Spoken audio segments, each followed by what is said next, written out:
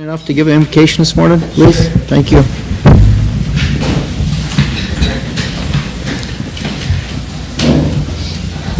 Creator, Heavenly Father, I ask that you bless us all today as we gather on, and I'd like to remember the Hawaiian folks today as they celebrate this day, Valentine's. I ask that you come in here and as we meet today, I ask that you fill us with a lot of good-hearted knowledge so that we can share with others. I ask that you help us to all think together so that we can be of one as we give our love and support out to the Oyate. Pray for those who are out there. It's very cold out there. For those with no lights, with no food, I ask that you comfort them and send them someone their way. As for our land and animals, I pray that you give them a little bit of our love so that they know that they're not alone. I pray these things for our people, and as we go home, that we take something good out of here. And I pray these things in your name. Oh, thank you. Before we go any further, council, before we do any voting, we have to swear in our new sergeant at arms. It's kind of an exciting day for her. I talked to her yesterday about some of the kind of orientation type of a meeting, kind of how we got started with our meetings and how she's supposed to come in and what she wants to do. So I don't think she's nervous, but she's here, she's ready to do her work, and we made history. First woman to be our sergeant at arms, and history of tribal over Sioux tribe. I asked her if she wanted to bring some of her parents in to witness, not her parents, but her relatives and her family in to witness her swearing in. So we're going to do that right now. If you come up front, Martina, we'll swear you in and get you started.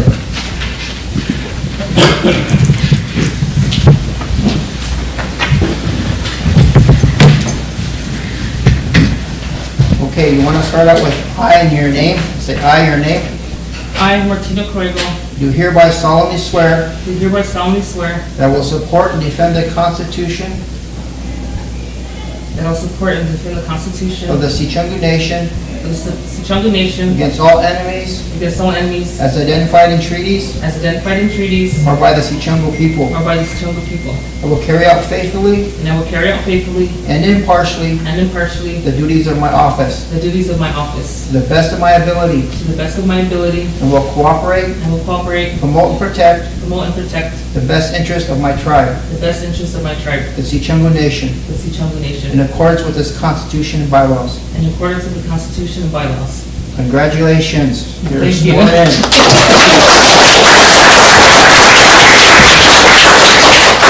And I did tell her that we were all very happy and excited to have her get started today. So usually when we swear in, we kind of go around and have all the council people, new elected people, say something. So if you want to say something, and then we'll get started with our meeting. Yes, I would just like to thank everybody for that believed in me when I came to my interview, and then for my family for supporting me this whole time. You know, it's a very important day for me, and the only person I wish that was here was my mom. But thank you everybody that that believes in me, especially my family that are here. Thank you.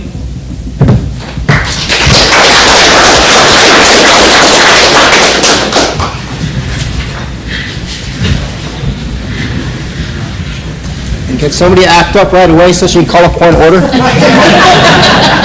It's coming.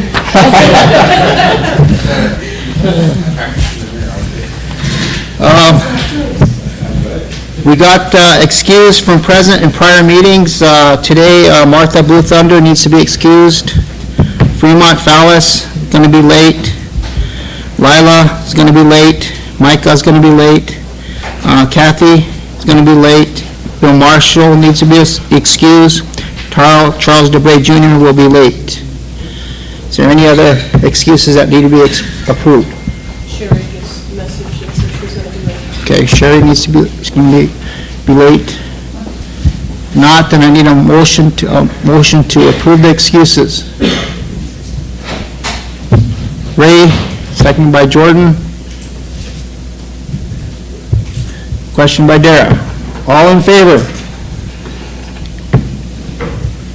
1, 2, 3, 4, 5, 6, 7, 8, 9, 10, 11. Opposed? 0. Not voting? 0. Motion carried. Next thing is agenda approval. We have our regular agenda. We have some new business on the bottom. We requested that from the last meeting, the SWA come and give a report. They're going to do that tomorrow. IHS called in this morning. They want to do theirs tomorrow as well, so we'll let them do that. Is there anything else that needs to be on there that's, go ahead, Mila, and then Ray. I'd like to ask for a casino update. Our communities haven't gotten their allocations. I think council needs to know. Okay, I think you can do that on your report? Yeah. Okay. Ray? Yes, good morning. I know there was a motion made for update from our tribal ranch. Yeah, we got them set for the 23rd, I believe. 28th, they're gonna come in and do a report. Jordan? Do I need to add that resolution for safety of dams on the agenda?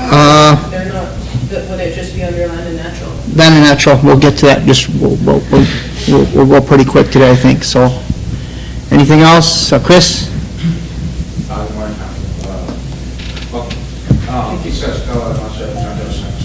Around noon today, actually, the children are gonna, I don't know if the children are coming or if it's gonna be a staff member or not, but they're gonna come and pass us some, Valentine's? contents. Oh, good. Around noon, so that'll be, if someone comes in, that's better. Okay. All right, well, take a break when they do that. Well, acknowledge them, so. Okay, we need a motion to approve the agenda. Stan, a second by Jordan, question by Chris. All in favor?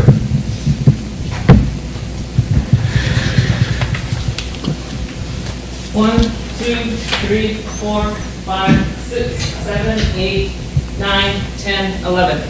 Opposed? 0. Not voting? 0. Motion carried. Okay, we got,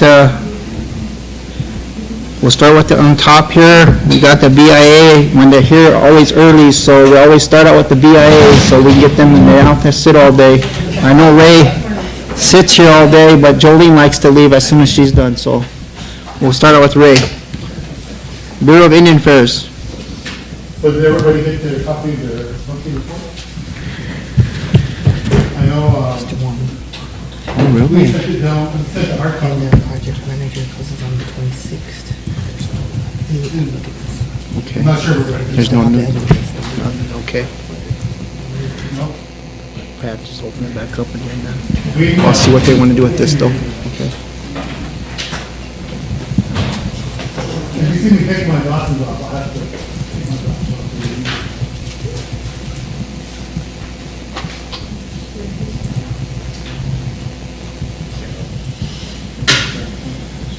You guys should all have hard copy.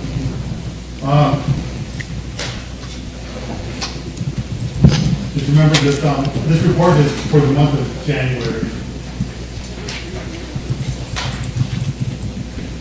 You know, we've still been trying to have these meetings with TLE and, these weekly meetings with TLE solo.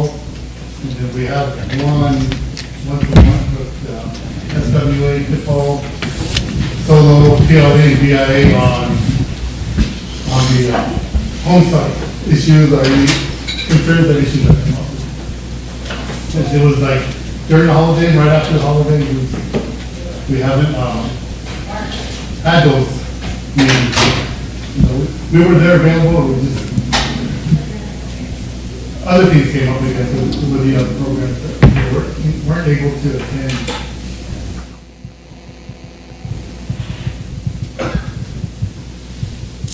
Agency operation status, we got numerous positions advertised. we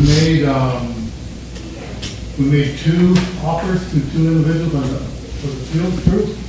And we're just waiting for confirmation whether they're going to accept those positions or not. And one of them is the GS 6-7, which is the lead for the field crew, and the GS 6, which is his assistant, his or her assistant. We got the FMO out on the streets as of yesterday, I believe, the fire management officer. And with all our announcements we sent to Nicole, you've been receiving them, right? Yeah. So we're trying to get the word all over. We use Facebook and we send out all our fire contacts within, not only within the region, but nationwide as far as within the DIA.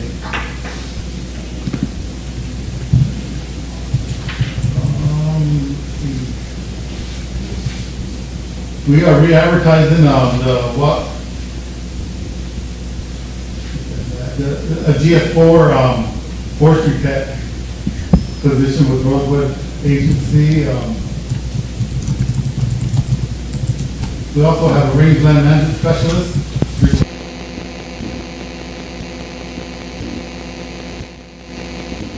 With HR. Staff support assistant under Indian Services. We're trying to get that position filled, so we will have more support for under the Indian Service branch. We have 2 natural resource specialist positions. A request to the RD for approval and recruitment was sent on 5/24/2023.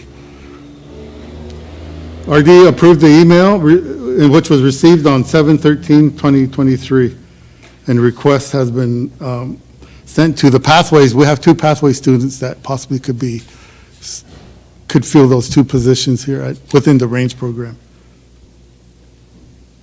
We also have a GIS specialist that should be out advertised on the streets here within, I would figure, within a week or 2, and that's under the fire management program. And that's funded under the bill funding. Any questions on any of those positions?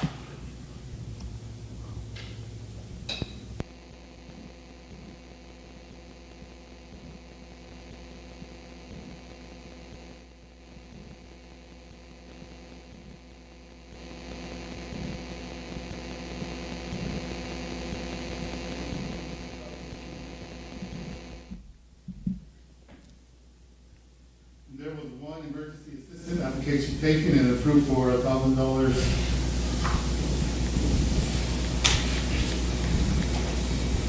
As of January 31st, 2024, the allocation balance for the remaining of fiscal year 23 funds were $31,486.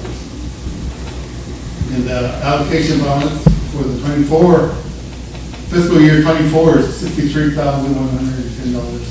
With 3 pending payments to the funeral homes. We're trying to expend all the funds for 23 before we start using 24.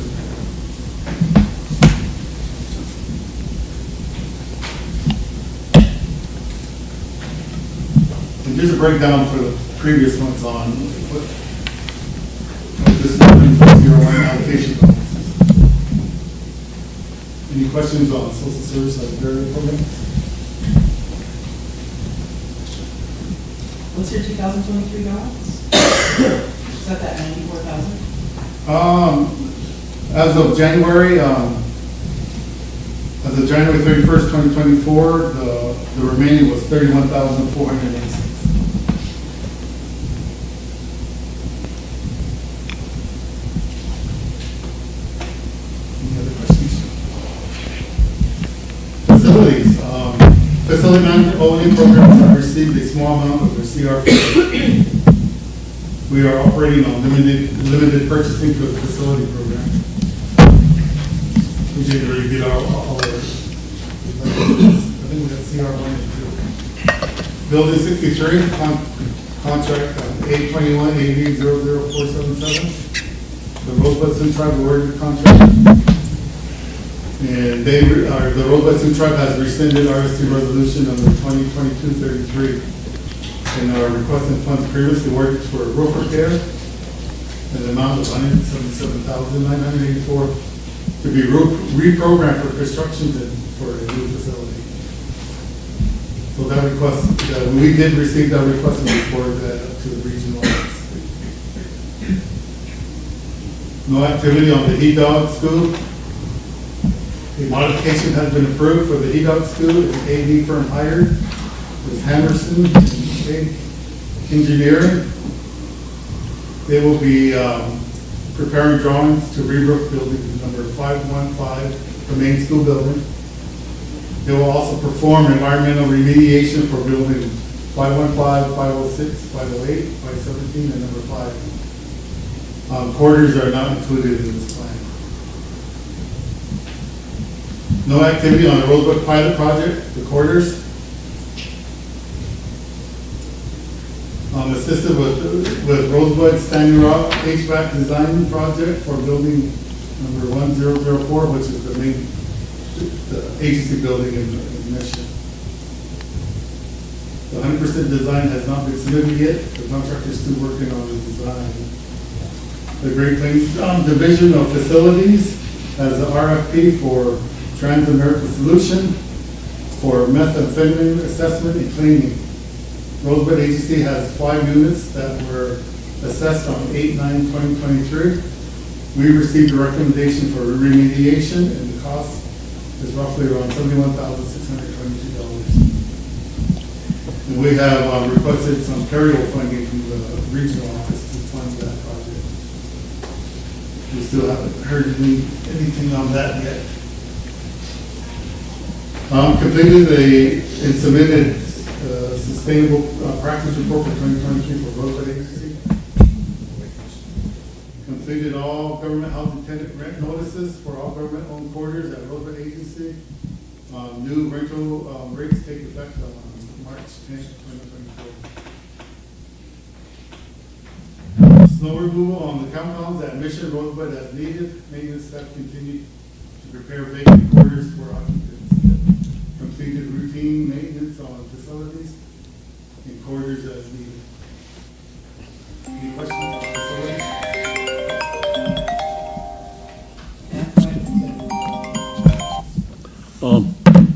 On the roofing project on the Hidalgo School, what do they plan on using that school for that building? Or is there any plans? Because I know they built a different school. Oh, the new school? Yeah. I'm just wondering what they was going to use that building for, so. I'm not sure. I'll find out. I'll ask our facility staff and see what the. Okay. Did you have a specific question as far as the use? Oh, no, I'm just wondering what. What they're going to use it for? Yeah. Okay. I'll find out and I'll let you guys know. Right, thanks. Oh, good morning. I guess with the quarters, I'm just kind of curious of how long would that take for a lot of these houses here in Rosebud to be renovated or looked at? So what do you project in that, this year, hopefully, that we can take a look at them? Because a lot of them are boarded up, and of course, it won't take long before they start getting vandalized or something. So we project that sometime this month here, or this year? For the meth remediation, yeah, if we don't get funded from the region, we'll probably have to take it out of our executive direction budget. And then, I mean, a lot of the local ones that are around here too, yeah, that's kind of what people are looking at too. And then, just like our own housing houses, they all look at it and say, hey, it's, this has been boarded up for years, when are you ever gonna get to it? So. Yeah, I think some of that's with that, what was that? The Rosebud pilot project, I think the plan was to remediate some of that stuff and then eventually, because HIP was gonna come in and do some remodeling, and then eventually, give it a try.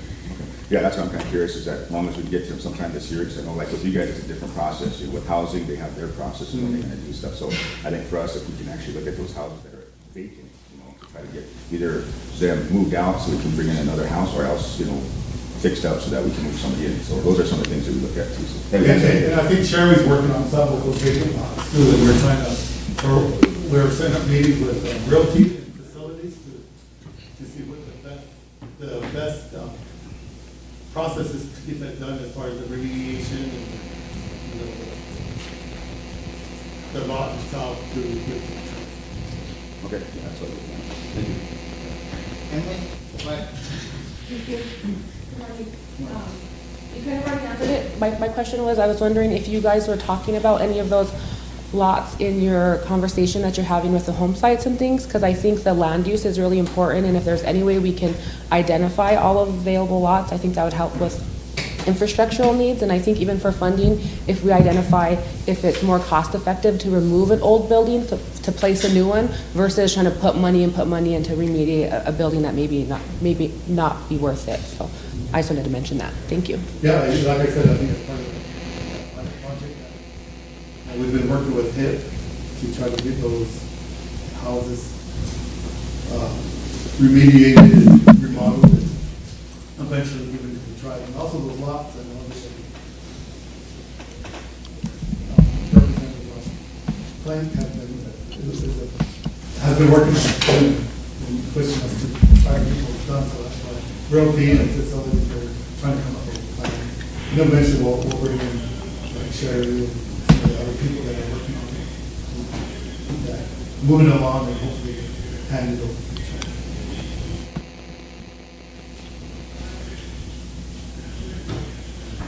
Somebody want to take the floor for Tuffy?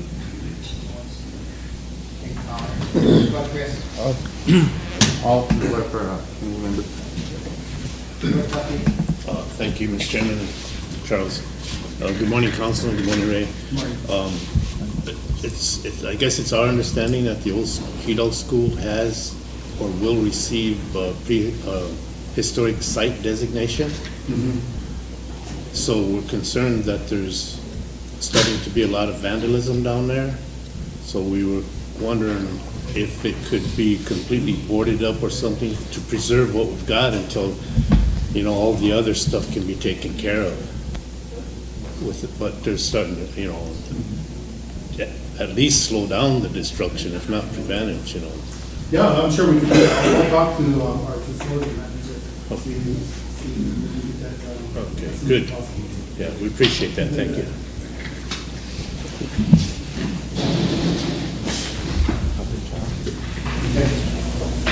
Self-determination. The self-determination specialist has been tasked with assisting with some of the stuff's going to be repeated for every previous report.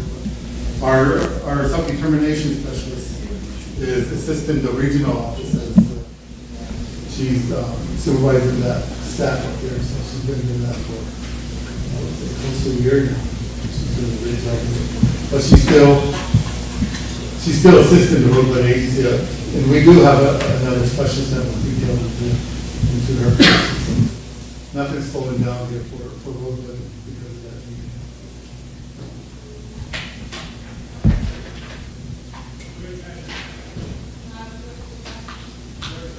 The Pine Ridge Agency Self-Determination Specialist is not yet certified, so Rosebud Agency is helping, you know, training her and helping her through that path to get certified. The agency self-determination specialist, again, her detail was extended for another 120 days. The following contracts and grants met the criteria for closeout and are closed out as of January 10th, 2024. All reports have been submitted, all funds expended and reconciled, and there are no unresolved single audit findings, and they are OGS, or contract 1780-0001, OGS facilities, O&M, contract support costs, the tribal courts, archaeological training and field work, spotted Hale Children's Home, JOM Head Start, forestry projects, road maintenance, higher education scholarship programs. The above contracts and grants are closed as of January 10th. On January 19th, 2024, President Biden signed a third continuing resolution preparing avoiding the government shutdown. This new measure is extended to the latter approaches and previous CRs with the first set of appropriation bills expiring Friday, March 1st. I think that's a typo. That should be Friday on March 8th. The second set of appropriation. As a comment, Okay, I have a comment. Sure. Thank you, Mr. Chairman. I just had a question from tribal member asking why law enforcement and corrections are being denied housing and tribal workers have been given housing over them. This person had their app in for over 2 years. So they're just asking about housing. Yeah, right now, we don't have any houses available, it's like the ones that we have for the fire positions that are vacant right now. We need to say those, like, they have the most critical positions that we need to say them out for. And again, the superintendent, which was vacated in January. And I think we have two more fire positions that we have.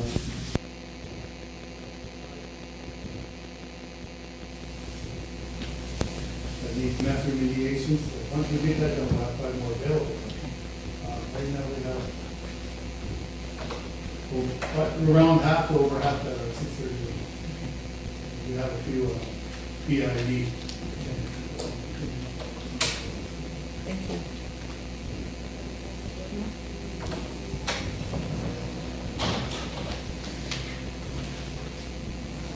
Okay, consolidated tribal government programs on January 10th, 2024.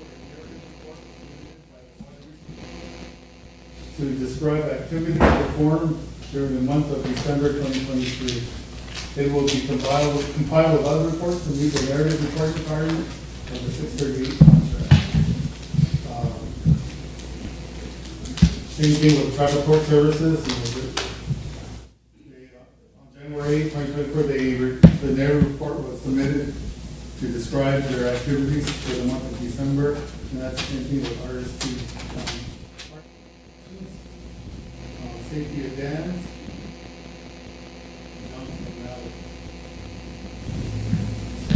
For safety of dams, an official modification 2 was approved on January 11th, 2024. This modification incorporates 2022 safety of dams O&M funding in the amount of $301,000 to perform operations and maintenance activities on the significant high hazard dams on the Rosebud Reservation.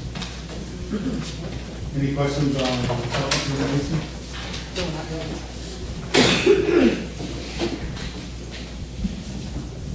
Fire manager. Just for the council's information, that we do still have those quarterly meetings, so we go through all the programs, specific programs that are either behind or they need to catch up or they need to do a narrative. We make sure that they're taken care of at that time, so I do the follow-up after those meetings, and so it's kind of beneficial to the tribe to have those meetings with the EIA, because it keeps up and make sure I know which ones are behind on the reports as well. So sometimes I don't get around to all the programs. We have probably about 70 active contracts for 638. So just for your information. And I think those meetings are great just to keep things moving. Any issues that they need to address with the president, that's the self-determination staff. That's a good working relationship.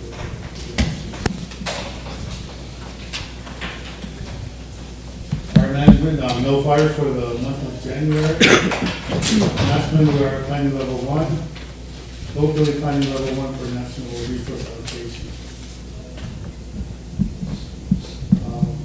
Fire has vacant positions. FMO, field specialist, in fact, that position has been vacant for years. The fire operations, we made an offer for that position. We're just waiting for that individual to either accept or deny it. I have a question. Emily, go ahead. Thank you. Thank you. I know I brought it up before, but I just wanted to ask again. Since we still have all of this fire money just sitting there, like what would be the process if there is possibility to use that for something other than wildland fire? Or is it all stuck within that part of Yeah, it? it's stuck.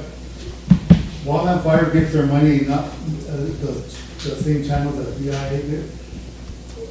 Fire money comes from the Office of Wildland Fire. So we're competing with BLM, Park Service, Fish and Wildlife, all the interior departments. And we get our allocation, that money can't be reprogrammed for other uses. It's specifically for wildland fire. Thank you. Chris, and then George. And then, right after that too, once you say that money, we don't have it yet, how those positions get. Yeah, on the field side. Yeah. They don't fund those positions until we actually fill those positions. Thank you. So just to follow up on those, could you essentially have kept those guys on longer to finish the field plans? The field plans are done. And I sent them to my inspector. Because I didn't understand them, so that's why I was kind of curious. And then what's the process for those getting approved? Usually the field specialist will write these plans for, right now we got programmatic, prescribed burn plan, and programmatic field reduction plan, which covers the whole reservation. And once we identify the project, we do like a one-page. And I can send it to all you guys. And then who approves them?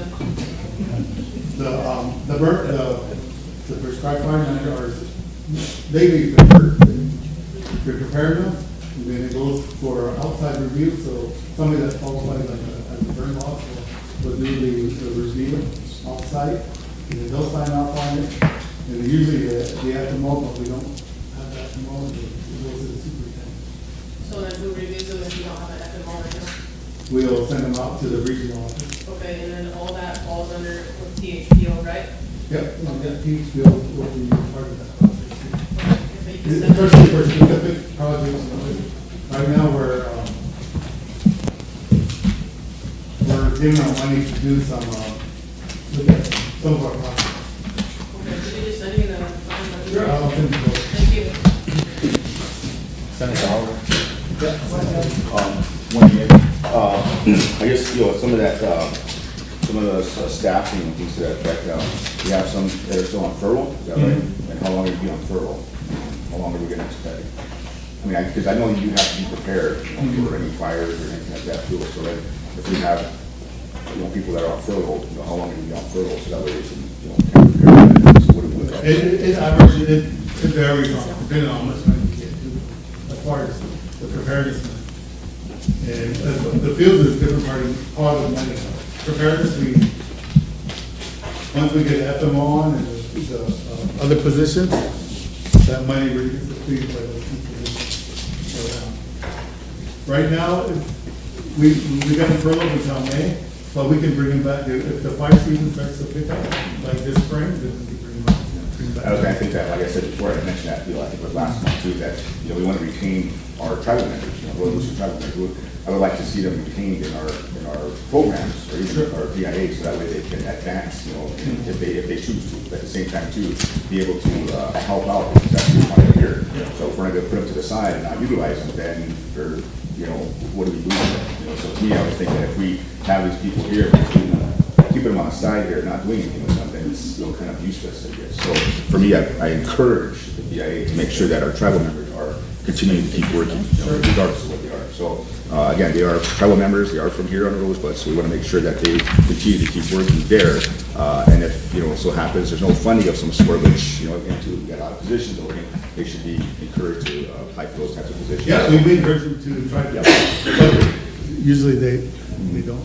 So those are things, those are the reason why I'm saying, if they're on furlough for so long and they're supposed to be just for fire, I mean, it's a whole different deal. We should be able to advance them in some kind of supervisory position, or maybe even let them, get to that point and stuff. So that's my part is to, keep the tribal members here, continue to work here on the reservation. So rather than bringing people from the outside, because again, when somebody else comes from the outside, it causes a lot of havoc. They're not familiar with the terrain, they're not familiar with, I guess, processes and stuff. So those are my concerns. So I just want to make sure that the DIA understands that they need to retain our tribal members so that they can continue moving forward in advancement as supervisory or any type of training. So when it does actually happen, they're here, they're able to step up and do this type of stuff. So that was really what these other jobs that were 6, 7, and 6, we encouraged them to apply for those positions too. Okay, so those are my concerns, I guess, and again, too, they've been on furlough for so long, so again, they're here, they're looking for work, you know, but that's what I'm saying, if we got jobs here for the area, we should encourage them to do that stuff, so those are just my concerns. Okay. Thank you.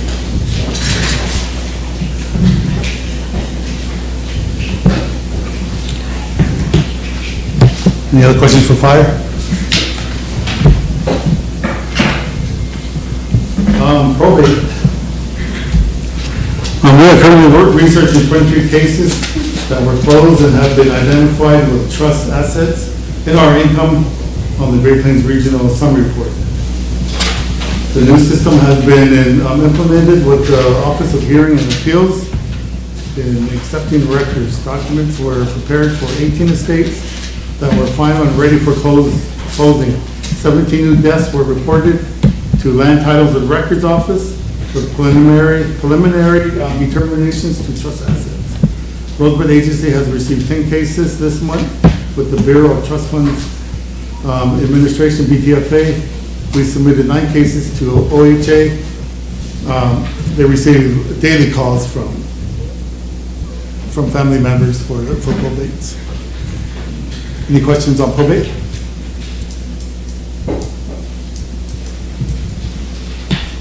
Range, compliance inspections were completed on Range Unit 124. Staff worked on files and maps and was limited to survey requests due to weather. Completed requests for description of maps for White River Nursing Home. The following meetings the range staff attended was the staff attended RST ARMP meeting on January 18th. Ranchers Workshop on January 10th. Staff attended bi-weekly meetings with solo staff. Program manager meeting. Staff completed the ArcGIS Pro training. Staff meeting with Range Unit 196 compliance.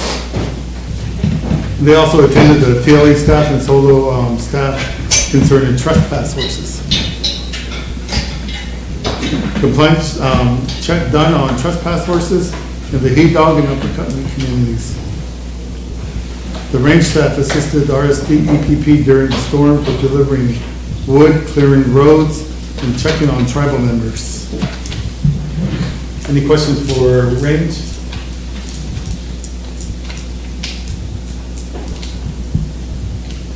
Realty received and answered calls from individuals requesting to sell their trust lands interest to the Rosewood tribe. Staff will process land sales and give applications that were submitted to the agency through the DAM systems. Staff is also working with TLA director and staff on implementing land purchases utilizing the ILCA land acquisition fund, and will process through the TAM system. Agency received and is researching requests for from Tribal Land Enterprise and Sichongo Solo Office on various tracts of lands. Staff is completing and sending residential contracts for completion and process for an approval. Continue to match money in lockbox to be processed for landowners as needed. Staff is preparing to send leasing contracts to contractors for completion and approval. Leasing department continues generating conservation stipulations and prepare lease contracts to be mailed out for signatures and answering calls from leases and lessors. Continue working with FSA office of the 4 counties for stocking rates and verification of land of leases for operators and programs they administer. Staff also attended TLA meetings with TLA to clarify process, work through any issues. Staff's working with compliance staff from TLA on a couple of compliance issues that were reported and discovered. Further discussion with TLA, Lisa manager, and compliance staff necessary to coordinate corrective actions.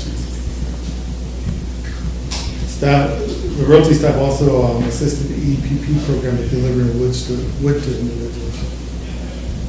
Staff traveled to Peschel to check on property to make sure everything was secure and verify that there is enough snow cover to safely burn the slash piles, which we did send our fire guys to go up and try to burn some of the piles, but there was not enough snow on the ground. Staff conducted lease bid openings and is process of mailing, award, and denying application to individuals who submitted bids. Staff working with Tribal Forestry in completion of getting power to the new sawmill to get sawmill set up and operational. Staff conducted field inspections for potential solar panel development areas. Discussion needs to be held at the committee level for further clarification and direction. Acquisition and disposal section, received an application to sell to the Rosebud Sioux tribe through TLA from 6 landowners totaling 12 tract interests. The completed sales to TLA included 6 grantors totaling 18 tracts interest of the amount of $154,763. One gift conveyance transaction was approved, involving 2 tract interests. Research and responding to numerous verbal and written requests from individuals for information regarding the land acquired, such as value equivalent acres, to assist their decision to sell. Assisted in leasing department by approving and scanning various residential business leases contracts. Reviewed 2 appraisals from ABSO for a partition. Right away, inquiries were taken about cell phone towers. These are being referred to the Tribal Utility Commission. We are working with Cherry Todd on some electrical hookups for Todd County. Staff working with Matt 21 on some bridge repairs and replacements in Todd County. Working with the South Dakota Department of Transportation on Highway 44. Send the engineer drawn to TIPO. Staff working on some electrical hookups with the Creek Electric, which will be presented as soon as they receive TIPO clearance. Feet of trust at the agency level.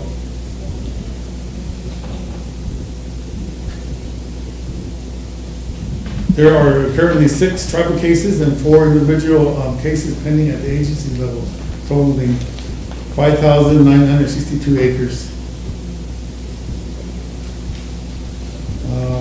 Feet of trust at the regional level, there's 2. Bear Butte, 4. Bear Butte, the first for Bear Butte, 61.40 acres. Bear Butte number 4, 37.68 acres.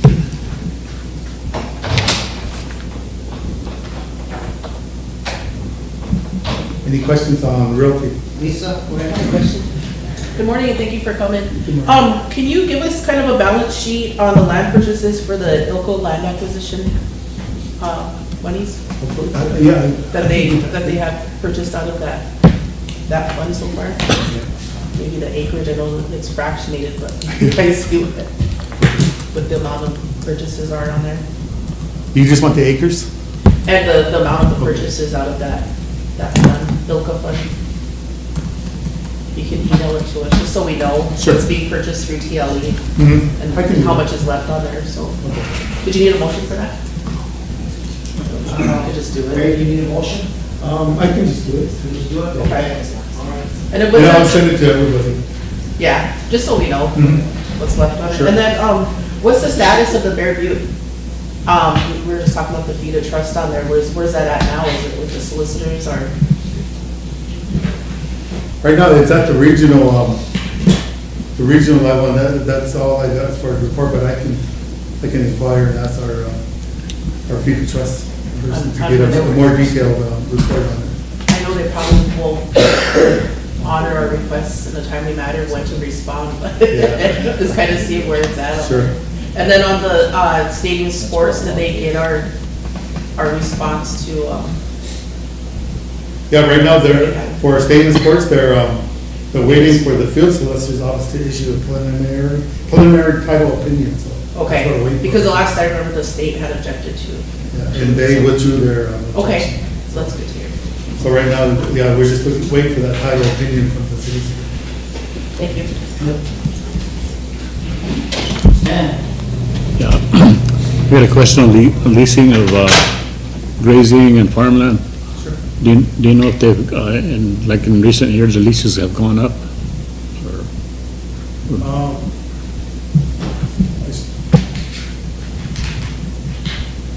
I have some, in the past, it's about 3 years, my leases all stayed the same. Stayed the same? Yeah. Yeah, I think for the past, I know there was proposals to go up like last year, but the RD made the decision to keep it at the current level. Yeah. So, That's fine, I just wondered. It has gone up since, in the past year or so. I can send out that memo that he, with the decision that he made to keep it at the same level. I can send it to everybody. All right, thanks.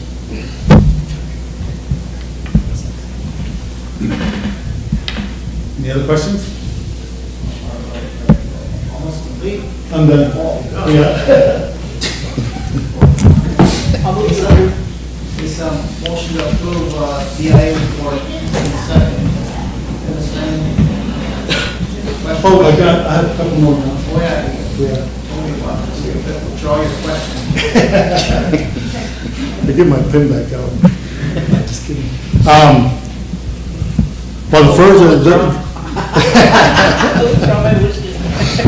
Well, the first announcement is, the last meeting I said that Steve Wilkie was reassigned to Rosebud Agency. And that's been, he got reassigned to transportation, so he's not coming down as a deputy superintendent for Indian Services. I think he's detailed to transportation, and that's what the majority of his career was in transportation. He's a civil engineer for transportation. So he's reassigned there, and then this morning we had the regional director called a meeting with all the superintendents, and he announced that he will be leaving his position on March 22nd. This is his last day as the regional director. So from what he said, that Bart Stevens, who's the RD's supervisor, will bring a team in and do an assessment and any outstanding issues that they'll address it. I'm not sure who's going to be the acting right now, but as soon as I find out, I'll let everybody know.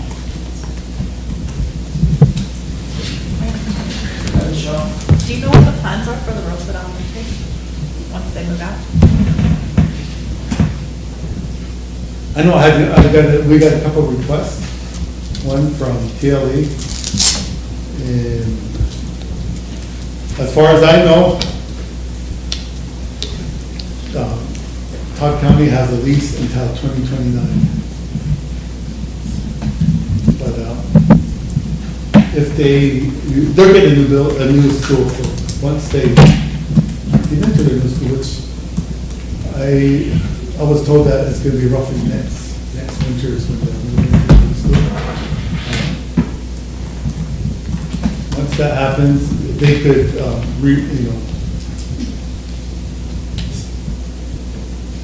cancel their lease once that happens. But one thing is, I was told also that there's a lot of asbestos tile in that building. So that would be needing to be remediated.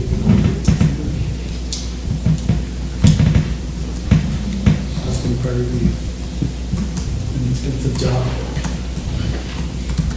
They had a couple requests, council, one from TLE, they want to use this office space. The other one was talking about the emergency school, maybe taking over the school, and I think that would be a good idea. I talked to Chad Bosky about the buildings behind the school, those belong to the district, and he said the possibility that they may turn it over to the tribe as well, so, but I would advocate for the emergency school, if that was my decision to make, so. And that's his problem. I don't think that's really a true statement. I think that was all taken care of years ago, yeah, so. that's not even an issue, so. Okay, that'd be good, that'd be I great. don't want that to be a rumor, so. Okay. And that school is still on BIA. Great. Any other questions for Ray? Not, well, motion by Lisa to approve the BIA report, was seconded by Epstein, and question by Sheriff. All in favor? 1, 2, 3, 4, 5, 6, 7, 8, 9, 10, 11, 12. Opposed? 1. Not voting? 1. Motion carried. Okay, thank you. All right, thank you.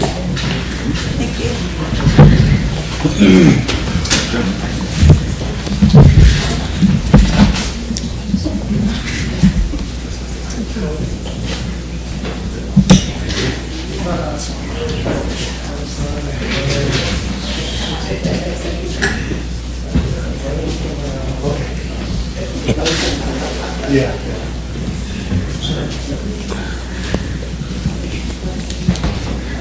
Core memory.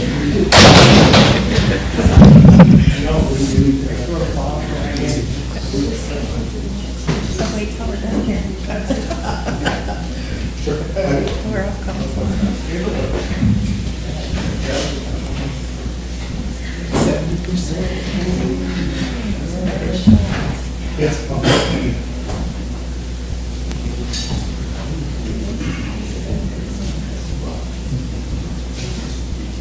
Okay, we have, Jolene. State your title again. Yeah. Title of your department. Good morning, Council and Administration. I'm Jolene One Star, the Fiduciary Trust Officer for the Bureau of Trust Funds Administration, or BTFA, formerly OST, Office of Special Trustee. February's report, I hope you all received the email.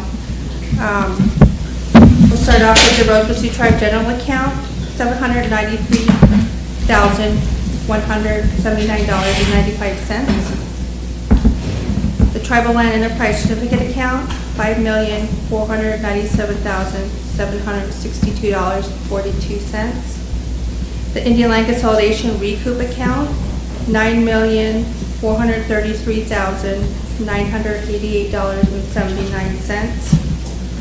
In our whereabouts unknown accounts, we're still sitting at $2,749. And those are accounts where we don't have updated addresses or return letters come back, and we tag the IM accounts as undeliverable.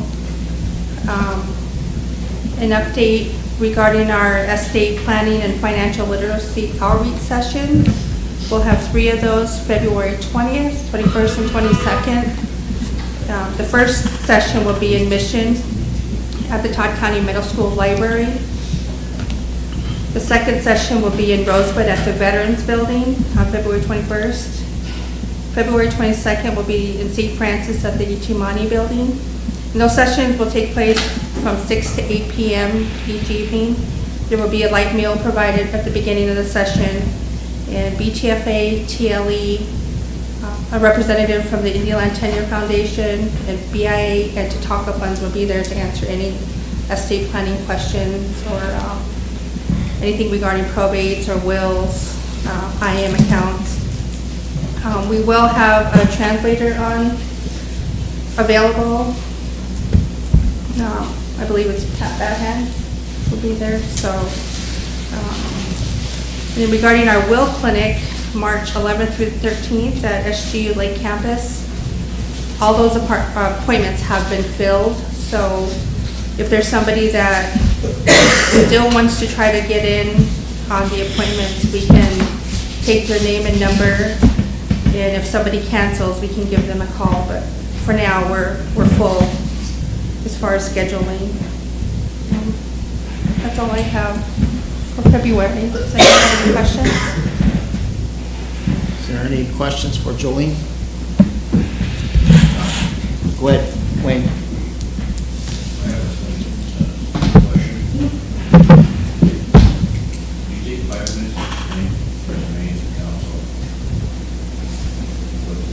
The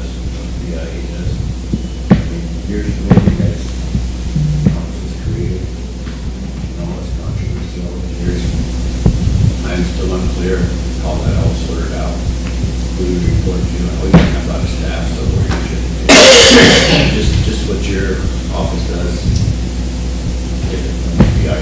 Okay. Our office, we manage all trust monies that go into IM accounts, and trust monies are anything that the land generates, so any leases, that go into IM accounts. We handle that part of it for our beneficiaries.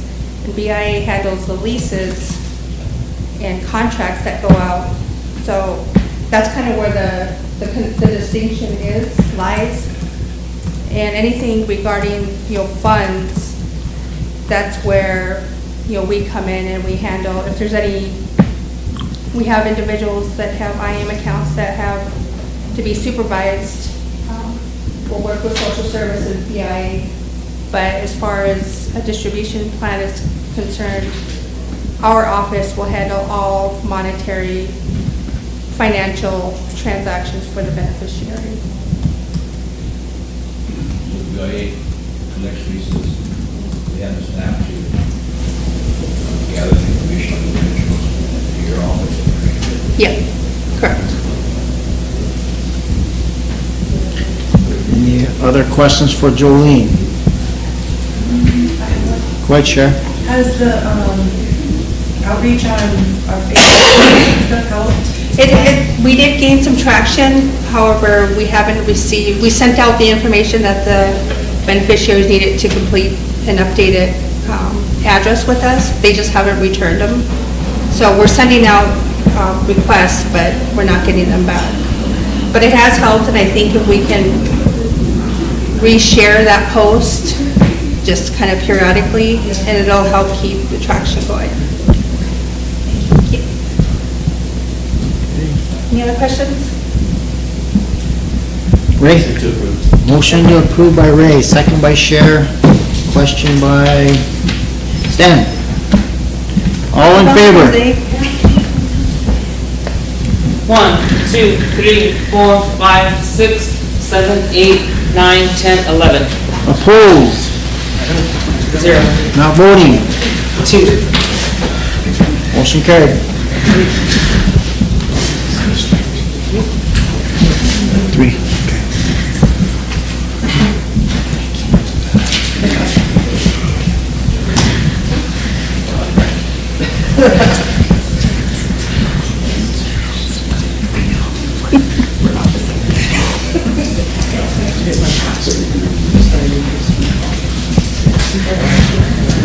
Okay, council, we'll switch directions again. We'll go back to the constitutional officers. I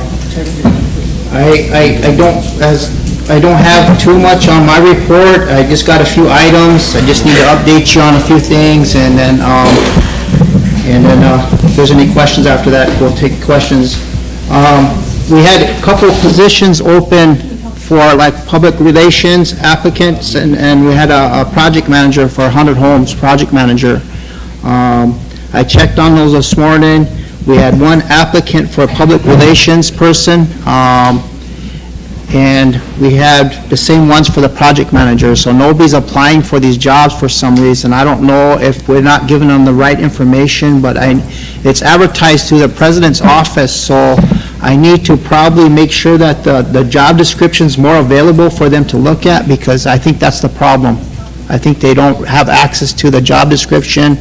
I'm not sure. I'll work with HR to make sure that they understand what that position is and what the scope of work is for that position, description. So we're going to have TUC, we'll have the TUC applicant, I think there were 6 of them for TUC applications. I set that interviews up for the 23rd. So we'll do that on the 23rd. There's 6 applicants. There's some good applicants on there. I'm sure that it's going to be a pretty good interviews on that day. So we really need to get somebody in that position. So, Cher? Thank you. Thank you, Itanja. My question is directed towards the treasurer. I know that there were some concerns from the program and the funding, and there was some issue, and I'm not sure if that's been resolved. But they were concerned about not being able to fund that position. Is that still the fact, or? I'll start out. Good morning, council. Hopefully, we all have a good day today. The tribe funds that TUC Commission through, it's called the Bill Crediting Program. Are you all familiar with how that works, bill crediting? Do I need to explain that? Every year, the Rosebud Sioux tribe receives a power allocation from the dams on the Missouri River through WAPA. And that's the cheapest power in the nation. And for years, since the dams were built up until 1999, the tribes were not getting compensation for that, for their allocations. Those allocations were in fact given to Basin Electric, and Basin Electric then combined the cheap cost of our allocation with the higher cost of the coal-fired plants and had a blended rate. So that meant that everybody in Basin's system benefited from our power allocations. We were never compensated.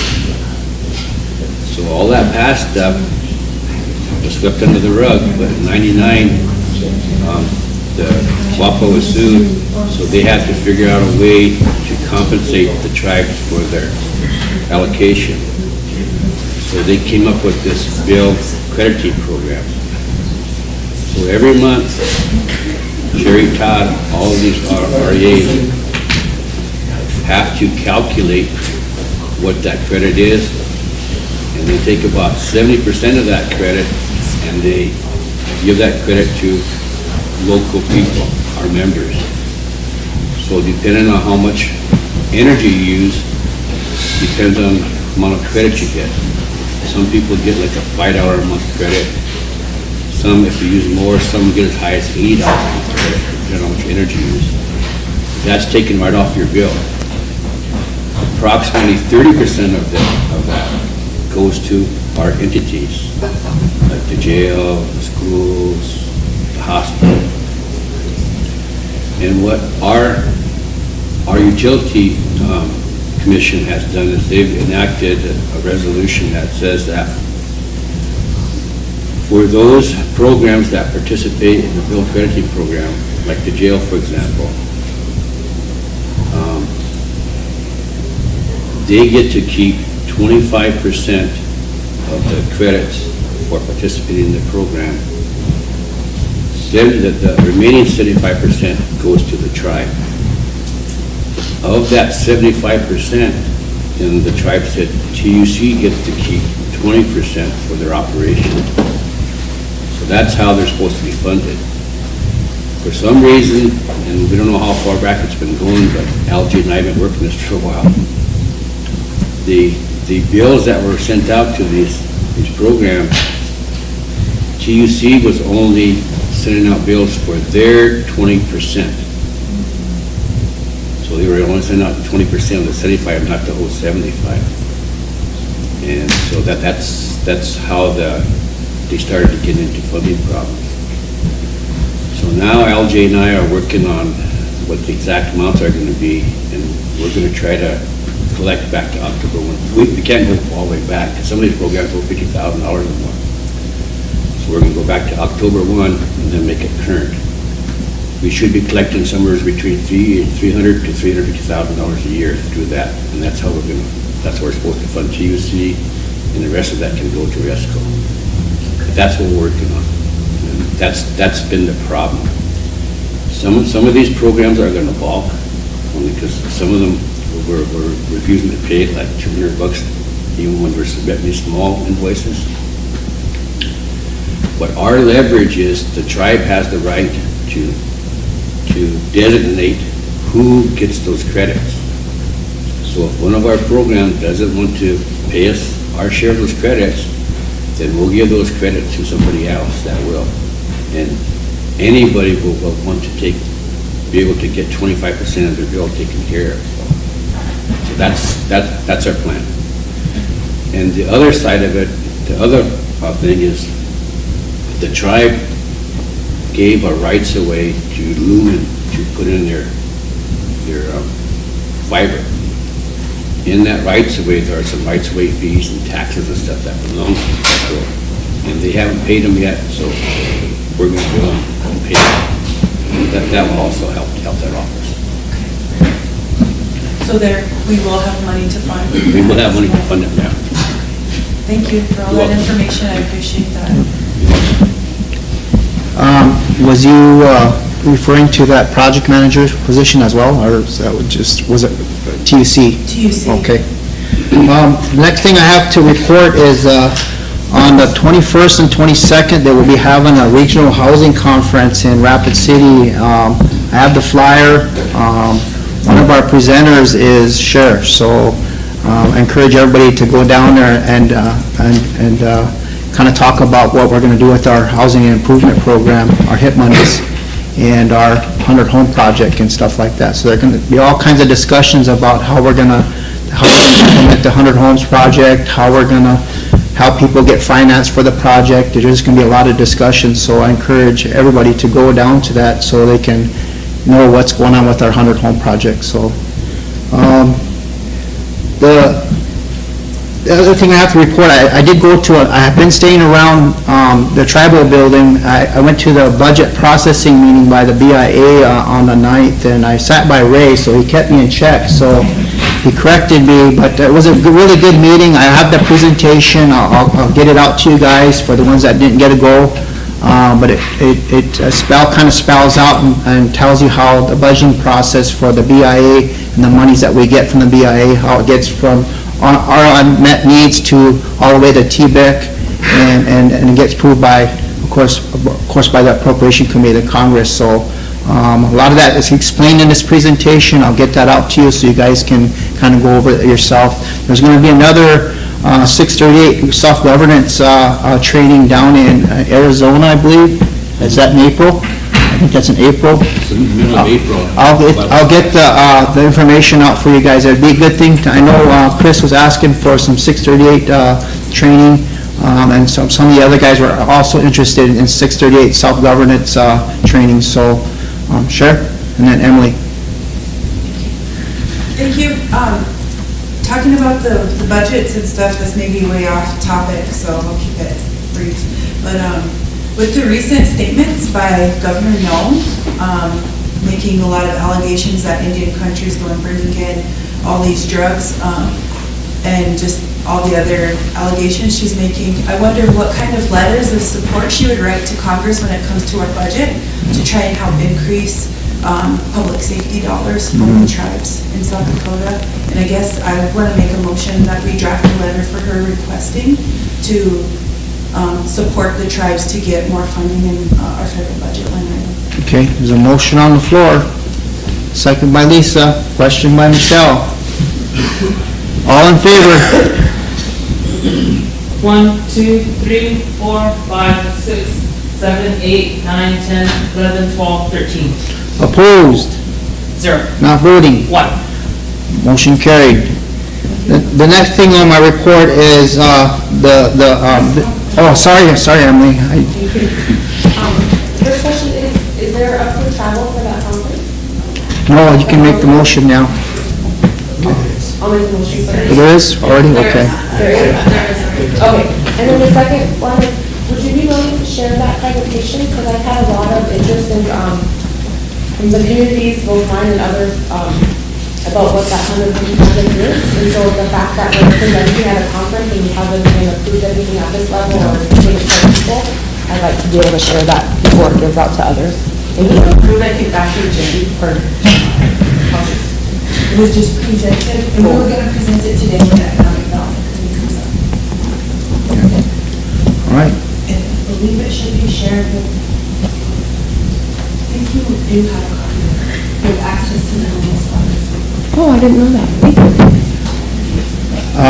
The other thing I have to report is, last week there was the South Dakota Leads people down there from South Dakota. They do a tour through here. They visit the college. They visit certain entities of the tribe. I think it's kind of a more orientation for the departments of South Dakota that all these people that attended that the South Dakota Leads and came through, they have jobs in each departments in the state, and they're learning about tribal government and how the tribe functions, and they just asked a lot of questions. But along with that, we had Dusty Johnson, the Congressman Dusty Johnson, that came down, and his office called and asked if we wanted to have some time with him when he came through, because he was supposed to talk with the South Dakota Leads people. So that's what that was all about. It was kind of on the fly thing. She asked for some topics. I asked Wayne to lead that meeting because I was going to that, I was already committed to go to that other meeting.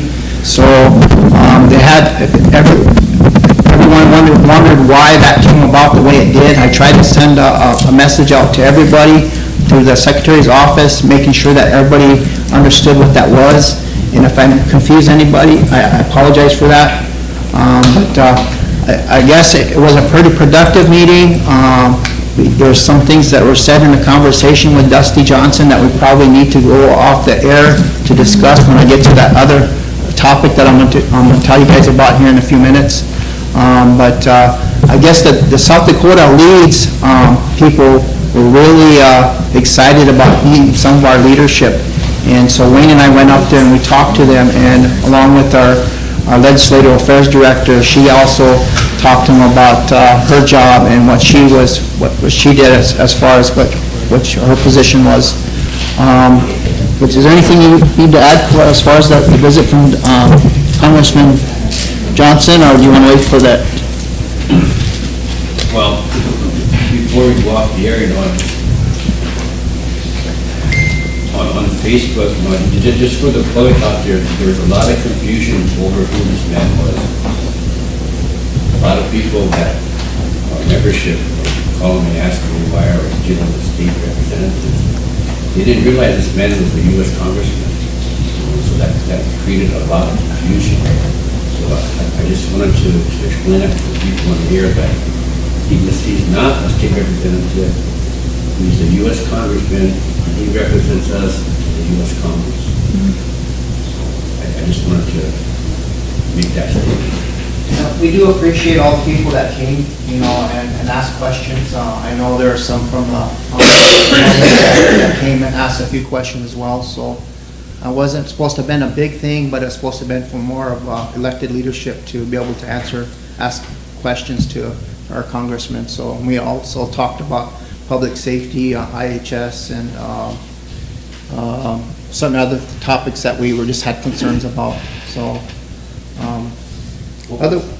One of the things that was kind of eye-opening to me was we've met with him several times, and we had all kinds of conversations, but it wasn't as long and as kind of as personal as it was today. And it became very apparent to me that his lack of knowledge of us, Indian tribes, he has very little knowledge. And so he's reaching out and asking us to help him. If he doesn't have any knowledge, the rest of Congress does it. So we need to pay attention to that. We need to work with him and others so that they understand it, so that they can tell that to the rest of Congress. That was very apparent. I just wanted to get out. Ben and Lisa. I too was kind of confused on that visit. Again, like you said, I just went and actually got in, was on the floor in the Senate or the House at the time. So I was really kind of confused when something like that stature coming in here, we should all be able to be here to get information. So I was kind of stumped on that too. So there's a lot of things that we as a government should be relating to another government type deal. So that's why I was kind of a little, I wasn't told about this, I wasn't worried about it. So anytime I believe that happens, this is our opportunity to let them know what's going on here within our regulation area and stuff to help us out as we move forward. So that's my concern. So I was always wondering if something like that comes in. I know rounds came well back here to a police department. That was another big thing. So again, once these representatives come here, we all should be able to wear that and be able to come and kind of voice our concerns about our government and also with them too. So that was my biggest concern about it. So I guess I hope that in the future that we are able to have a better setting for that as we move forward. A weeks-long setting for it, and we'll be able to address them as much as we can as far as the next government type deal. So again, those are my concerns about it. So let's make sure that we're aware of it when those types of people come to visit here, to visit our reservation. So, thank you. Lisa? Yeah, I just wanted to touch on that. Remember when Rounds came and I asked him if he could provide extra funding for public safety, and he said, well, Lisa, there's not enough large land, or only to large land-based tribes, and he said, well, there's not enough large land-based tribes to do that. And it's like, we need to be educated and know our land base and how much more public safety we need. But just a couple of things before we move on. At the last council meeting, I did ask about the dialysis contract. I've been talking with Skyla, and she's working on an RFP now, so I need to make a motion to have her start advertising the RFP for a period of 60 days for dialysis services. And within the RFP, within the motion, can you put to include to pay for water usage? I found out that there still isn't a water meter up there. So that wasn't a part of DeVita's original contract, but I mean, as soon as water and sewer can get one up there, whoever gets the new contract, at least they can be responsible for that water usage payment. Okay, we have a motion, second by Michael. Question by Sheriff. All in favor? Skylar did draft one, it looks pretty good, but I think she needs to include that water usage in there. 1, 2, 3, 4, 5, 6, 7, 8, 9, 10, 11, 12, 13, 14, 15. Opposed? 0. Not voting? 0. Motion carried. And then in March is our quarterly TBEC meeting, so if you have anything up there that you want to send up, let me know. Usually prior to the meeting, I have a Great Plains regional meeting prior to the big session, so I think, you know, I've talked with Raymond and Star comes out and we usually talk about setting our priorities right away for that, so. And another thing to consider is we should file or have a resolution supporting their lawsuit against public safety. Or file one of our own just in support of it, or demanding. We had a declaration of state of emergency for public safety drafted already. I'm just kind of waiting for you guys to give me the okay on it, and I'll get that out there. We can do the same follow suit like Oz did. Do you need a motion for that declaration, or can you just go ahead? I'll just do it. We'll send it out. Okay. And I think that, you know, in talks with our congressional members and I had asked for their support in that, if we can set some money aside just for, you know, large land-based tribes, that might be something that they can consider too, or we can take up there. Okay. Chris? And then Lila? Okay, Lila, go ahead. Thank you, Mr. Chairman. I'd like to back up a little bit on the statements that were made by Governor Noem. To me and a lot of our people out there. I get calls, I've been asked to say something about it, and I always try to do things in the best way possible. But we are still a tribe and a people who are traumatized and who are oppressed. We're still dealing with our boarding school issues, and we've come a long way, but also in certain arenas with our troublesome history, we still have to take a stand as a people to remind them we don't forget those things. We can go on and la-di-da, all skipping, holding hands all the way down for money. But when comments are made like that by somebody in that capacity of that job, it bothers me. To say that our reservation here in Rosebud, Sioux country, is bringing in cartels and drugs, I really take offense to that. Where is her proof? Where is her statistics? We hold each other to that here, but we just ignore it. I can't. I'm sorry, but I can't. It's, we can work together in a healthy way. We can do things in a good way and respect each other. But it can't be a one-way street, you know? I listen to Twister a lot, the radio. A lot of drugs come in and infiltrate through Nebraska and out that way. But somehow, we have been targeted for that. And, you know, I'm sorry if I make everybody uncomfortable, but you know what? These are my people, this is my homeland. And I would like for us to write a letter, a statement saying, you know, that's not true. I want to see her proof. I want to see where this is all coming from. You don't just make a statement like that and expect everybody to just take it, you know.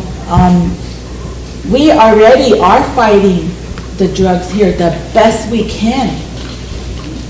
And I see action being done. I see things happening, and we're working together to address that stuff. But maybe that's something she needs to know. Maybe we need a letter written and telling what our law enforcement is doing and what we're doing here as a tribe to combat that issue. We need to respond to that. And I'm gonna make a motion, my president here, do a response letter to our governor. And I'm asking for my colleagues' support here to write a letter of response to that bold statement. And we need to respond. I feel that. I feel we need to respond. And if we're gonna work things through in a good way with the state, you know, we have to do these things along the way. We have to stop. There's a bump in the road, and we have to get through that. But it really offended a lot of our membership, not only here, but throughout the state. As it is, we have a hard time, you know, and we're building those relationships. But, you know, those are just things we need to do to move along. So I'm gonna make that motion that our president write a response letter to our governor and get it up to her, and that we respond. Second. Second by Lisa, question by Sheriff. Joe, question? Okay. All in favor? 1, 2, 3, 4, 5, 6, 7, 8, 9, 10, 11, 12, 13, 14, 15. Opposed? 0. Not voting? 0. Motion carried. Chris, go ahead. That's exactly what I was gonna. Was you gonna say that? Yeah, I was gonna say all that stuff. Okay, okay. You know, just condemning her statements that she made on Indian country. Maybe, I don't know if we could do some separate motion, or we could just do it too though, but with a statement on our stance on the, comments, you know, this probably be another big one is to take back our flag from the, Capitol. And, you know, maybe in the future, they could probably earn it back, but until then, I feel like maybe if you could amend your motion and add that to it, or if not, I can add it, and make a motion to, retrieve our flag from the state capitol. Motion? Second by Jordan, question by Ray. All in favor? 1, 2, 3, 4, 5, 6, 7, 8, 9, 10, 11, 12, 13, 14, 15. Opposed? 0. Not voting? 0. Motion carried. I had you. Okay.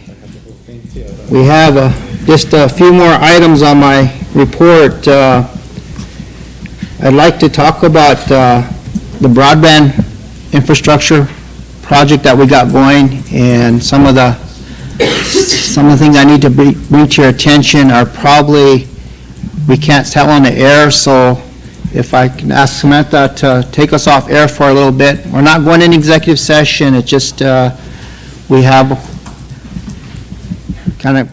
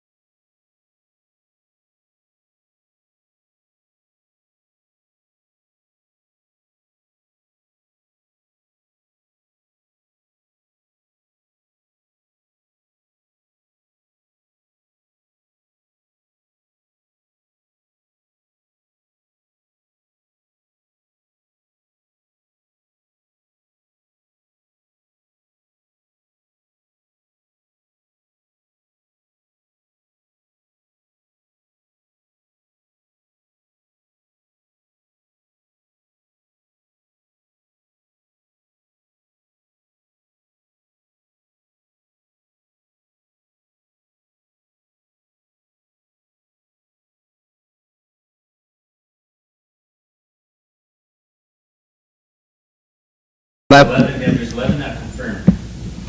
11 applicants, okay. All right, we'll try to squeeze it in there, maybe we'll give, the, TUC, applicants, amount of time that they can actually talk, so, Maybe in the afternoon. yeah, okay. And we'll stick to that time. Let them out there and they can work with their office. Okay, all righty. Share? Thank you. I want to make one more motion, but I'm not sure who the petition should be directed to. But my motion is to have our attorney draft or not petition, resolution, sorry. To have our attorney draft a resolution to the President of the United States pertaining to any funding that's given to the states and is refused, that funding be reissued to the tribes of that state. We've had so much funding that has been sent back, like all that ERAP funding. Maybe I should add to my motion too, also any funding that's given directly to states have a tribal set aside, such as the BEAD funding that went directly to the state. That's my motion. Okay, need a second? Chris? Question by Lisa? All in favor? 1, 2, 3, 4, 5, 6, 7, 8, 9, 10, 11, 12, 13. Opposed? 0. Not voting? 2. Motion carried. Okay, Emily? Thank you. I just wanted to make a quick comment from what Sherry just did. I think it's a great idea, and I just wanted to make the comment about the visit from Representative Johnson. Some funding, well, a lot of the comments were about funding, but some of the comments he made was about just now learning about some of these things, and so I think if we can somehow loop them in or something. I think that he made a comment about there was instances with the CARES and ARPA and, all of these things about unused funds going back to the federal government when there was use for suicide or mental health or, other things within IHS, for example. So I just wanted to mention that he seemed to be supportive, at least on that front, so maybe if we could find it in that way. Thank you. And we gotta remember when we go to DC and do our lobbying, we need to visit his office. We haven't been doing that. We don't do that enough, so, Ben? Yes, Chairman, I guess just to comment on that too. I think we should get our, the legislative director that we just hired there, I think, and also our lobbyists to visit with him, I guess, on those types of issues. Because again, I'm sure they're gonna be lobbying of whatever else, but if they know what to kind of push for, because, that connection has to be made, I think. So with our legislative person, also with our lobbyists that are up there, they should be able to connect with him, because he came to visit, and there were some concerns that came up, and I'm sure not aware of it. So I think if we can relay that to them, and let them know that this is what came down, this is what was discussed, and then they can actually push it as they move forward. So that's my recommendation, I guess, if we get our legislative person to kind of get maybe a letter or something, let them know that this is what we was discussed and this is what we're talking about. So maybe they can kind of have some ideas or something like that. So, but that's what we have them here too. That's what we're paying them. So those are my concerns on that, to make sure that they're aware of it, because that's what they're here for, legislative type issues and stuff. So if we could do that and have them, I guess, give us a report on it too, on what's coming of it in the next couple months or something. So, thank you. All right, if there's nothing else, we'll go to the Vice President's report. Could I amend my motion? Oh, Just to, if the council's okay with me amending it, just to, after Emily's comment, just to say the congressional officers, not just the President of the United States, but all of our congressional officers. That way it will go to representatives. like Johnson and all our, congressional representatives, sorry. Okay, with amendments then, okay. Yes. Okay. All right, any more questions for me? If not, then we'll go to the Vice President's report. Thank you, Scott. Good morning, Council. You gonna make a motion to approve my report? Thank you, Chris. Second by Ben, question by Ray. All in favor? 1, 2, 3, 4, 5, 6, 7, 8, 9, 10, 11, 12, 13, 14. Opposed? 0. Not voting? 1. Motion carried. Go ahead. Good morning, Council. My report's a little more lengthy than last month or the month before that. We vouchered up for 7 loads of wood. Went out during the cold spell. David? Back on the air. Oh, yeah, we can go back. We are, yeah, so. We've done, vouchered up for 20 tribal IDs for the month. And we had calls for 8 frozen pipes inside the home. We took care of 6 of those. We're in the middle of 2, got 2 left. We're trying to get them done before the next storm hits, so, because we'll start all over again when the next storm hits, so. We had 27 requests for just general assistance, which we vouchered up for. And for some reason, we had a lot of calls for help for electricity. And I could only do 4 of them that I got last week. And the reason for that is I had to stay within my monthly budget, so I couldn't go over to do any of the others. I don't know what happened there with electricity. So many people didn't get the whole bill paid or whatever. I'm not sure what all took place there. Made the quorum for 2 committees, transportation and 1 social service committee. 2 of those meetings. And I had a call from a tribal member that put me in touch with a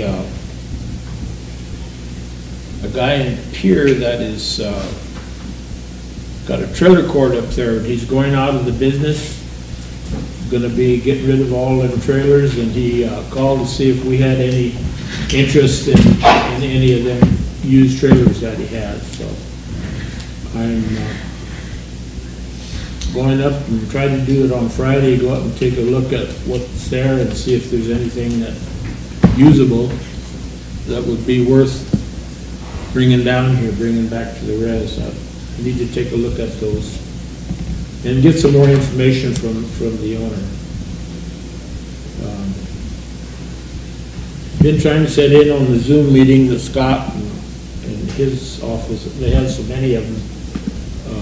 Haven't been to all of them, but try to set in on as many of them as they can. Informational meetings.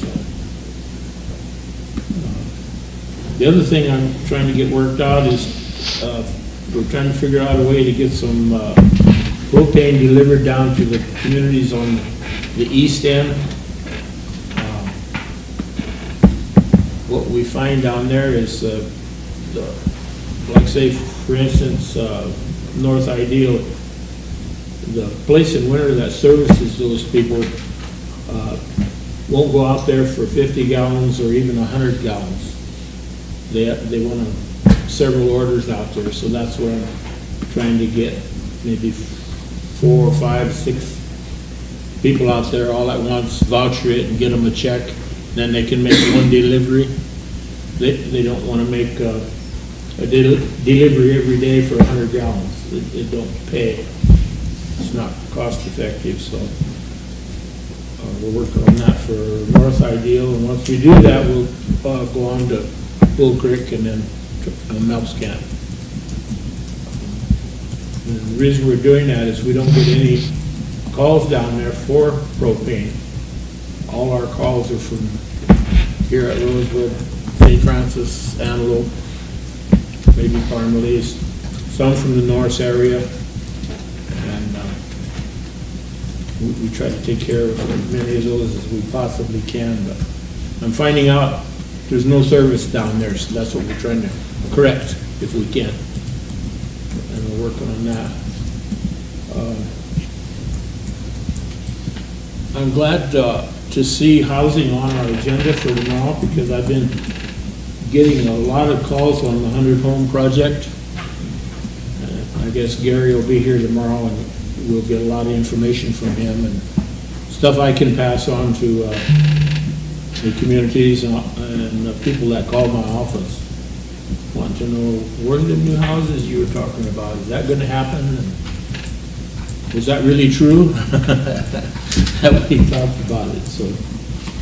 And the last thing was Dusty Johnson's meeting here. We had, I attended that, and Wayne and our chief of police have done a real good job getting information to him and telling him what the needs were for law enforcement and stuff like that. It was a short meeting. There wasn't a chance for a lot of people to come and, get to meet him and ask any questions. But when he was leaving, I was able to pull him aside and ask him if he could possibly set up some kind of forum out here, maybe over at the college, where more people could go, stop, and visit with him, and spend a little more time, because he was only here for about an hour. And there is no way you can cover the tribe's needs and requests in an hour. It just can't be done. So he is going to have his staff look into that, possibly setting up a meeting and where more of the tribal members can get in to see him and meet him so they know who he is, and they can ask questions of him. So that's about it for my report. Anyone have any questions? Try to answer them. Sure, go ahead. Thank you. How do people qualify for assistance from your office?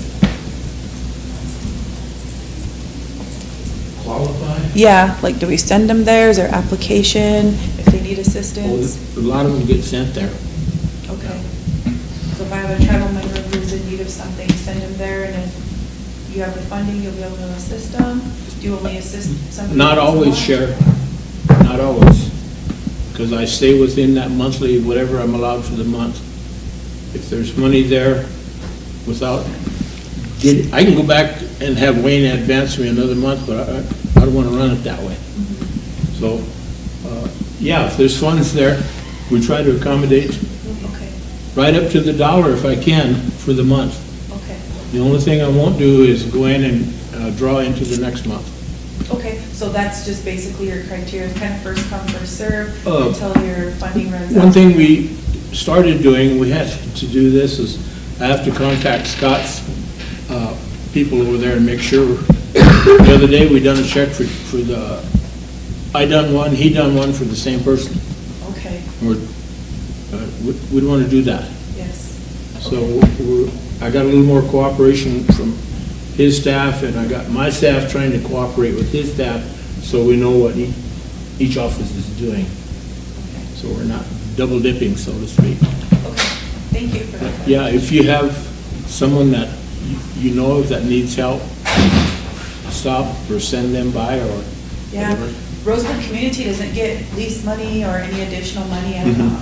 besides the allocation that they get from the casino. Since we haven't been getting that, the Well, the- community's needs are, The need is far, far greater than what we have. yeah. All we can do is whatever we're allocated for the month and wait for another month. Thank you. You're welcome. Any other questions? Lila? Thank you. I guess this might be for both of you, but I wanted to bring this up as well. You know, we have 2 radio stations, and our intent with that was to just have more communication for our Oyate. And a lot of our people still listen to the radio. That's where they get their information. It used to be blaring through here. I don't hear it anymore. But I was wondering if there was a way or something, I don't know who's actually running that, but we need to get that radio station going. We're a reservation, and we don't have no cultural activities on the radio. We don't have no radio shows, no reports. Now everybody's laptop, Facebook, but the people still don't, there's still a lot of people who like the radio. And they always ask me, you know, gee, why'd you guys get 2 radios and you don't even use them? And, you know, the younger generation, they're really techie. My kids are techie and everything, but we still have that old way of communicating. And maybe, if possible, you know, maybe your office, because I know the president's pretty overwhelmed, but would you be willing to help look into that and set something up? I had people mention to me to ask you because they know it's so busy, but we need to use those as a communication tool. We can do that, right? Okay, and that would really benefit because, you know, it's just it's easier for everybody. And we need to utilize those radio stations in a better way.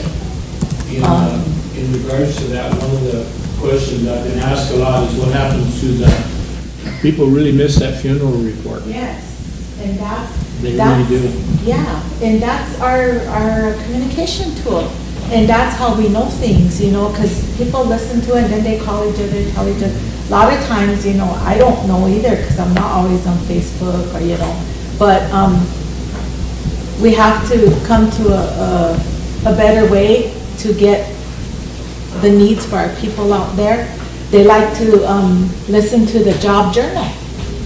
I was just, we always had the job journal on there, and that's another thing we're lacking because people listen to it on there. And there's just those different things our people are used to. I'd like to see more shows on Lakota language. We're doing so much here in our tribe that, you know, we need to let people know. We can't forget about our people out there. So just things like that, and I think your office would probably really be helpful in that arena. So I appreciate that. Okay, thank you. Ray? Yeah, thank you, Stan, for bringing that up, because we discussed that in economic development, and Santi reports to us, but we had all those same concerns. We have 2 radio stations, and it's very concerning, especially when we have weather, like the cold spell that happened and stuff, where people are not getting those alerts. But, so we brought up a lot of those issues, and I can't remember which radio station, but it wasn't gonna be fixed until March. Was it Koya? And then, Kiana, he was trying to get it on right away or something like that. And then in regards to Lakota language, we did make motions at committee for them to start having like a 2-hour show. And it used to happen, they used to do all that stuff, and then it kinda got away from it. But we had that discussion, Santi kind of gave us a little report, but there was one radio station I wanted to mention that wasn't gonna be up and running till March, he said. Because of I don't know, a tube or something that he mentioned, but yeah, I got the same calls on it too. It seems like it was always off air. I always listen. I finally just subscribed to satellite radio because it was on and off, and but All received all kinds of requests. yeah, and that's the thing too. This morning, it's funny because this morning we got messages about that too. Yeah. Even if they play like Ben and Linnell's old Lakota hour tapes just for now until they get somebody up there. I'm sure they have those recorded. More back there, guys, hand raised. Okay.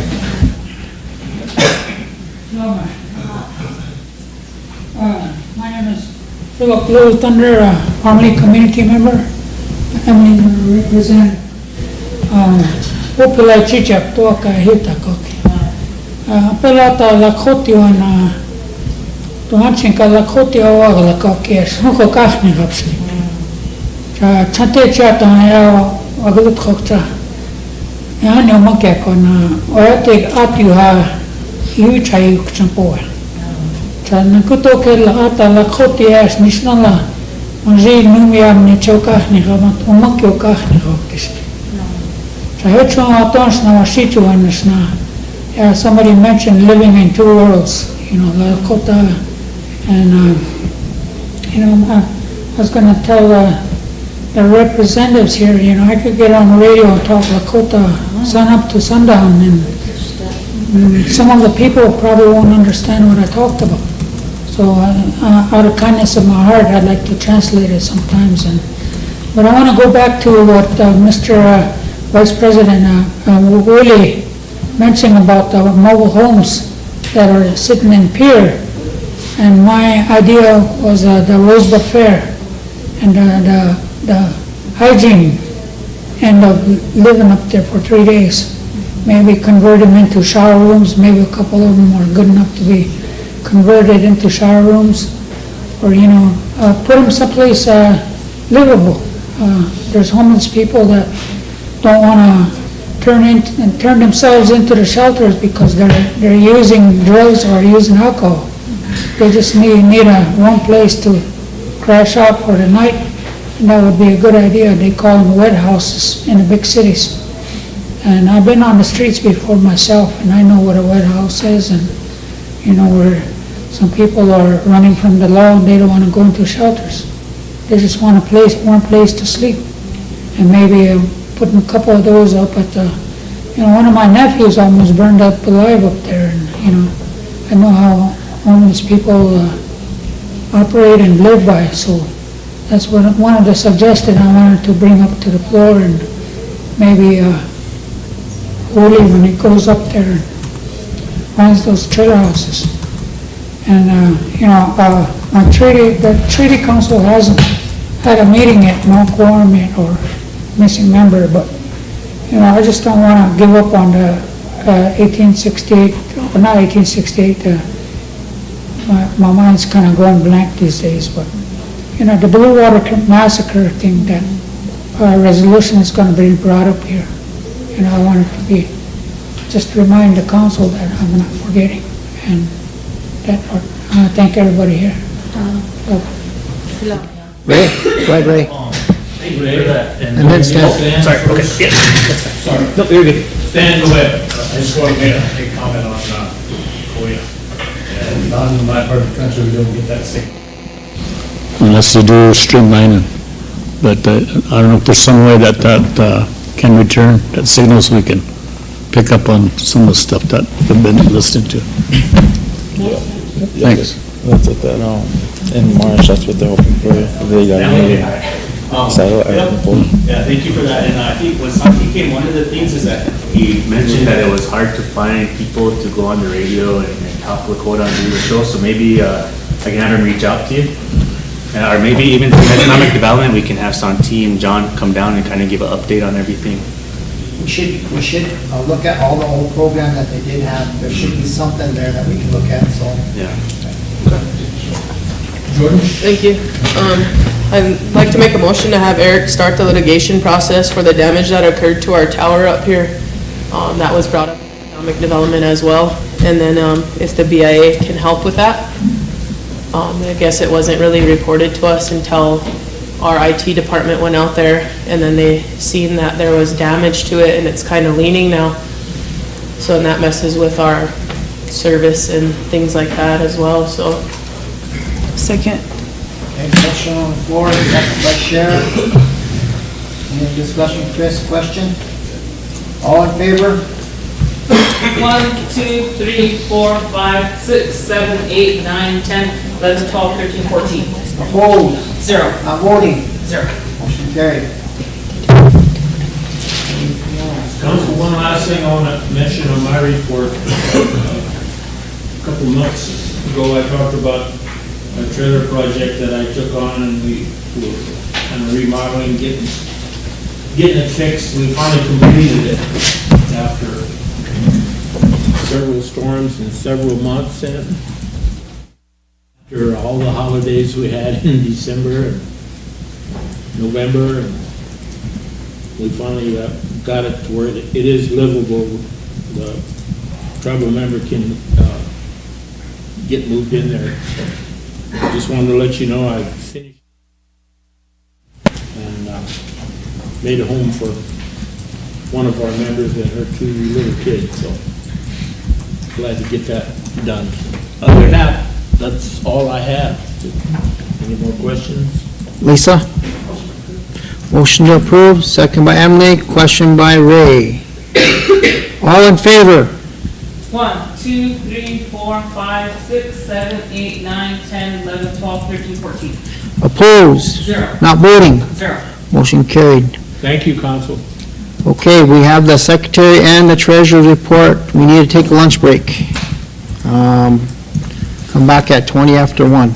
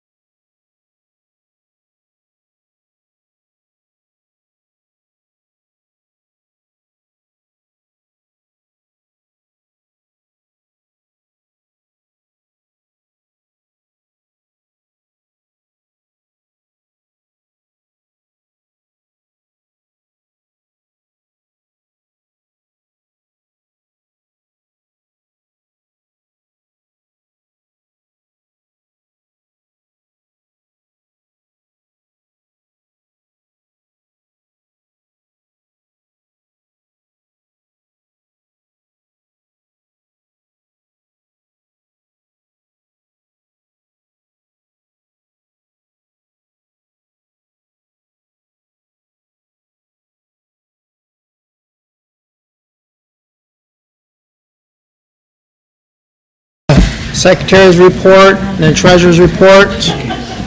Secretary, are you ready? Yeah. Okay. Yeah, well, I have committees, minutes, and then the ratifying ones.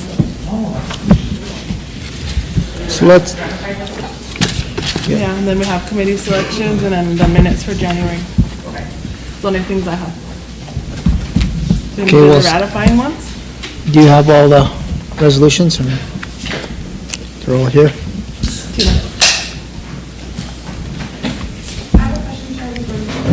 Go ahead, Emily. Thank you. I just had a question on the petition resolutions. I thought we had some kind of motion to kind of like emergency only. And the reason I'm asking is because I was at another committee meeting and somebody came in with a stack of petition resolutions.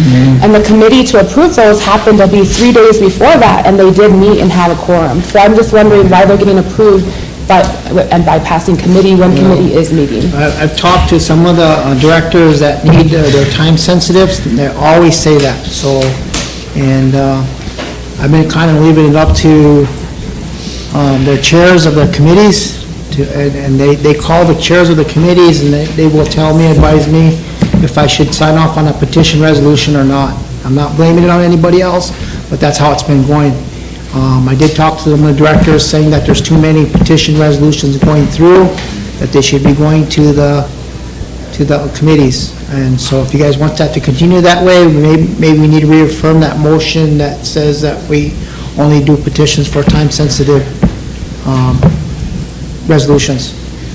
We had, I know these ones on the top list here, we did have a committee meeting 2 days before that, but we lost a quorum before they were able to present them, so a lot of the ones that are regarding like financial transactions, those are like the emergency ones that we have go through, our supports for grant submissions and purchases.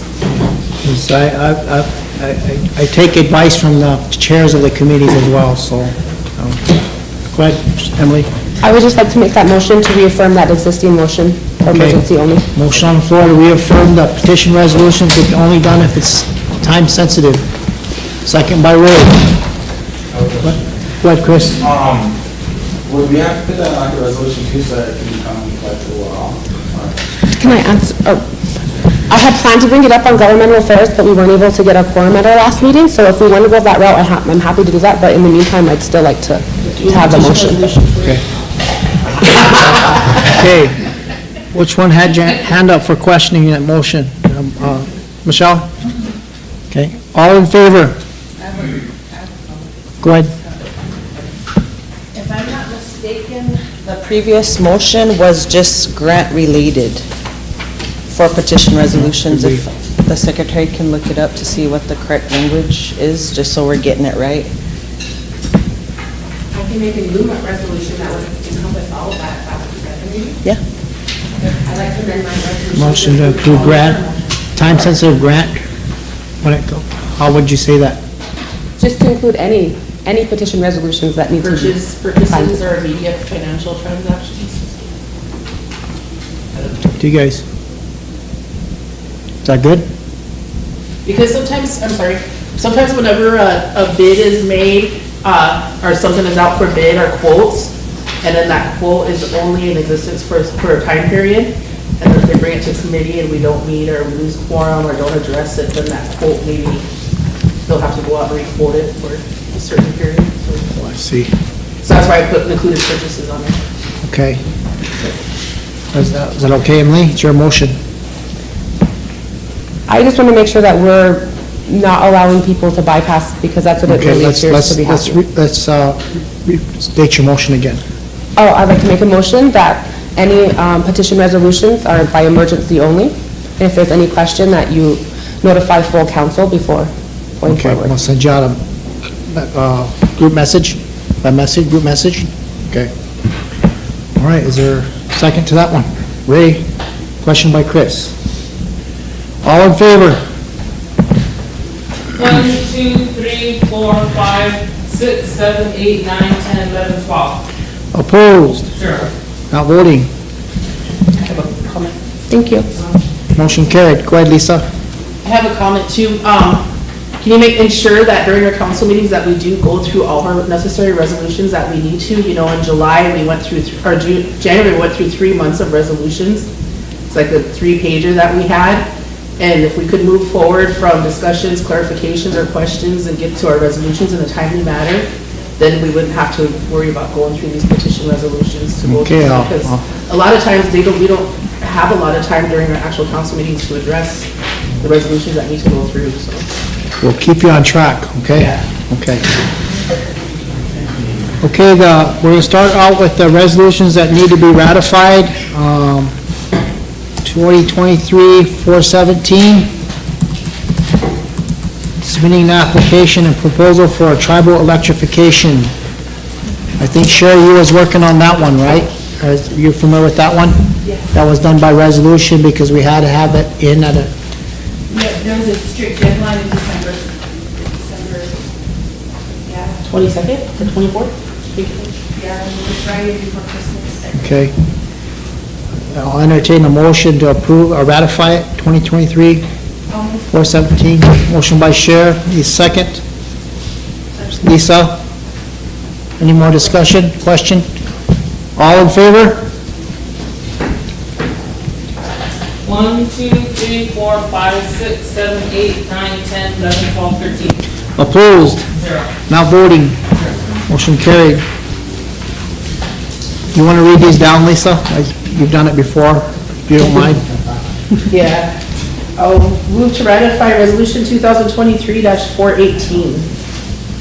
That's for the new radios for the law enforcement. Need a second, Ray? Question by Chris. All in favor?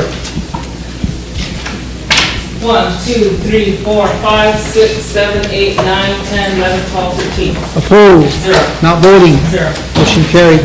Motion to ratify Resolution 2024-12. That's for Sioux, to commission Sioux their, for the alarm system. Second by Jordan. I'm trying to call you different names. Question by Ray. All in favor? You know which one I'm trying to call you? 1, 2, 3, 4, 5, 6, 7, 8, 9, 10, 11, 12, 13. Oh. 0. 40. 0. Motion carried. Motion to ratify 2024-13. Second by Jordan. Question by Chris. All in favor? 1, 2, 3, 4, 5, 6, 7, 8, 9, 10, 11, 12, 13. Oh. 0. Not voting. 0. Motion carried. Which one are, motion to ratify 2024-21. Can you kind of tell us this, so And that one is to support the Boys and Girls Club. I think they were putting in for their yearly funding. question by Ray? Or second by Ray? Question by Sharon. All in favor? 1, 2, 3, 4, 5, 6, 7, 8, 9, 10, 11, 12. Opposed? 1. Not voting. 0. Motion carried. Motion to ratify 2024-22. That's for the Tribal Education Department to reimburse the administration for Todd County High School for all approved JOM expenses. Need a second? Sharon. Question by Michelle. All in favor? 1, 2, 3, 4, 5, 6, 7, 8, 9, 10, 11, 12, 13. Opposed? 0. Not voting. 0. Motion carried. Motion to ratify 2024-23, and this was from the Health Administration for the tribal opioid settlement monies to go to the detox center. Second, Jordan? I have a question. Go ahead. I guess, I do know that the detox center could use the opioid settlement money, but I was hoping that we could have a bigger discussion about this money. I know this is half of it that we're getting a total of $3 million. However, Itancha, I think it's important that we really make sure that there's a plan that comes with this. Treasurer Boyd and I have talked, a few of the other council reps and I have talked about possibly doing an expansion, and I know that this needs to coincide with changing our health code so that we can have, so we can have mandatory placement when it comes to this opioid epidemic, and whatever, it's mandatory treatment, because right now it's all volunteer, and the detox center is only volunteer. So I don't know how many patients they're seeing, I don't know how many people are coming through, and I support this, but I would like to see a plan, not for it to just get sunk into the existing operations. So, Let's approve it, we're just ratifying, we're just acknowledging. just accepting the money, right? We're Yeah. accepting it, and then we- Yeah, because she still has to come back with a budget and a plan. Okay, So, I just wanted to make sure that it was just for acceptance. Okay, thank you. All right, need a question? Damien, all in favor? 1, 2, 3, 4, 5, 6, 7, 8, 9, 10, 11, 12, 13. Opposed? Here.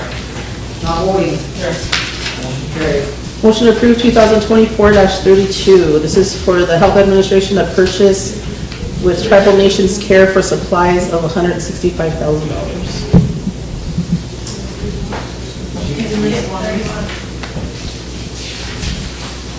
Oh. Okay.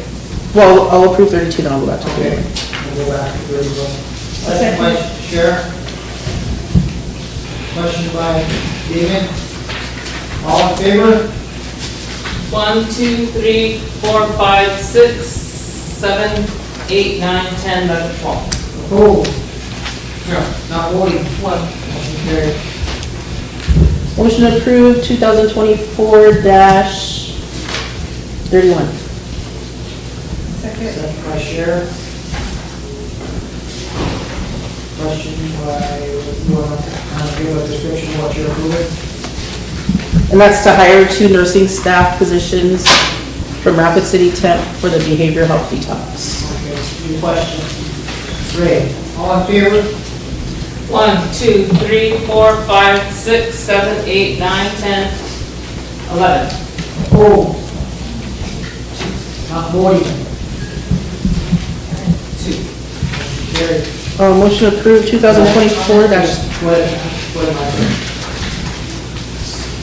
So, but resolution 2024-31, asking for 2 additional contractors, the funding sources that they mentioned that they're going to be paid out of includes this, yeah, so. Yeah, it'll probably be part in her budget. She has to turn in a budget for that amount yet, so.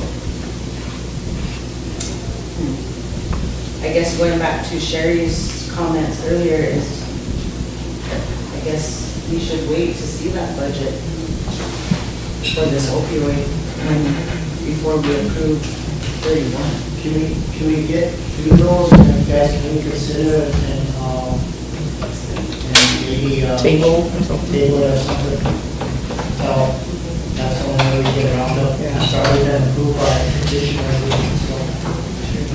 We'll get to the bottom. Chair? Get that motion that we consider. Okay. Emily? Just for the record, can I change my vote on that one to no? Opposed? Thank you. It won't matter any because there's still a majority, but thank you.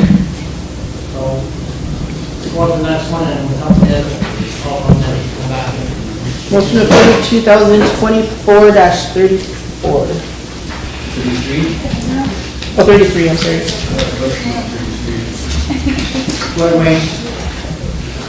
And when we resolve, it talks about direct costs. What are those? I'm not sure. Costs.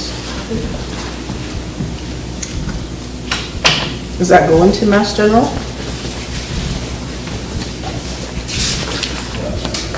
I don't know what the conclusion is on direct costs. I don't either. That would be a Skylar question. Just direct contract support. IHS does not have enough to fund both of these resolutions and direct contract support. Okay. We'll mark that one too. Table that one too. Go back and bring that one back up too? Yep. Okay. What number was that one, 33? 33. There's a resolution after that also, the same thing, so we are talking about direct contract. There would be not enough money in IHS. 31, because 23 is accepted. So to ratify it, basically, it's already approved, so we need a second, and we'll bring it back up. Need a second to approve 33. Second by Cher, question by Jordan. All in favor? 1, 2, 3, 4, 5, 6, 7, 8, 9, 10. Opposed? 2. Not voting? 0. Motion carried. So motion to ratify 2024-34. And this one is to apply for a grant to the Indian Health Services Community Opioid Intervention Prevention Program. Okay. Need a second? Second by Cher, question by Damon. All in favor? 1, 2, 3, 4, 5, 6, 7, 8, 9, 10, 11. Opposed? 0. Not voting? 1, 2. Motion carried. Motion to ratify 2024-35. And this one looks like another grant submission for public health systems and Indian country grant.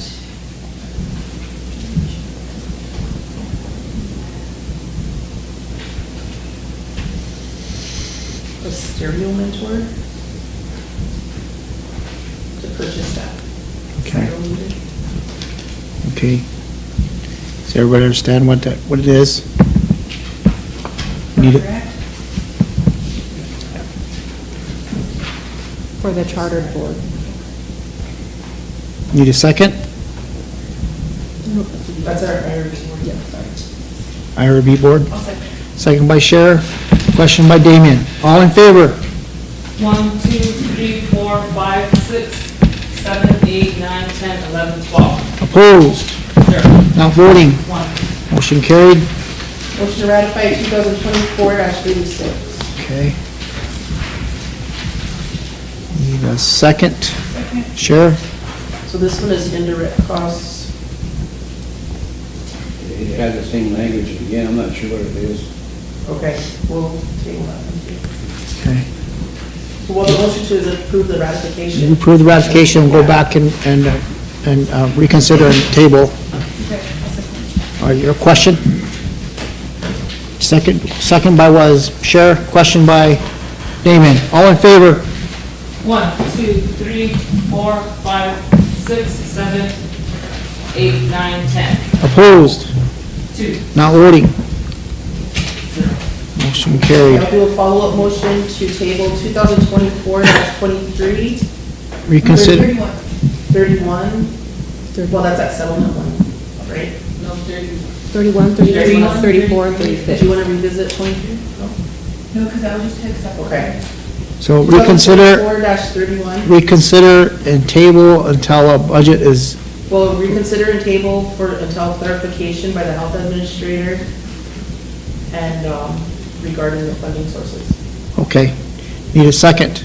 Is it just 31 and 33? No, 33 and 36. I could put them all in one, right? You can do that, go ahead. Or should I do them separately? I don't I know. would just do them separate. Okay. Confusing to Nicole, so. Second by Cher. Michelle, question, all in favor? 1, 2, 3, 4, 5, 6, 7, 8, 9, 10, 11, 12. Opposed? 0. Not voting? Motion carried. Okay, motion to reconsider and table 2022-33. 24, Madam Secretary, use that same language. okay. The second, Cher, question by Chris, all in favor? 1, 2, 3, 4, 5, 6, 7, 8, 9, 10, 11, 12. Opposed? 0. Not voting? 1. Motion carried. Micah? Did you say 34? 33. 33. Okay. We're doing 34 now. 34 is for them to apply with that grant. Yeah. You don't wanna- Yeah, I'm doing 33 and then 36. Oh. So is it 36 now? Yep, motion to reconsider and table 36. 2024-36. Need a second. Same language. Chris, question by Michelle. All in favor? 1, 2, 3, 4, 5, 6, 7, 8, 9, 10, 11, Opposed? 0, Not voting? 2. Motion carried. Okay, so we tabled 31, 34, and 36. 31, 31, 33, and 36, Or right? 33. Yeah. Gee.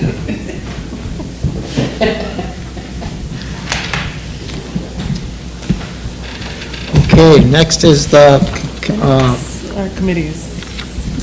we'll do If we the, don't get to health board today, can we ask them to come tomorrow to sure, we'll do that. clarify Yep. on those? Let's do the meeting minutes. Okay.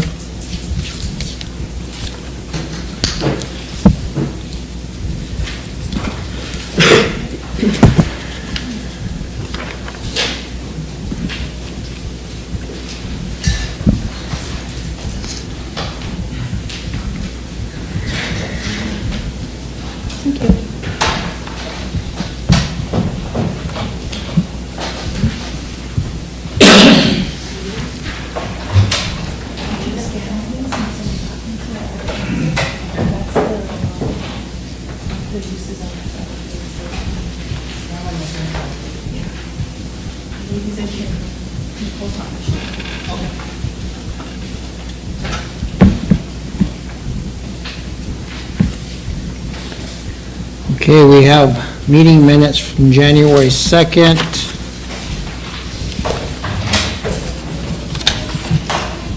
Give you time to review January 2nd's meeting minutes. 2nd, 10th, and 22nd? Is that? It was 3 of them, I was just making sure. Oh, yeah, we'll do January 2nd first. Okay. Boy, that's long minutes.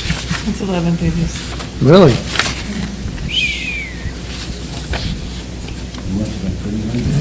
Must have been. Gotta ratify all those resolutions. About time too.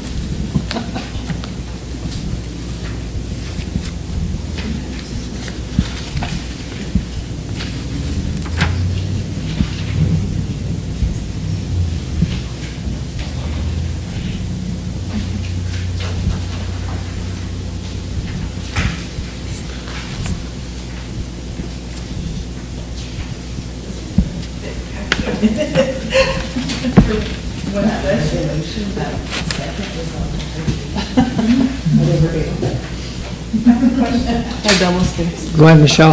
On page 6, there's 2 motions in one, so which motion was carried on that first one?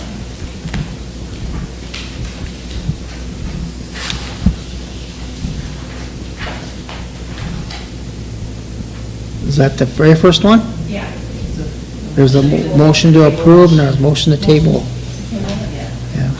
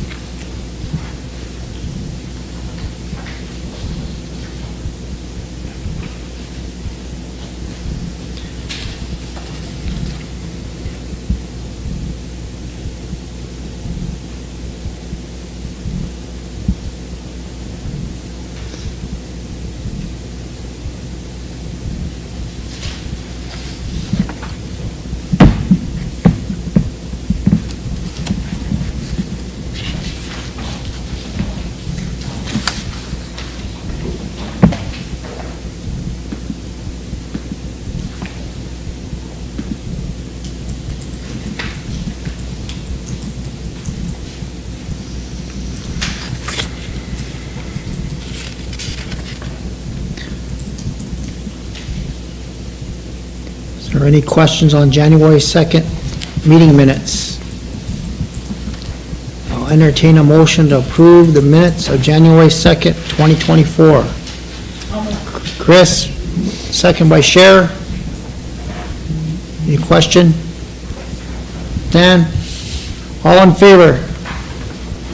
1, 2, 3, 4, 5, 6, 7, 8, 9, 10, 11.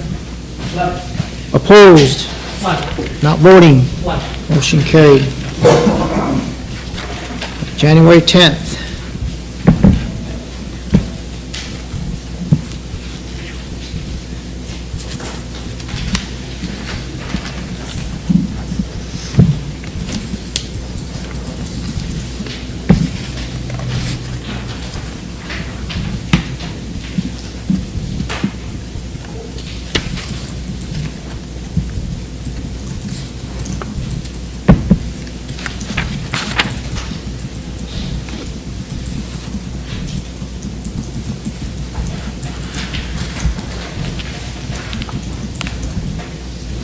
I have a question.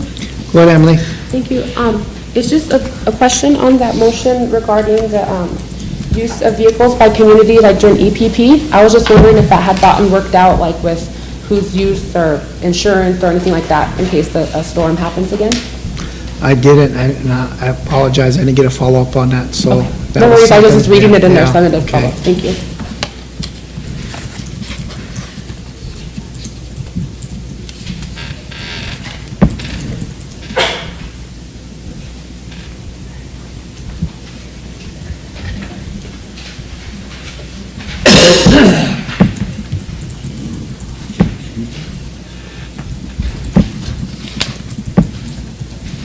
Emily? One more question. On the motion that I had made regarding the secretary provide a narrative on expenditures, I thought I put a deadline date of next council meeting. So I just wanted to make sure that that's amended. Okay, so as amended? Thank you. The motion,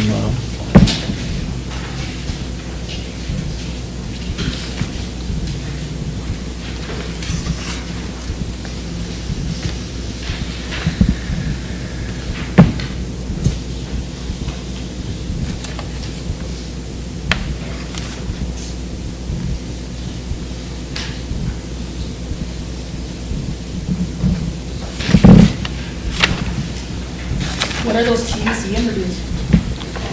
23rd? Oh, yeah.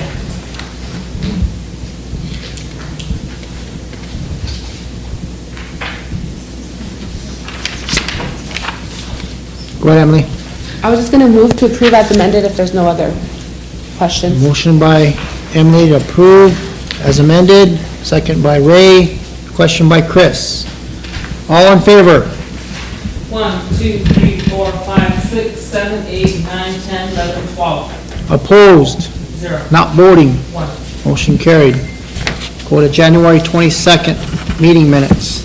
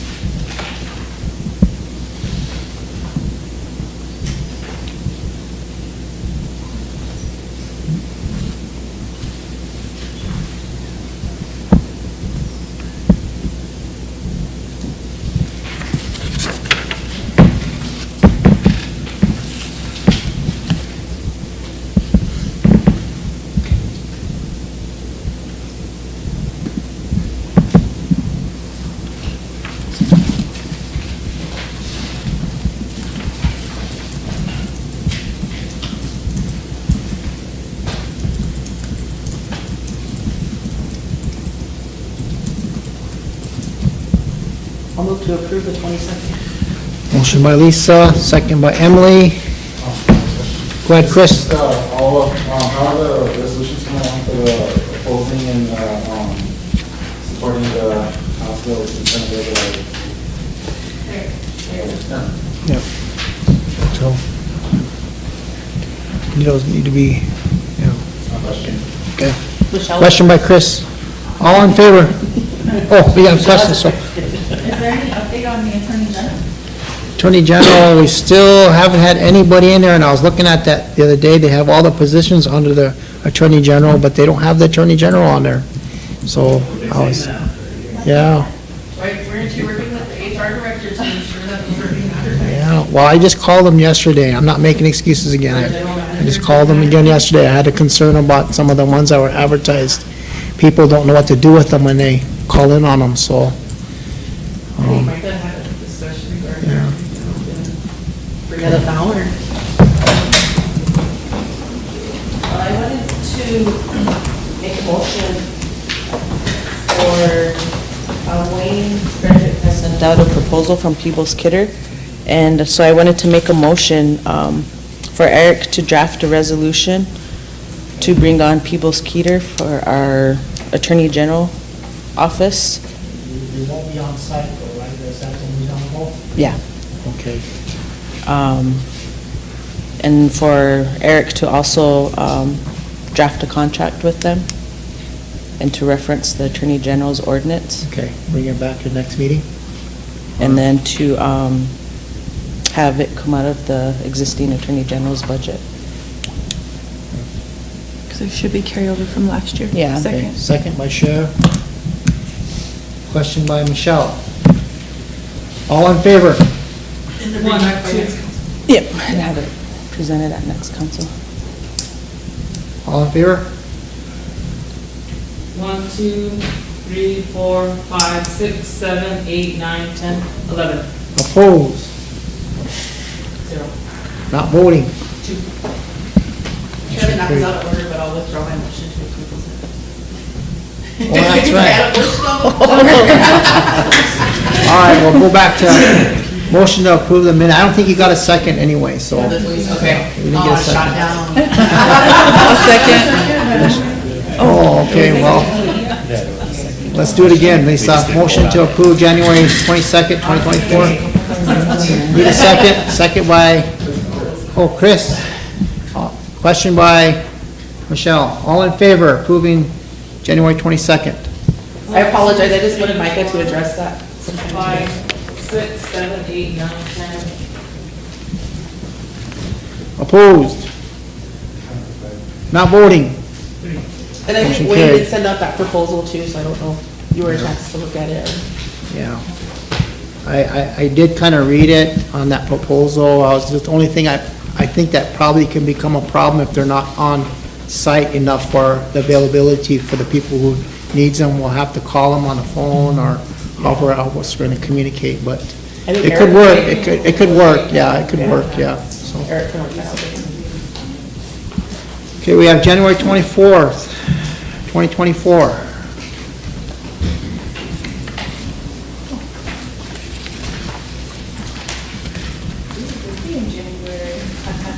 Yeah. New Year's resolution, take care of all the resolutions.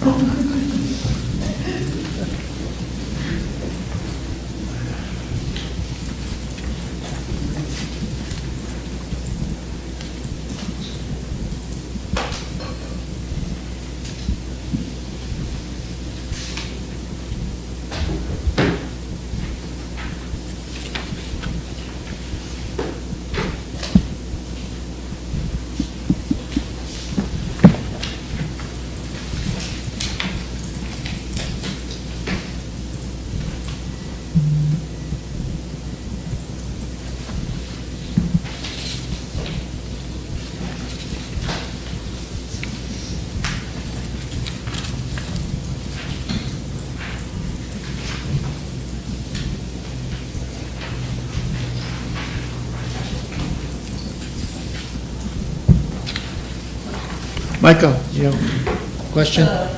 Follow-up. Mr. Treasurer, has there been anybody identified to help to work with the GM? To work through those issues that were identified? From my office, you mean? Yeah, to find the funds, or nobody was identified to? Okay. Ray? Yeah, just on that second page, on the second motion, there should be border review for Michelle. Should be, what? Border review. Board of review for, oh, for Michelle, they appointed her. Now, if you want. As amended? As amended, I motion to approve. Okay. Need a second, Emily?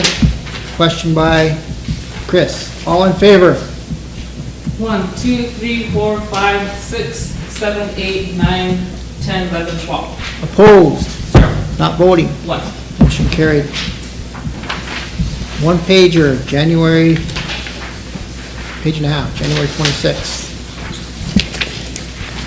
Let's see, the 3 time. Who, me? Yep.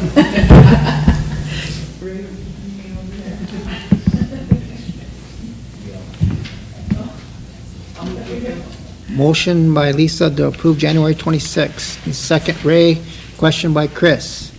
All in favor? 1, 2, 3, 4, 5, 6, 7, 8, 9, 10, 11, 12. 11. Opposed? 0. Not voting? 2. Motion carried. Minutes are done. Now we're on committees. I don't know if personnel met, did you guys meet on putting? Who's on personnel? You guys discussed the, resolution to allow employees to sit? We didn't get to it, didn't it? So you just don't wanna hold on? How does the committee feel about it? To allow them? I mean, I've always allowed it with the, conditions. Remember, we had some conditions at the time, as long as there's no conflict of interest and stuff. I don't know how Michelle feels about it, but I know there's also people on there that ain't employees that we should probably consider. But just my suggestion. Red? Duffy went before, there's no objections, I'm not sure if there's any issues. Duffy, go ahead. Go ahead. That's four.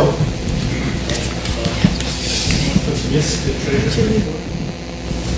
Haven't given yet. Oh, okay. So then, when are you going to do the CPA on the agenda? Just before the committee? Yeah, we're just on the officer's report, and then we go down the line. If we need to get to that sooner, if you're waiting for that, we can go to that report. Yeah, I do. So I guess, okay, let's just move along.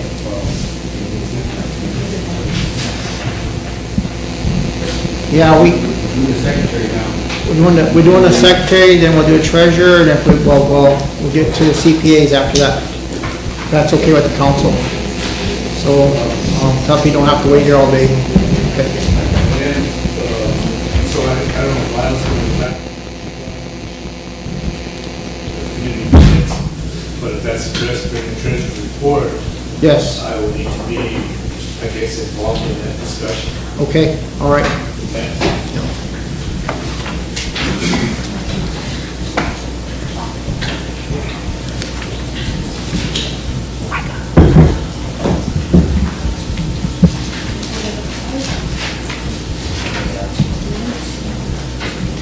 Lisa? I think in the past, when we talked about allowing employees to sit on committees, you know, we're having a hard time filling our committees and boards because a lot of our employees can't sit on there, but I don't know if HR's ever looked into it. I know in the past, there was employees would either have to take leave without pay to accept it per diem, or use their own leave to attend the meetings and accept it. And I think Wayne in the past was like an issue there with them double dipping or something, and I know employees that want to take leave without pay or use their own leave, so I don't know if HR's ever looked into those employment laws regarding that, or how it would affect our finances in the back. I don't know, Ray, where the committee was on that. If you haven't had a chance to address that, I'll make a motion to have HR get a legal opinion regarding our employees being on boards and commissions so that we can get that resolved, because we've been needing to address that for about the past year or so, and it hasn't gone anywhere with HR. But just to have them look into that, on how they can take time off of work and Because that would probably have to be an amendment to our manual too, so. I think Ray tried to address it how many About 10 times? times. 10 times. Yeah, it got shut down like. No, it doesn't get shut down, it gets thrown back to Yeah. committee, then you bring it, and it's thrown back, and yeah. But I'll make a motion for HR to do that legal opinion on it, just so that they can give us something concrete that we can go off of and then make those amendments in our manuals for it if it does pass again, or if nobody absolutely wants it. But I think we need to give our employees out there, I mean, we should have them involved is what I feel, but it would also help us fill these commissions and boards too. Regarding the per diem, I'll make a motion that HR get a legal opinion on employees sitting on boards and commissions regarding the per diem, their leave, and is that it? I think that's it. And conflicts. I'll second that motion. Second by Emily, No question? question by Cher. 5 minutes, next meeting. Let's do next meeting. I seen somebody gave her a legal opinion on something else, so I don't know if she can go through those same attorneys or if they have, HR has their own attorney that works for them, but Okay, just something, I mean, NARF could probably even give an opinion on it for free, so just have her reach out. we'll get it done. All in favor? 1, 2, 3, 4, 5, 6, 7, 8, 9, 10, 11, 12. Opposed? 1, Not voting? 0. Motion carried. Okay, we have a list of boards, commissions, committees. The top one is SWA board, need 1 rep. 3 applicants.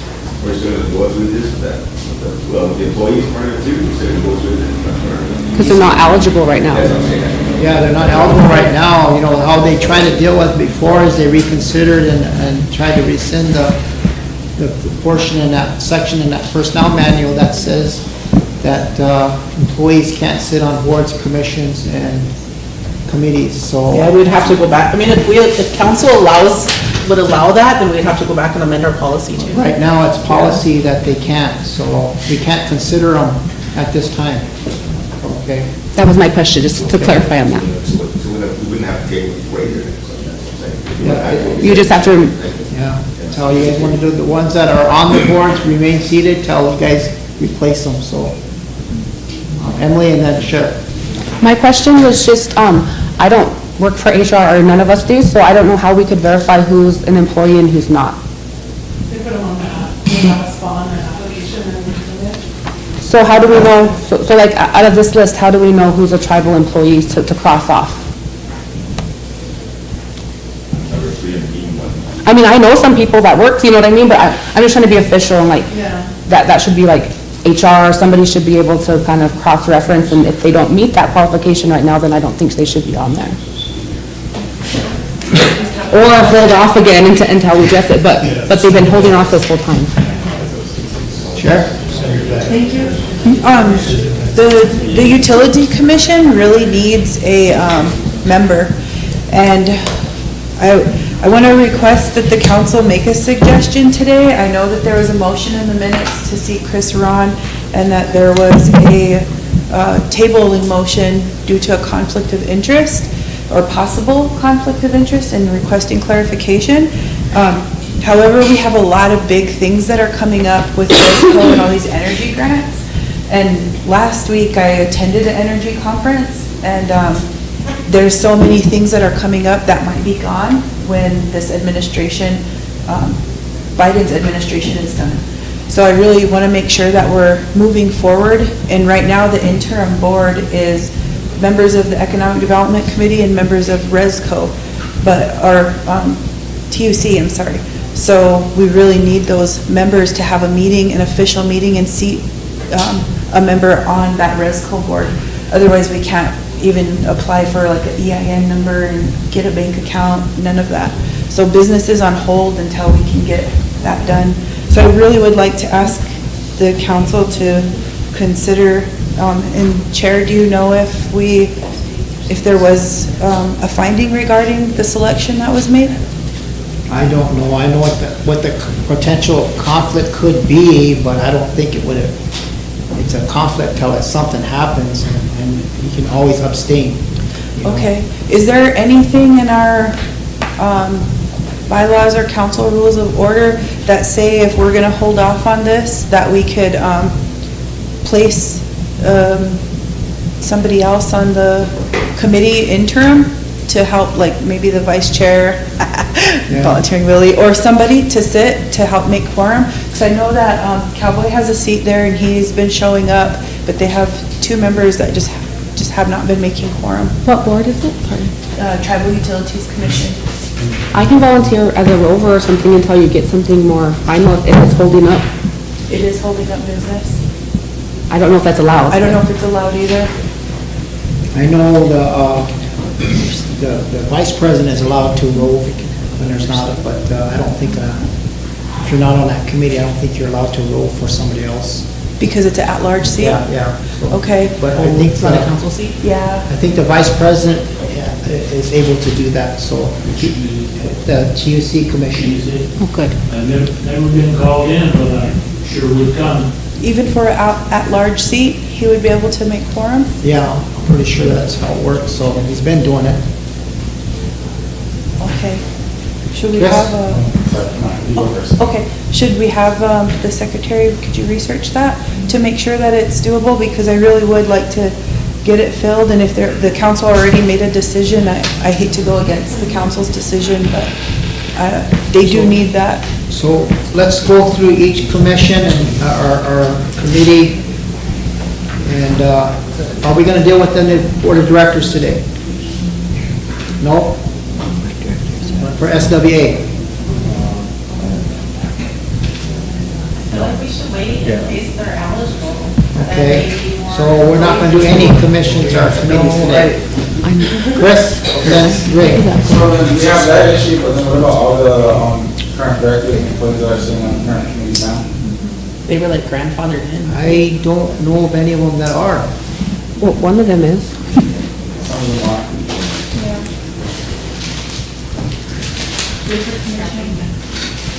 Oh yeah, they were grandfathered in. They were in there before that rule was made, so. Yeah. Ray, go ahead.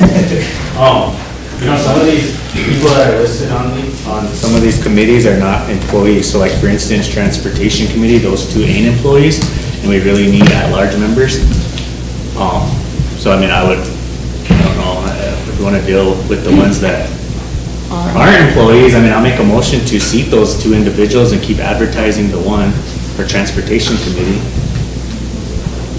Okay, so you're gonna make a motion to seat the Transportation Committee? The 2? Yep, the 2 listed there. And so we need a second. Emily? Chris, question? Okay. All in favor? Transportation, to see those 2. Pamela Wilcox and Esther Moore. 1, 2, 3, 4, 5, 6, 7, 8, 9, 10, 11, 12. Opposed? 0. Not voting? 1. And then another thing too is like our election board, I think 2 of them on there are employees, but the rest aren't. And I know that's a very important board that probably needs to be seated very soon with everything coming up.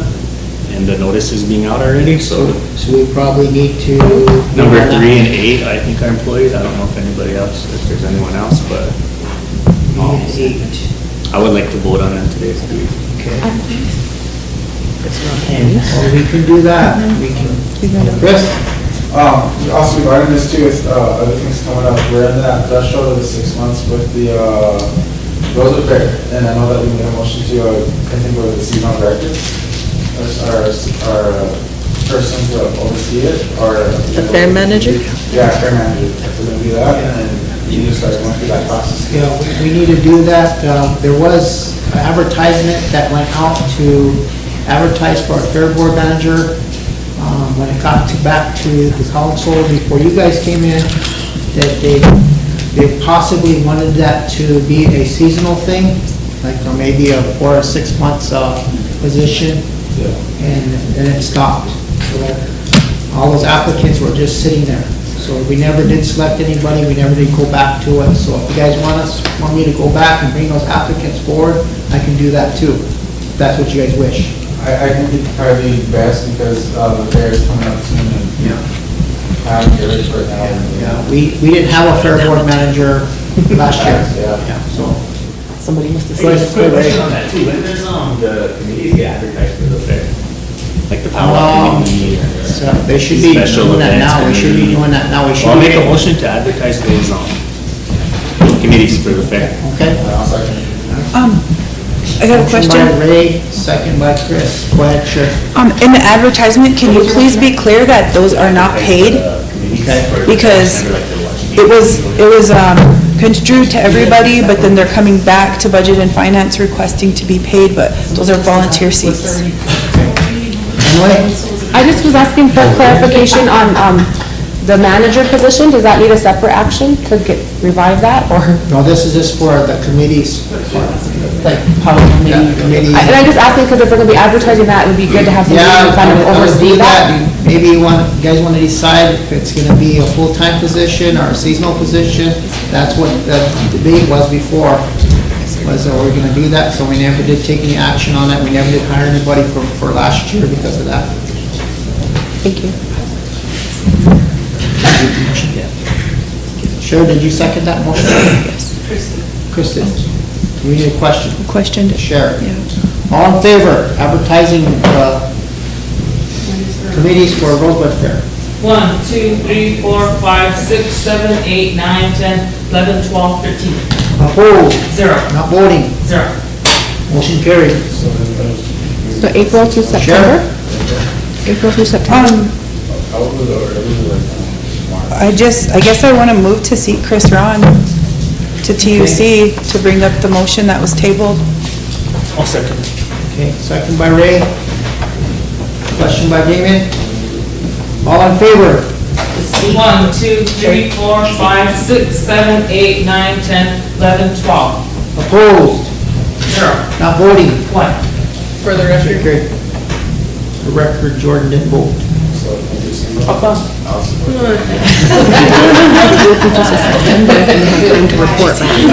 Can you tell us why? Okay, are we gonna vote on the election board? Do we need sticky so we can vote on them? And, okay, we'll do that. Martina, we usually have a notepad. There's some up here. Was it Valentine's Day, he said sticky copy? So we can't vote for 3 and 8? What's that? We can't vote for 3 and 8? No. Are there any other ones? Is it just 3 and 8? I don't think so. Tanja, is,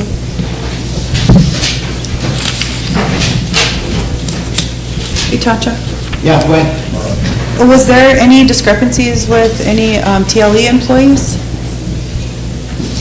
Was that hashed out? No, I think it was hashed out. I think they're not, that person. They're not bound to that? Doesn't work over there anymore. Okay, thank you. Unless you guys made this decision on that. Yeah, according to the application, voting 3 and 8, selected yes, they're in RST page. Person, I don't want to say that. We vote for 5? 5? Yep, 5. Chris? Or what, I was, probably thinking of motion to, I guess, do the seasonal position, the, Okay, advertise for, season from March to September. okay, that's your motion? Yeah. Okay. Second by Ray. Seasonal, you said? Did you say Seasonal, yeah. From what months from? From what months, Chris? Oh, from March to September. Okay, no, second by Ray. We need a question on that. Lisa, all in favor? 1, 2, 3, 4, 5, 6, 7, 8, 9, 10, 11, 12, 13. Opposed? 0. Not voting? 0. Motion carried. Yeah. Itanja, when it comes to HR, I know that the Constitution states that all programs are under you, but maybe you can clarify to your directors that motions from council are motions from council and they don't have to wait on directives from you? Yeah. That once they get a motion excerpt or they hear it in a meeting, that they can take action on that? That would be nice, and it would probably alleviate some correspondence from you in your office as well. Okay. Thank you. Go ahead, Emily. I just wanted to make sure that, you'll be verified when we're done. Because I don't want to say any names, but I was in a meeting yesterday with one of the people on the list and was told that they work for a tribal department. So I just want to verify that if somebody is selected, that there will still be that process of the check. Yeah. Okay, thank you. So you already checked the ones, right? Yeah, that was Let's see when they do their app. The one. So they have it on the app, but. Okay. Who are the two that are tribal? And then they did 2 and 9. And 8? 9. Number 2 is also an employee of the tribe.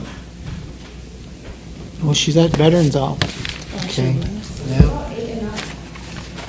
And number 3 is, 3 and 8. number 2 is, number 2, 3, and 8. Oh, she must have got hired after that, huh? I thought 9 was too. Yeah, I thought 9 was too.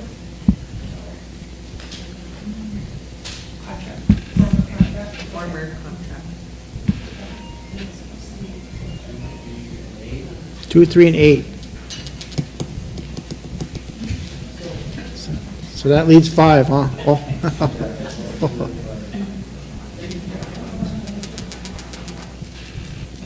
6, actually. Yep. You might have to serve on that one too, really. Huh? You might have to serve on that one too.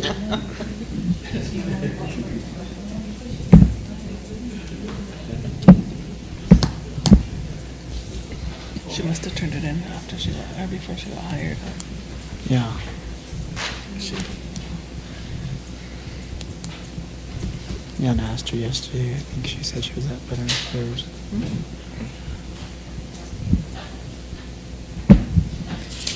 Okay, Martina, you got to go around and pick them up. Okay, thank you. Official ballot.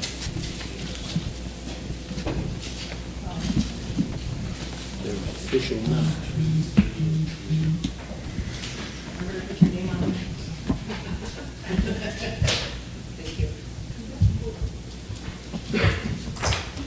none.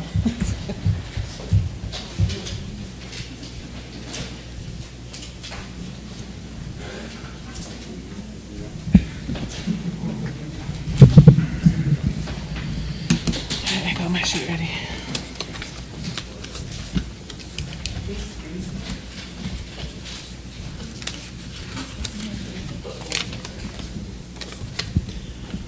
Okay, ready to go. Here we go. Gerald. Cheryl. Brenda. Ron. Jerry.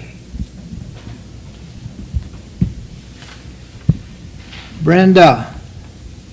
Ron. Bernadette. Cheryl. Gerald.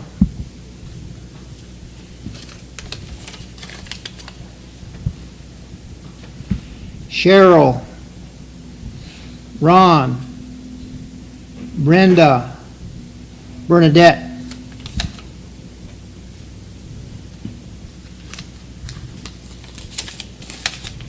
Gerald, Ron, Jerry, Bernadette, Brenda. Gerald, Bernadette, Ronald, Geraldine, Cheryl.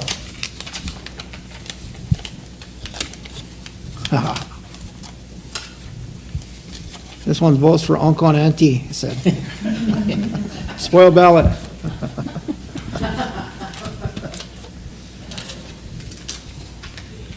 Gerald, Brenda, Cheryl, Ronald, Geraldine,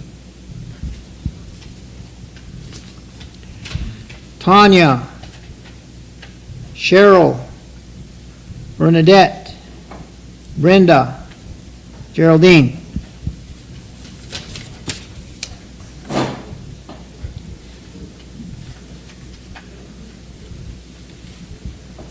guys are confusing me here. Look at the numbers. Yeah, I seen that, so this other one was okay, but, okay, we have, this one is Geraldine, Bernadette, Brenda, Gerald, Ron, Geraldine, Brenda, Bernadette, Gerald, Tanya, Angie, Brenda, Cheryl, Gerald, Brenda, Cheryl, Jerry, Ron, Gerald, Brenda, Cheryl, Bernadette, Ron, Cheryl, Ron, Brenda, Bernadette. That's it.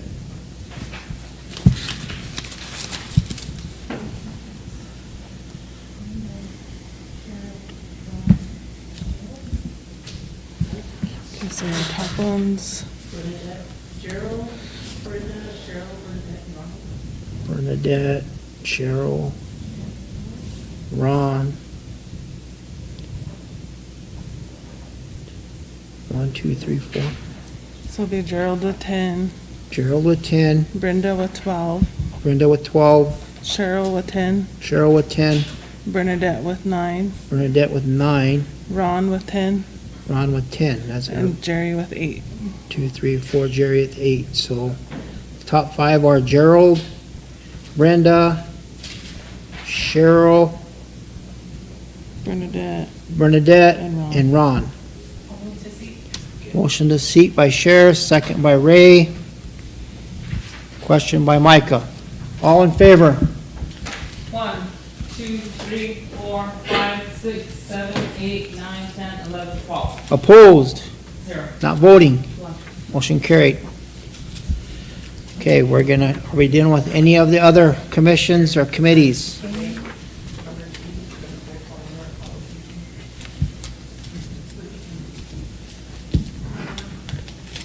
Or do you want to deal with Social Service Committee? Need 2. Gaming? Need 1. You want to vote? I think there's an employee on there. Number 3 is an employee now. So we're gonna wait on that one.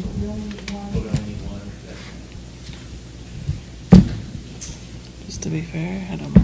You want to wait on that? No, we should vote on it. Vote on it? Okay. All right, we need some more posties. Micah, that one for, education, do I still bring it up if she's not here? Gaming Committee, we need 1. So I have to just ask. Are you gonna do it when you do the trick? Or is it-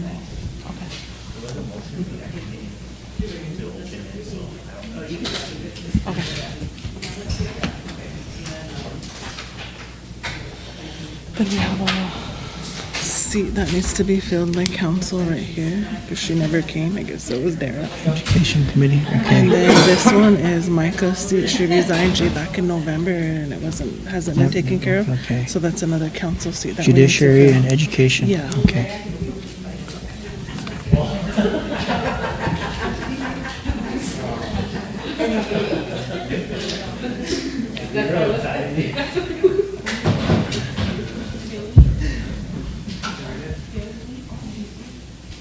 Then I don't know about this ones, because they're both not employed, but I don't know.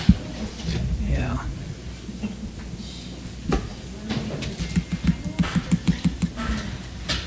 Go, Martina.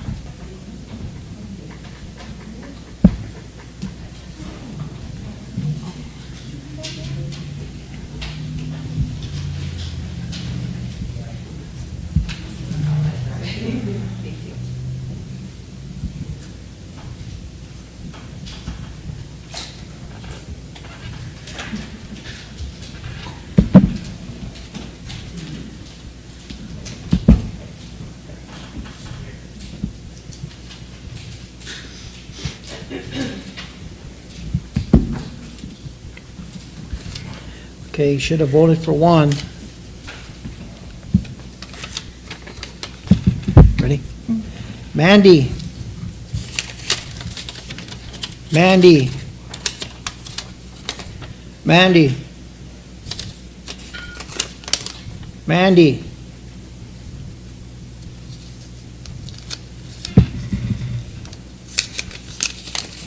Mandy. Tamlon. Mandy. Mandy. Mandy. Mandy. Mandy. Mandy. Mandy. Motion to seat Mandy. Second by Chair. Who second? Second by Lisa. Lisa. Okay. Lisa, second. Question by Chair. All in favor?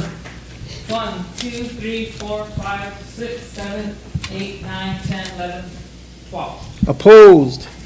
0. Not voting? 1. Motion carried. For the Okay. record. Are we gonna bring these back next month again? Or are we gonna do any other ones? Chair? I just have a concern for TUC, not concern, but we need to select, the council selects the vice president and the president for those commissions. So I'd like to nominate Ron Neese as chair, TUC, and Cowboy as the vice. You good with that? Or would you rather be the chair? Vice. Okay. Okay, the motion is to seat him as the chair and the And vice. vice. Okay. Second by Chris. Question by Ray. All in favor?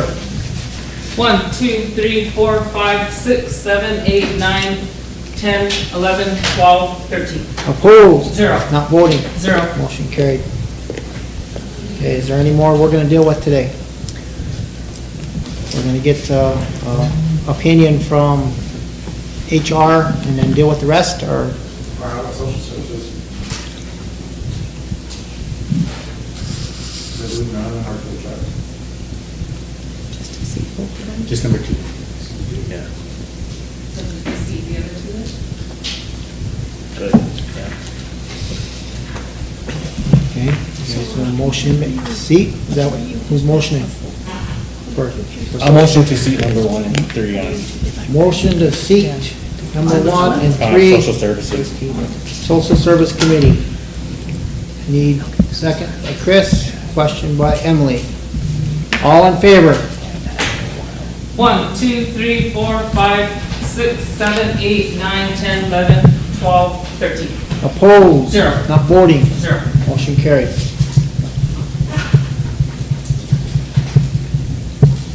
Social Services, TC. Is that it for today? Mm-hmm. Okay. Micah? Oh, we got, When we selected council representatives for the committees, I did resign at that time off of judiciary, but it wasn't in the minutes, so I need to officially resign from the judiciary committee. motion to accept the resignation of Micah on the Judiciary Committee. The second by Ray, question by Jordan. All in favor? 1, 2, 3, 4, 5, 6, 7, 8, 9, 10, 11, 12. Opposed? 1. Not voting? You can't leave me. Okay, we need someone to take her place. Who's interested in the Judiciary Committee? Evan Steen, all right. Good. Motion to seat Eva Steen if there's. Motion to seat Second. Evan Steen. As chair.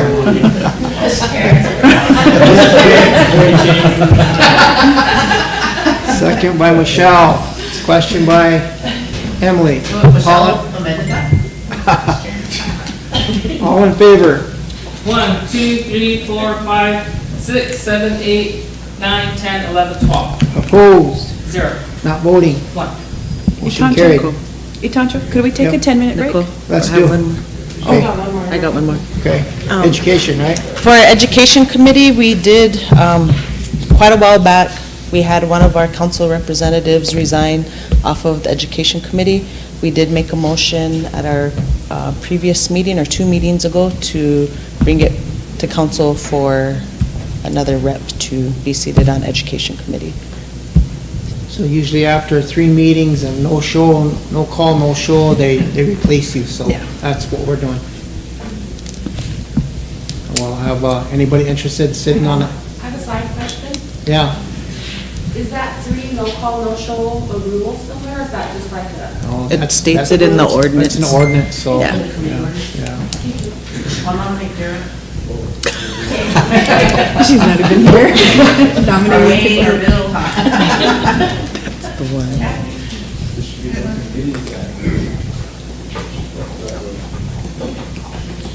Anybody want to deal with the education? Ben? Ben? Yeah. It's the first Wednesday. I'm not sure. I know. Chris, you gonna? Okay, all right, you're interested? Okay. Question? And motion to seat, Chris? Yeah. Okay. Second by Ray, Question? question by Jordan. All in Guys favor? confuse me. 1, 2, 3, 4, 5, 6, 7, 8, 9, 10, 11, 12. Opposed? 0. Not voting? Motion carried. Thank you, Chris, for stepping up. Thank you, Chris. I was just thinking, I just resigned from there, but I'm doing it for else, so thank you. Okay, that's it for the secretary's report, or do you have anything else? We'll take 10. Let's take 10. Motion to accept the report. Motion to accept the secretary's report. Share, second. Question by Chris. All in favor? 1, 2, 3, 4, 5, 6, 7, 8, 9, 10, 11, 12, 13. Opposed? 0. Not voting? 0. Motion carried. Okay, let's take 10.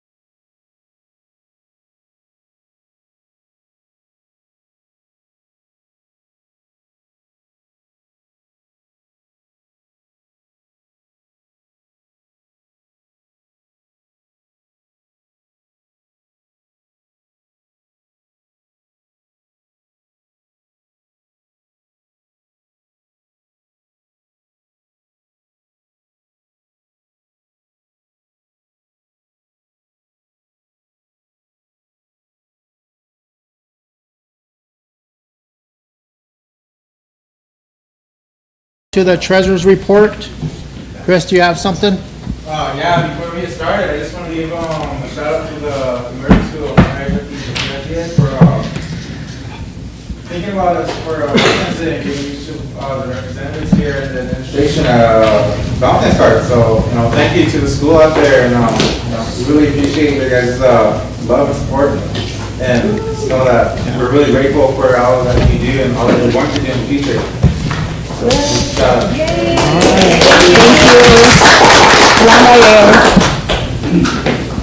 Okay, treasurer, you're on.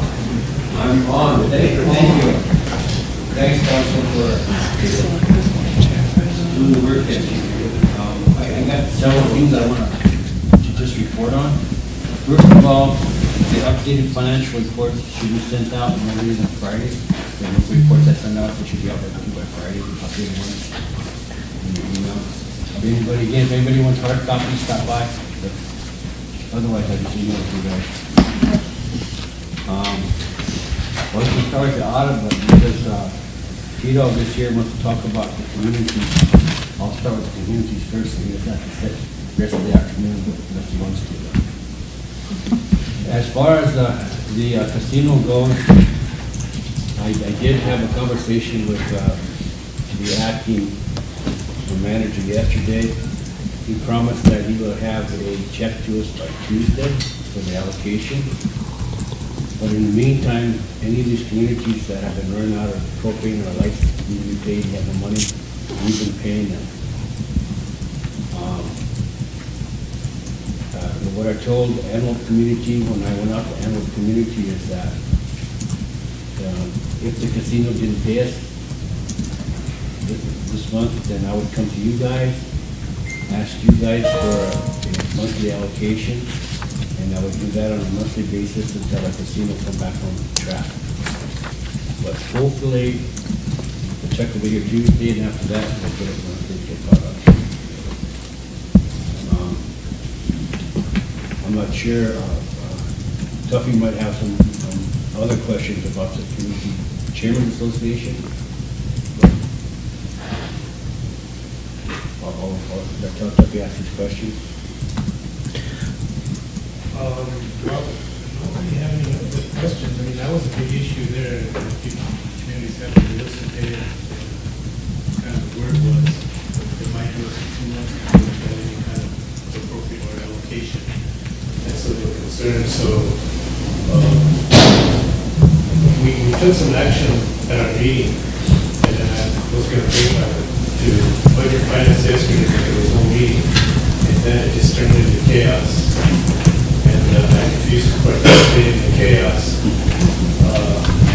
So I don't know what copies are made, but for my information, budget finance and the council never ever got a Community Chairman's Association budget.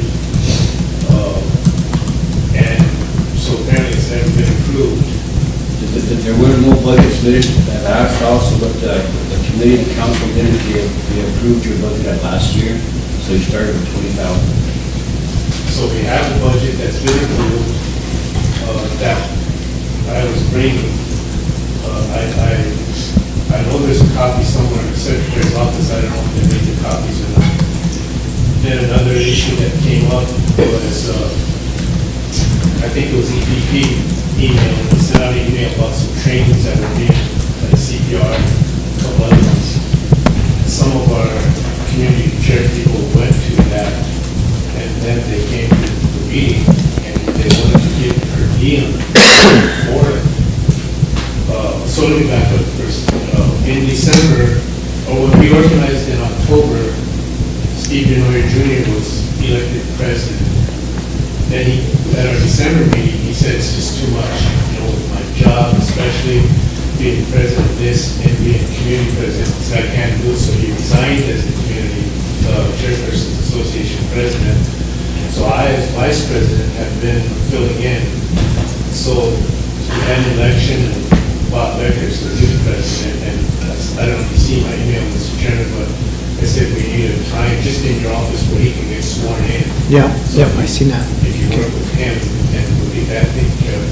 And then he he came down, he's got COVID right now, so that's why I'm here, not him. He's running sick. So, back to the budget, so they wanted per diem, so I explained to them that in the budget per diem, as it's written, it's meant only for meetings, regularly scheduled and special meetings. And if you want to pay per diem for trainings and so forth, you need to either have a separate line item or you need a budget narrative that explains a lot of this. That didn't go over real well, but they kind of accepted it. But I think it's important for us to be consistent. And I don't think any place else in tribal government programs and so forth where somebody can just say, oh, here's a meeting coming up and go to it and then come back and get paid for mileage and per diem and whatever expenses are involved. It all has to be approved ahead of time, am I right? Yes. So the Constitution in the community organization part of it says community actions cannot be inconsistent with the Constitution, ordinances, etc. But I think they've been allowed to do that, so we shouldn't be allowed to do that. Somebody should call us out and say, really good deal that you went to this, everything, but the rules are the rules. You know, so that's one thing, at least I'm trying to get to. So, now the other thing was, being the casino was in the shape it is, financially, management-wise, etc., it hasn't produced the revenue it used to for probably years even. The communities believe that they need a more stable source of funding. Their allocation should come from a more stable source of funding. And that the tribe cannot get away from that responsibility once our budget's in the tribal budget. And we can't just be told, gotta wait 2 months or whatever, you know. So that, there's a resolution that was drafted and approved there, basically saying that, asking for consideration. In December, Mr. White came and he gave a CARES report, an ARPA report, and he advised all of us that there was several $1 million in unobligated ARPA money. And so part of the criteria for that, I think funding the community appropriations out of that could be justified based on the criteria. And he said, and so then the rules say that they have to be obligated by December of 24, this coming December. They have to be expensed no later than 2 years later, December 26th. So the association is recommending that community appropriations be funded starting now out of that ARPA unobligated funds. And I can't be, maybe I shouldn't throw a number out there, but it just seems like you said it was 35 million in unobligated funds, ARPA. So, of course, light bulbs go off, you know, like they did all the time. Also consider increasing those community allocations, because they're really a pittance kind of right now. You can't get a lot done by the time you pay a light bill and another bill. It's actually eaten up pretty much. And we can assist with a lot of the need that you and the administration have to face and deal with. For instance, just wood. You know, if we had some more money, we could cut a lot more. We'd have it ready available. We wouldn't have to go through 3 or 4 phone calls, get somebody to haul it out there and all that. We could do a lot of that ourselves and free up a lot of our other programs too. So I think if we work together on this, we can justify a bigger allocation to communities. So that's the resolution that's there. But we gave you some wiggle room. We're saying as far as the other money is considered. And of course you can say no. but considering how much money's there, I don't think it's a lot, you know. I think the overall, we've got 20,000 allocated now, but our budget is for 30,000. So that's 10, but I'm not, I guess what I'm saying is don't consider the 10,000, that increase, you know, from 20 to 30. We're talking from our standpoint, at least at the Community Shepherd Association, it's at 30, consider increasing it from there too. But anyway, how much? I would say 10 to 25% would be a reasonable request on the part of communities to increase their allocations. Another thing to consider about the source of the revenue, which is the casino. The casino initially was under a 5-year management contract, and Wayne was part of that, so he kind of knows, and Wayne, if I speak out of turn incorrectly. But after that contract ended, and the tribe took over, they created 3 positions as kind of management training positions to manage the casino. So what happened was I think it was pretty immediate, but maybe it was a little bit of a slow transition. The marketing effort went from what BBC brought to marketing bingo as the primary marketing effort. So who plays bingo? Tribal members play bingo. And it kind of graduated now, it's a safe assumption that our people are the primary source of support financially for our casino. Communities don't want to be funded with their own members' money. It kind of doesn't make sense. And we don't want to take our people's money and then turn around and help them with it. That's not the way it's supposed to work. The idea behind gaming was to create new dollars, and this is probably something I would throw out there too to consider. We invited Mr. Ledoux, and I believe he's chairman of the board out there, and he advises that there's some consideration being given to doing some feasibility studies based on the newly renegotiated compact, where we got an increase of machines, looking at some other sites of where to maybe put these machines. You know, those new dollars that gaming was supposed to create, and that's an important idea, new dollars. They weren't talking about tribal dollars, they weren't talking about tribal members' money. Now, our tribal members are certainly welcome to play out there.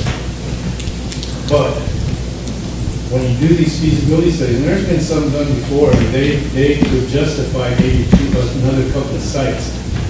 But they said where it's currently located was still the best site.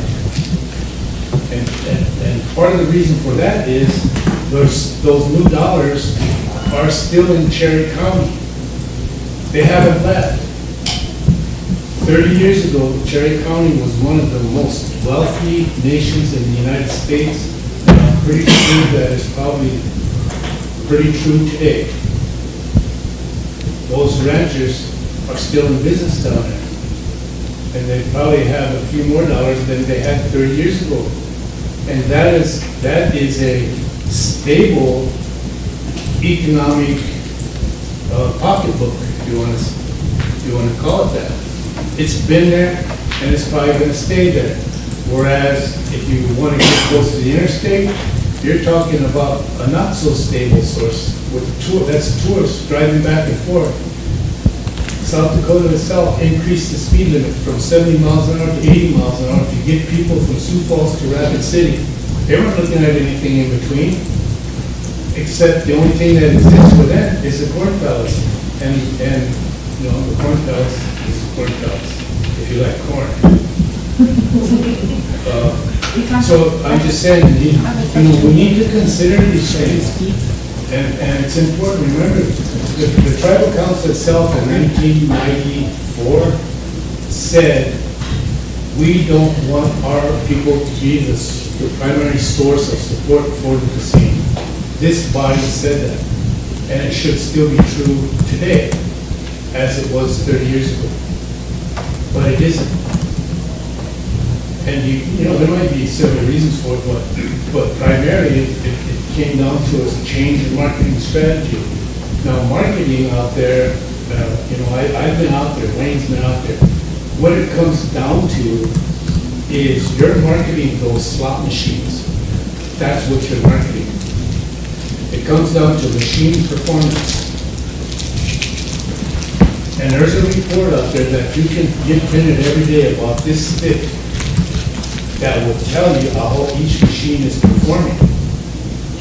And that needs to be the basis for the marketing strategy, because these run in cycles. You know, some days you go out there, you play your favorite machine, and then you walk away with the money in your pocket. The majority of the time you go out there, it's going to walk away with your money in its pocket. But they run in cycles, and there's a math to this. And if we don't look at that pretty regularly and make adjustments as we go, as the performance of these machines go,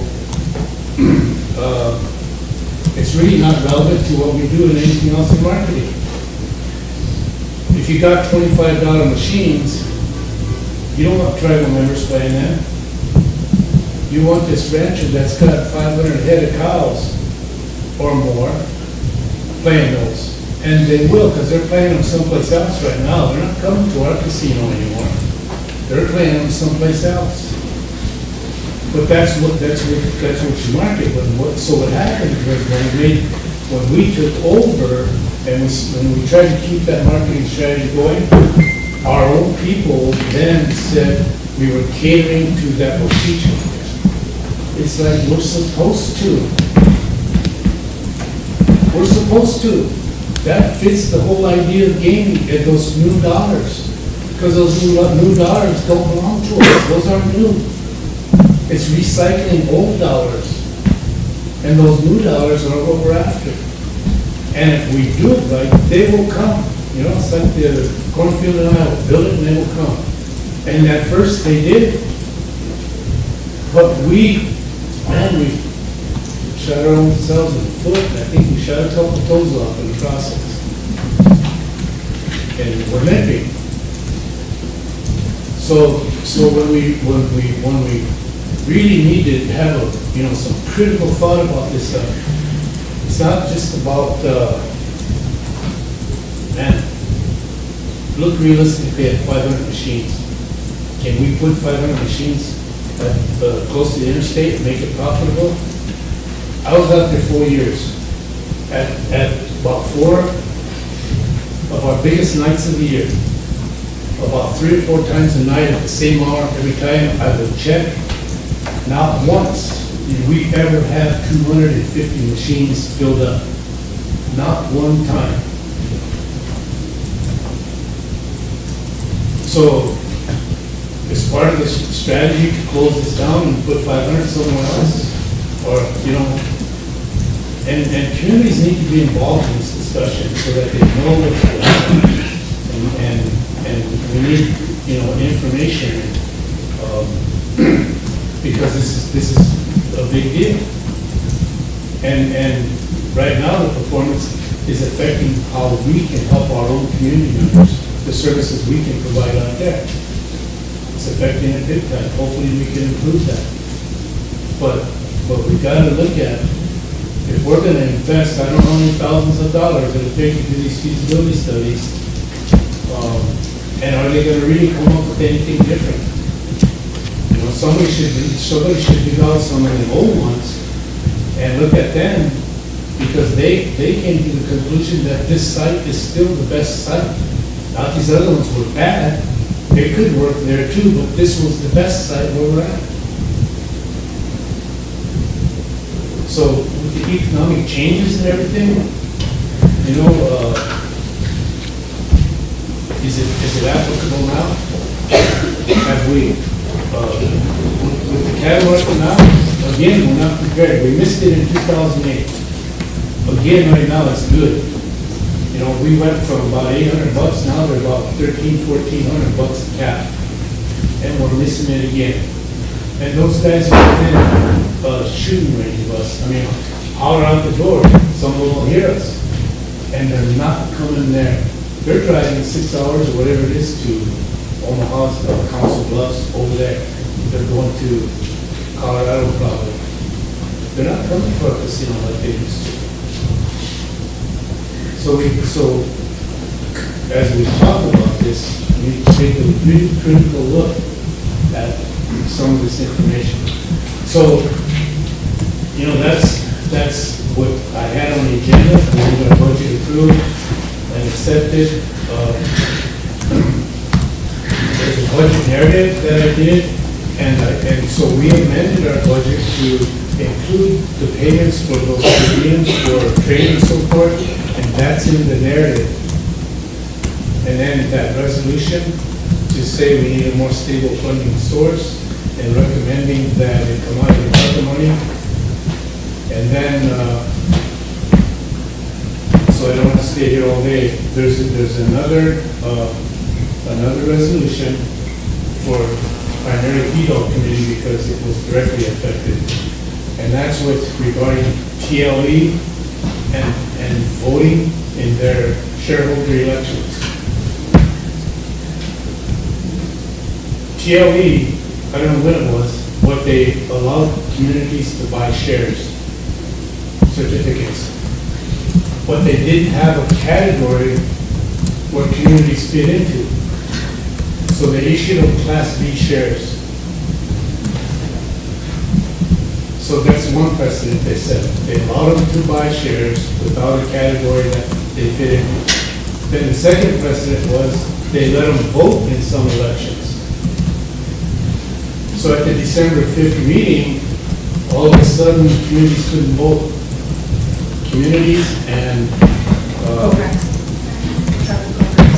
yeah, couldn't vote. And they got a legal opinion.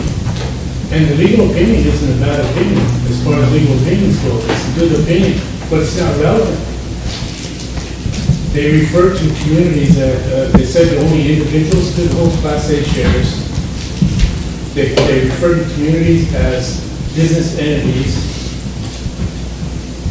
But the biggest problem that I had with it, I still have with it, is they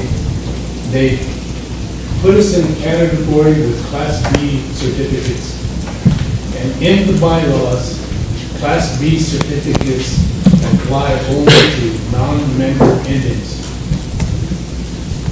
So, as far as TLE bylaws go, their board and their board chair, through all of us, we're all part of the communities here, and into a category called non-Indian members. And that's a big deal with me. And it should be with everybody, I think. But so far, nobody has spoken out to it, to address it, or anything. We had federal council reps sitting in the room, and nobody spoke up.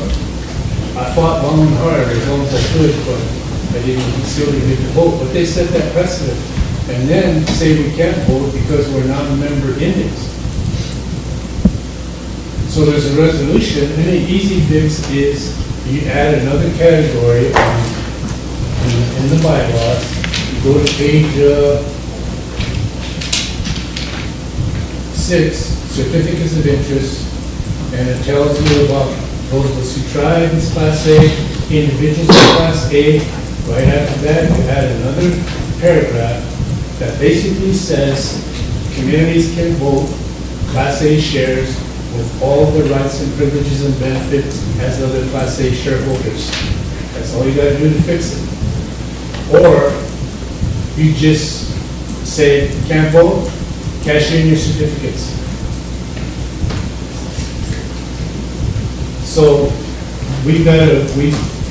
I drafted a resolution to that effect, add that paragraph, let communities vote. Now our chartered entities, it could be the same thing, but that's up to them. That's their problem to fix that. And same thing, add another paragraph, chartered entities, Class A certificates of all the rights, benefits, and privileges of Class A shareholder. And we've got it fixed, and it's, everybody's in the appropriate category. But, you know, when an entity takes this kind, you know, communities are in the Constitution. They're constitutionally recognized. GLE wasn't even, as the history was told at a shareholders meeting that I heard, GLE wasn't even a tribal member idea. Came from the Commission of Indian Affairs.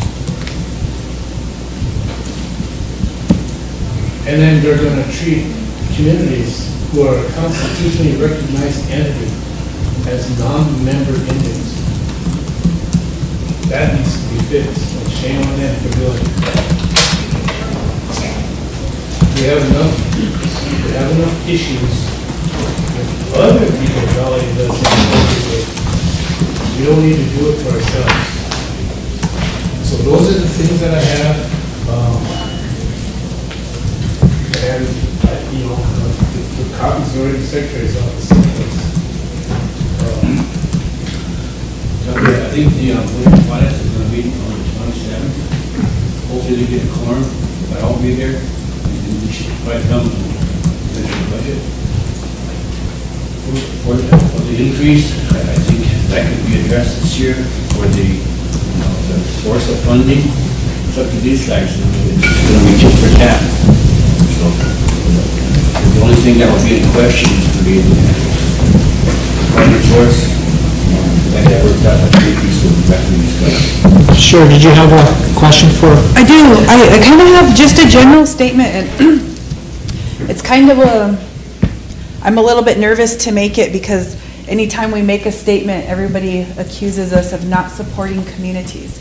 But I just want to make it clear, like for the record, that the Constitution states and gives communities a lot of authority. And as the council gives the communities that authority. And with that authority that we have been giving lately is we have been allowing some, not all, because Rosebud doesn't reap these benefits and it really upsets me that we don't, some communities are allowed to lease their own land base within their voting district. And we had a former council rep who stood against this, stating that those are voting boundaries. And the reason it's unfair is some communities may get $100,000 from leasing their own land, and they're still getting a community allocation. Their population may not even need that much funding to support their membership, whereas a community like Rosebud, with a membership of over 1,200, cannot lease any of our land because it's all tribal land. And when we discussed, and I brought forth resolutions from my community trying to request that the tribe give us money from the land that the tribal programs sit on, I was basically told, no, that's the tribe. You can't charge the tribe. We don't get any tax benefits from the businesses that are operated here. And you know, the Constitution gives these communities the authority to become an enterprise.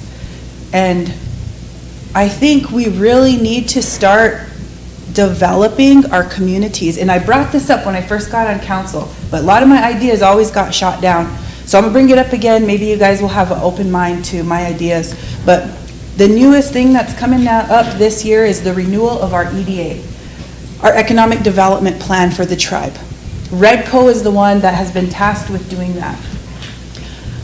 They will have money for the feasibility studies and certain things like that. So maybe they need to be included in this EDA, and each community has a niche. A niche is like your specialty. For those of you that don't know business lingo, each community has a niche. There's some hiccups there, like I know Grass Mountain has restrictions on even being able to develop in your community. So there are issues that we have to hash out. But if each community takes a niche, wood vending,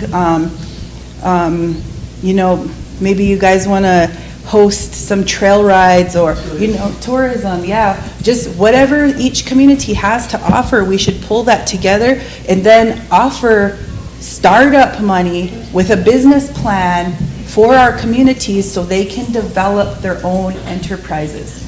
That way, they're not dependent on the tribe. That way, they can operate on their own with their own funding. And they can operate their own businesses and empower our tribal members. So that was my initial idea, because we have people coming in requesting, and we just did it again. We gave another community the option to lease their own land. And there was a big controversy, and of course, it's a big community, so that's what we wanted to make sure that they were supported and able to take care of their tribal membership. But when you looked at the old resolution and you seen the vote count, it must have been controversial when they originally got it, because it was 7-6, 7-4, 6 opposed. So when we cut money directly out from the tribal general account and divvy it straight to the communities, then our hands are tied with our resources when we have something that comes up, when we have an emergency for our program shortfalls. And I think there's a good, positive way that we can come together and support our communities into becoming an independent enterprise like the Constitution intended. That's the way I viewed the constitutional language. And I feel like that's something we need to bring Redco in before we start jumping the gun and saying, yeah, let's pull this money from the communities here and it's a steady flow. Because if we're talking about business grants, there's nothing is certain. You know, and we don't know what that's going to be like. And even now, with some of the communities who have gotten money, 79,000, 100,000, there's communities that have money like that right now. Rosebud has 0. So where is the reporting from that? Is the CPA developing any reports for the council on what the lease income is? If there's any shares that the tribe's going to receive back, or any program supplements that are going to be required. So if there's a medical flyout, and Rosebud doesn't have money, but I'll just use it for an example. If there's a medical flyout in Rosebud, that person goes to the community first before they come to the certain programs. I mean, is that something that you guys could work out and talk about at the CPA level? Because it's not fair to all communities, and I just want it to be fair. First, the communities are more than the boundaries are more than just for voting, because the Constitution is what gives them their identity. And according to the Constitution, they can organize similar to a municipality or a township. You know, that's I guess the analogy. I was just saying that was the argument that a former council rep gave. And so there's going to be a lot of support for that, without really getting the full, grasping the full contextual or concept of it. They're more than just a voting district. They can organize. So plus you have and we call it the CPA, but the bylaws call it Community Chairpersons Association. So the acronym is CCA. But they can elect officers, they can conduct business. They're not business entities, but they can conduct business enterprises. You know, so yeah, and that's something that hasn't come up. I know in my mind, I've had questions. So like animals in those communities that can lease their land. But the council has given management of all tribal land to TLE, basically. So TLE is going to let them lease. What are the policies here? Yep. You know, before any land is leased, I would think we would have come to some type of agreement here so that we don't, so as a result, now SGU and animal court is a big mess over boundaries, over maps, you know? And do we want communities getting out of hand with leasing and so forth? You know, I would think there should have been some review of these things and some addressing with how communities will do it compared to how TLE did and so forth, so that there's a little bit of consistency anyway, you know. But I mean, that'll get worked out, and it is getting worked out, but you're right, those kind of things need to be looked at before we start taking action, just like the TLE, letting the communities buy certificates and don't have a category for them. And so then you create more chaos, That's why I'm here talking right now, because it's chaos. And we behave like, you know, other people out there who tell us who we are, or who like to tell us who we are, you know? Emily, do you have a comment?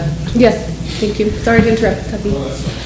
Thank you, and thank you for coming today. And I'm just, have some comments about this last part of Tuffy's visit here, having to do with the land and some of what Sherry has mentioned, as far as like keeping things fair.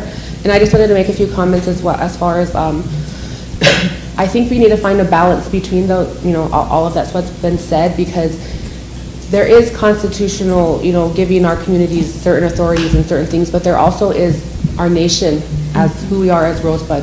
And we don't have that first. We don't have that top tier right now. And so if we don't have that top tier vision to keep everything else in alignment, we're not going to be connected. And so I really feel that sometimes our community boundaries are actually hindering that progress and hindering our unification, because I'm only from Antelope, or I'm only from there, or this is Antelopes and that's Rosebud, but really this is all the Rosebud Sioux tribe here, the Sichango Yate. And so if there's a way that we can take a step back to the big picture of us as a tribe first and try to revision and adapt what those original visions were, you know, way back then when we wrote our constitution and all those things, and how can we evolve and adapt to what we are right now in 2024. Because what I'm seeing is our land is only being viewed as the value that the dollar can bring in for the grass and the lease, and our land is much more. We are the land is us, we come from it, and because that relationship is broken, we as a people are broken. And until we heal that relationship, we're always going to be unhealthy in that part. And so I also feel that we've set up our communities for failure in some of these aspects by allowing them to be in between land brokers and maybe biting off more they can chew. Some of our communities have no business in land like that because they don't have the experience, they don't have the expertise, they're not, you know, trained in all of that. So nothing disrespectful, but I'm just saying we need to support our communities in the way that if they're not there, they're not there. For example, TLE's bylaws allow for economic support to go to all of our communities. So that shouldn't be based on just your land, because we know our land base isn't fair as far as community boundaries. So again, how do we get back to providing that economic development back to our communities without creating a chaotic mess of subleasing and further subleasing, and it actually is a safety concern on a lot of this.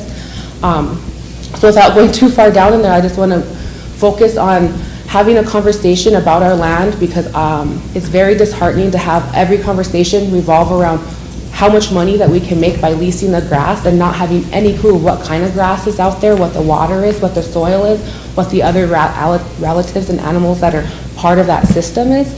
And so if we want to, you know, move forward in a good way, in a healthy way, we need to unify as a people, as who we are as Rosebud. And if we don't have that vision from this entity and this body, then how are we going to make sure our communities are fulfilling their role? And how do we even know what that role or that niche or whatever that is? And so I really appreciate that this conversation is coming up, but I hope that you and all of us here can take that back, and everybody listening, and start having these conversations within your own, you know, families and with your own Tioshpayas and Tiwahes, because that's really where our communities came from. It came from our Tiwahe and our Oshpaya, and who wanted to follow that because they liked what you did. That was a leader. We weren't, you know, if we want to go that far back. But I feel like I'm going on a tangent, so I'll stop there. So thank you guys. Jordan and Sheriff. Go ahead, Jordan. No, Sheriff, go ahead. She said what I was going to say. Oh, she stole your words? I know, so I was snacking. Giving you snacks over. Yeah. You know, we've talked like about we need a strategic management plan, so maybe we should just make a motion for that. A motion to RFP for somebody to come in and host a strategic management planning session for the council and the CPA and TLE and REDCO to talk about and discuss our land. I'll second. All right, there's a motion, there's a second by Emily. Question. Question by Jordan. All in favor? Strategic 1, 2, management. 3, 4, 5, 6, 7, 8, 9, 10, 11, 12, 15. Opposed? 0. Not voting? 0. Motion carried. Any more, Tuffy? Yeah, I just kind of want to respond and respectfully here too. You know, sit on land and action committees, and I have brought up, the land action committee is basically responsible for the legislation regarding land use, preservation, protection, all of that. I brought up a couple of times at least, where's our management plan? The response was a draft of a 2005 plan. I brought up the issue of our elk being chased into Bennett County, why we don't have a lot of deer and all of that. I was told by another council rep, and I'm not a large member, I was told by another council rep, leave the department alone. I told the committee about being stopped by hunters saying they watched our rangers watch those guys chase elk into Bennett County. And that's what I did, is leave the department alone. Now, if you talk to hunters, well, at our last land action meeting, the director mentioned there's 200 elk right now in Johnson's. We're going to Bennett County now, asking them for elk licenses. So, yeah, we need this plan. We're not protecting it. It hasn't been protected. When there was finally a change in directorship, then we get a page and a half of deficiencies. Page and a half. And in all this time, I'm bringing these issues up and I'm told, leave the department alone. I was told by the chairman of the committee, if you want to make changes, get elected. So I'm of the opinion communities have a lot to offer, and we can work together. The vision doesn't have to come from right here. I'm sure we as those 20-member communities can come up with a decent vision too. Collectively, we should be able to. But whatever vision we come up with and plan, somebody's got to implement it. And if we can't even implement a plan for 20 years almost, we've got some serious thinking to do about this stuff. Serious thinking. Because those are our most important resources, our natural resources and our human resources. And we've let them slip away. The department, the people that were alleged to be basically rustling our elk, the department made a contract with them to do the feed plots for our elk. But the feed plots didn't get done because those people said, well, it's hot, there's a drought, and farm machinery breaks down, then we can't do our plots. And their plots are getting bigger and bigger, and our elk herd is getting smaller and smaller. And somehow we can't make sense of that. And again,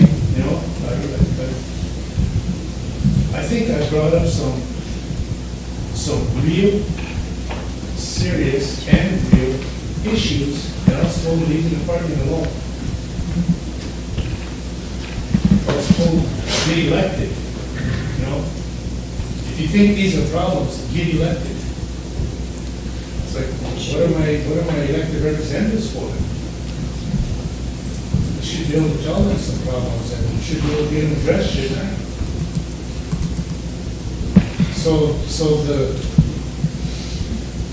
I guess, I don't know, if we had a conversation here about putting people in at-large positions on these committees. So what's their role? If the elected leaders think they don't have a role, that they have to get elected in order to have a role.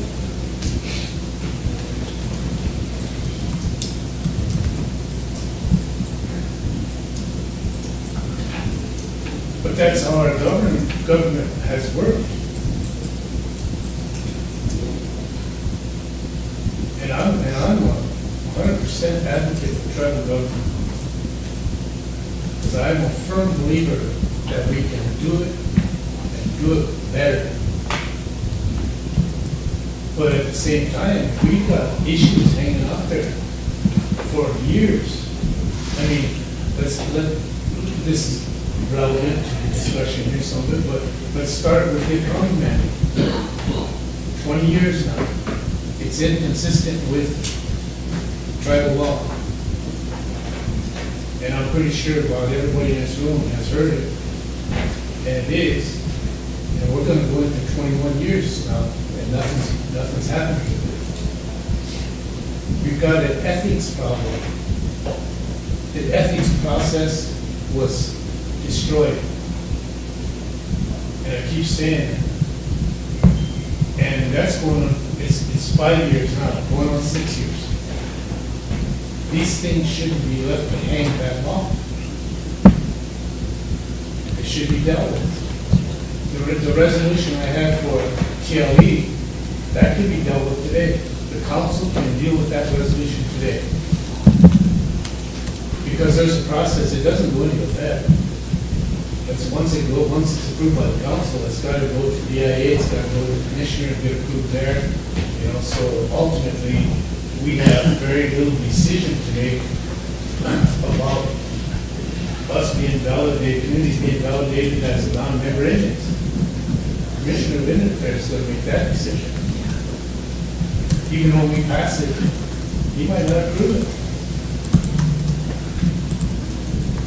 So these things shouldn't be left to hang like that. We should become true words, more effective and more efficient in government. So, you know, I would ask for action on that resolution, but I understand you haven't read it, so, well, before we get any action, you know, I want you to read it and understand it, but it's an easy fix. The ethics is an easy fix. But as long as we're not fixing them, we keep abusing them. So I appreciate, you know, the time here, and the Chairperson's Association. We want to be partners with the council, and we want to have more information. We still have a lot of questions now. We've had some questions answered about compacting, but that was 3 months ago. And I'm sure there's this, I'm hoping that this is in the process now. It's moving every day. You know, we should have more information about it. And there's a lot of opposition to it. My belief, and I could be wrong, my belief is that a lot of the opposition is because we don't have enough information out there for people to make good observations and decisions and form opinions about it. We need to give them information.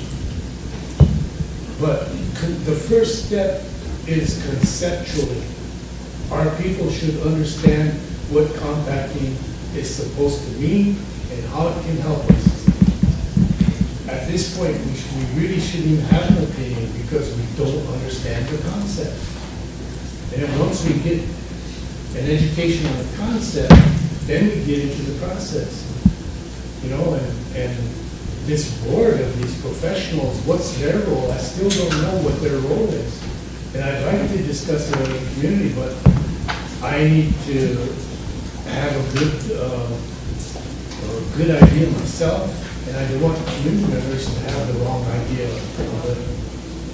But I want, as the chairman of that, I'd like to have that whole board come to my community and talk about their role. And then, you know, once we get into that, you know, because I had community members say, well, how does this relate to sovereignty?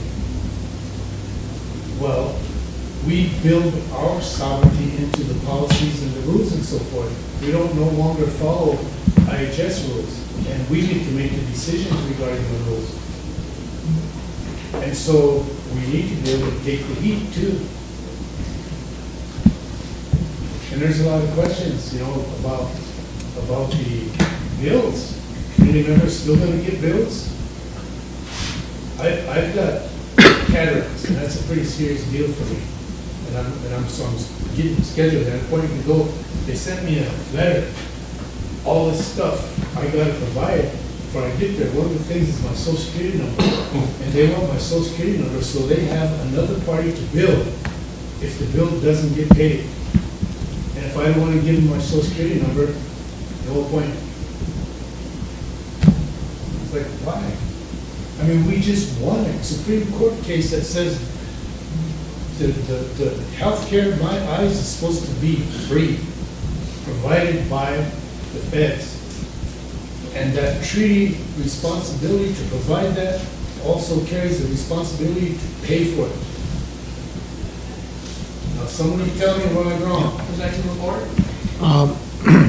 We got a community member. You guys want to allow him to keep speaking? She's trying to enforce her 3-minute rule on him, so.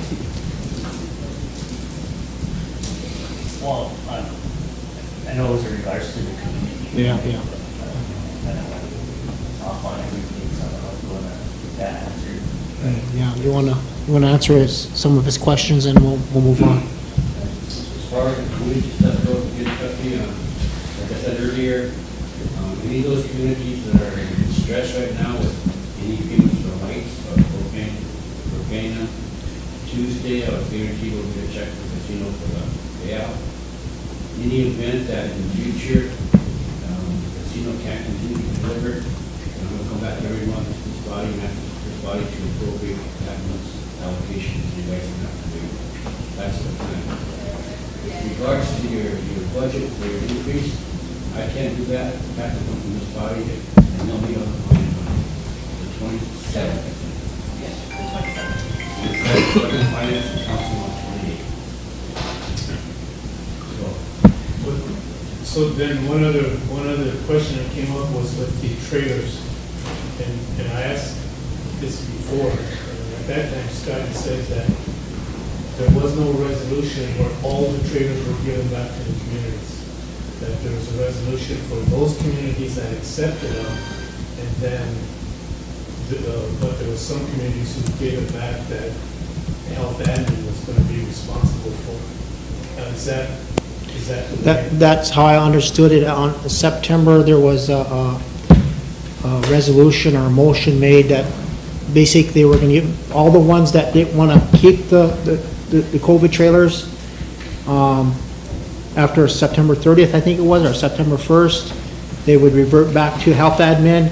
Admin would make them available for any programs that might want them.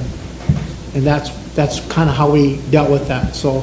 And if they were turned back then health admin became responsible for electricity bills and so forth? I'm not sure how that worked. Go ahead, Lisa. You mean if health admin, like, kept those trailers, they should be responsible for them. Yeah.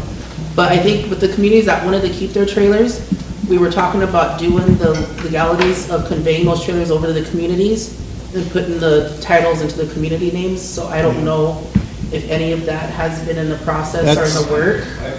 There's a community right now that wants to assume the insure house. So I told them, you go back to your community, you get a resolution that says you go back to your insure house. I'll bring it here to the council will concur with it. I'll go back to that title to you. But from that day on, it's yours. Yeah. No more responsibility. Because once it's conveyed over to them, then they would be responsible for all the repairs and utilities on it. But the ones that haven't turned it over, I think health admin should still be paying the utilities on it. Yeah, and until all that is clear, I directed our people back to finance to make sure they're all insured and make sure that they're, that you don't use up for their hotel. I think the communities understand that once they kind of take ownership and responsibility for them, that they are responsible for the utilities and so on. The question was, in that resolution, was there a distinction between some turning it back and some didn't? Some of them turned it back already. Some of them relinquished it by letter, by a motion, and so then those trailer houses are now under health admin. And there are some that haven't responded at all, so we don't know. It's kind of a limbo. And there are some that have indicated they want to do it, so that's the process. I told them, you bring me a resolution, I'll get it approved. Yeah. I got Cher, Ben, and then Emily. Itacha, would you have your community liaison reach out to the communities and just verify that all those trailers that were supposed to be turned over got the repairs that were necessary? I believe Councilwoman Ron made a motion that before those get turned over, that the repairs from the damage that was made from them being vacant or any pipes that were broken over the winter be repaired before the communities receive those. Do you think you could? I can do that. I'll call the communities. Okay, thank you. Ben? Just to comment on it, I think, and I brought this up before too, was that my community, we're in this, I guess, the big issue right now is the trailer and trying to provide for that trailer. In my community, again, I work closely with my chairwoman, so she's really involved in what's going on there and stuff. So with that trailer, it's caused a lot of issues. And right now, again, she was told that the Sioux allocations are no longer going to be, put out to the communities. So again, chaos, like, I'm going to say, there's chaos that came about, which is true. And I was like, well, so we're not being told a lot of stuff. So when this trailer council came into play, we didn't know from the previous chairperson, what's going on, what happened. So right now, we're still in limbo, what's going on. So we finally figured out, I guess I heard it here on council that October 1st, the trailers were to revert back to the communities. So who gave that, who was able to say, okay, there was a motion made on October 1st to send all the trailer houses back? There should have been a letter sent to the community chairperson to say these trailers are now yours, and take ownership of them. Because now we're saying, well, wait, hold on, let's just hold on to those trailer houses a little bit longer until we get to the ground. So there's a lot of confusion on that. And at the same time too, the weather's not gonna be stopping. So you gotta do the heating and the electricity, and it's still vacant. They're still vacant here. So those are my concerns. Again, my community, we are trying to figure out what we're gonna do with that trailer house. Now, again, we're trying to get a lot of solutions to this. What are we gonna do with sell the trailer house, or what we're gonna do? There's a lot of things that we're trying to benefit from this type of issue. So my community chairwoman is still trying to figure out what she can do to get funding to help that trailer house stay active with electricity and propane. As it is, it's still sitting there. So I still don't know. We still don't know. Again, she came to, I think, the treasurer and said, what can we do with this trailer house? And then I guess you did mention that to get a resolution sent up, bring it here to council so you can get the title. So that way you can, I guess, sell it or do whatever you want. So they're going to take on a responsibility and do that. She has some people in mind, but she's going to have it down to the community. So again, this trailer house is still going to be sitting there for another month or two, with us not being able to provide for the electricity or the propane to keep it warm and keep it going. This week we have weather outside issues, so we need to discuss this. There's a lot of things. I know other communities are in the same boat. We don't know. I would say too, there's got to be some communication no matter what. So there's got to be something sent out there to the community chair people to say, this is what the council provided, this is what you guys should be doing. Who's supposed to say, oh, it's your guys' responsibility now? They never relate that to me. I'm the council representative. I don't even know what's going on. When she asked me that, I said, I don't even know what's going on. There's so many issues that are happening here in council that I'm just finding out, and nobody relayed it to us. So to me, I'm kind of in limbo still. She wants some questions, our community, and it's straight off. That resolution, so we can now, pass it's them out still again. within the community, so we still assume that responsibility of what's going on at that community or that trailer house. So as it is right now, it's a tribal issue, it's a community issue. So that's what we need to get straightened out. So, I guess here in these communities, if most of these communities take the responsibility for their trailer house, I would just say, rather than have to wait for them to get a resolution from the community, if they already vacated them to the communities, then the community should responsibility for them. So we should already say that here. Well, we're going to give you a resolution, or not even a resolution, a motion in place to just give you those trailer houses. That's simple as that. It's right now, we're saying, well, wait, we gotta wait. And, it's going to take forever for that. So right now, I'm just kind of pleading right now with not only administration, but the council to find out what we do with those trailer houses. Either give them to the community or say, wait till we get done, and give us something in writing so we can at least let our community people know what's going on. Because those trailer houses are going to get vandalized. They're getting vandalized right now. They're going to get, pipes are going to get busted on it. They're going to have to go back and get those pipes fixed and stuff. So there's a lot of issues that are going to happen with that right now. So I'm just, again, bringing it back here. So I'm just going to plead that case right now, what we're doing. So my community wants to figure out what we're going to do with it. So that's my comment right now. Thank you. That resolution was passed last August. And the resolution stated that you have until, I think it was October 1st, to tell the council if you wanted to share their house or give it. If you wanted it, you were supposed to provide a plan to the general council what you were going to do. there were only four people, four communities that actually turned it back in. So they're up there at Health Admin. Chairman can correct me if I'm wrong, but we're taking the position now that those are the communities for out. So those are your guidelines. You want title, you can give us a resolution and we'll get approved here, we'll give you title. Without absence of that, that's yours. You decide what you're gonna do with it, you're responsible for it. Unless you give it back to us, and then we're responsible.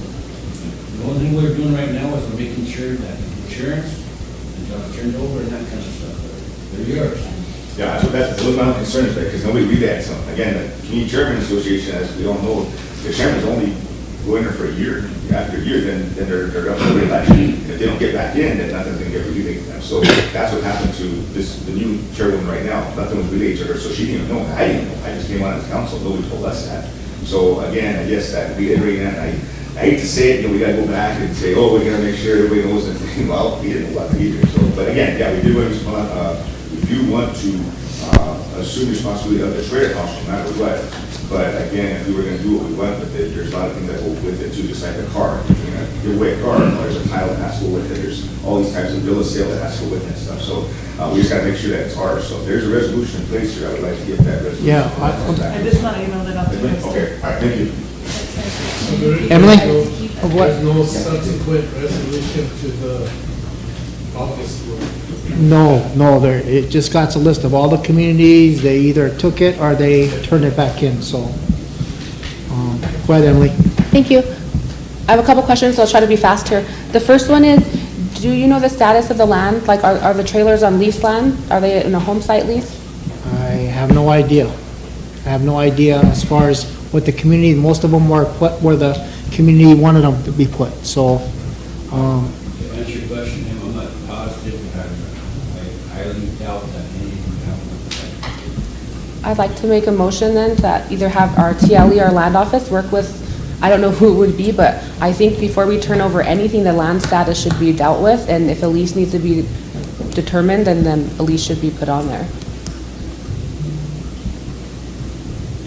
That's the same problem we had with these foreclosures. It's a whole different issue, but we had a problem with the foreclosure. Was going to buy some houses that were foreclosed on by the bank. The tribe was going to assume those loans and be able to give them back to somebody. But the issue of the land became an issue now. So where is that going to go, or does that land come with it? And I don't think we should go there. We should give the trailers back. They're on the community property. If they want to move them, then that's up to them. That's my comment on that. I still have a motion. Okay. You want to repeat your motions? We'll get a second. Yep, I can restate it. Just my motion is asking I don't know if it's asking or directing our president to work with the land office and the TLE department to determine the land status for these trailers and have that clarified before anything's turned over to the communities. All right, we need a second. I have a question. Go ahead, Jordan. So does that include the COVID trailers that are by the homeless shelter and then also the quarantine shelter that's in Spring Creek? I'm not aware of them. If we want to include them, I'm happy to if there's land issues, because we're going to be dealing them with on committee anyway, and so if there's a way that we could help our communities through this process a little bit easier, I'd like to do that. I just think they're all under the same resolution, so I think that if we're going to do it for just one, we should do it for all of them to get that clarification as well. So. Yeah, I'm happy to amend my resolution to include all of the COVID trailers. I have a question. We have a motion on the floor. We didn't get a second, so nobody's second? Okay, go ahead. What was the motion?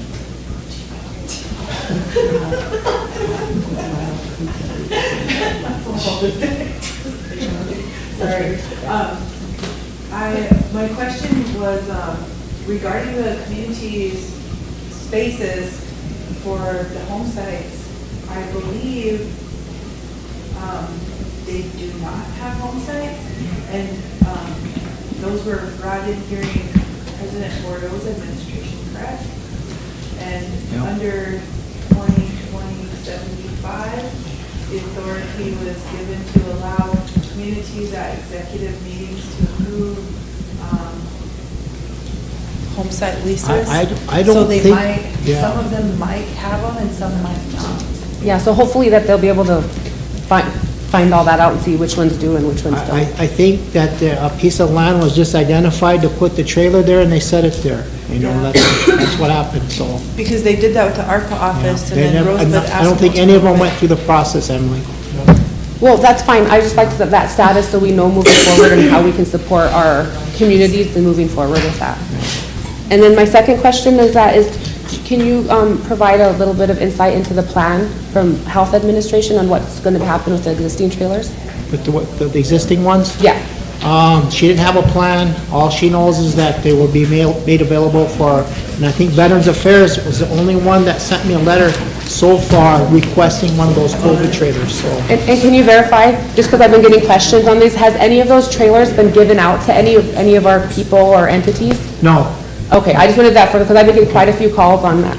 And then my last question is for the trailers, do we have any options for our communities as far as, do we have any entities or tribal programs that might be looking for office space that could rent that as a possible economic boost? Or maybe the housing project, is there a need for like credit builder homes or something that we put somebody in while they're entering these programs that they could start building their credit on? I'm just trying to think, rather than a chaotic free-for-all, if there's a way that we could kind of come together and utilize this in a better way. Thank you, it's more strategic. Thank you. Any possibility? Who was next? Jordan, did you go? We can vote first. Okay. Need a question? Got a question? You question it? Okay. You want to read the motion back, just so we all know what the motion was, please? Motion by Emily Wanda to direct President Herring to work with CLE and our land office on the land status of all COVID trailers. I'd like this to be clarified before it turns over to the communities. Yeah, do you think it needs to include BIA in there? I wasn't sure on that. Yeah, thank you. I guess I don't quite know what you want, Emily. I mean, I'm sorry, but I just don't Yep, I understand. can clarify. I was asking you to work with the land office, TLE, and BIA to determine the status of the land that all of these trailers are on, so that we know if they need to go to TLE for a business site, if they need to go to Solo for a business site, or if they need to come to this body for some other designation of that land, just so that we're helping support our, not pushing off a problem on them. Okay. All right. Thank you. Well, get something done. Michael, did you question? Okay. All in favor? It should already be on GPS anyway. Yeah. 1, 2, 3, 4, 5, 6, 7, 8, 9, 10, 11, 12. Opposed? Great. 0. Not voting? One. Motion carried. Okay. Thank you. Tuffy, do you have any more, or is that, you know, all your?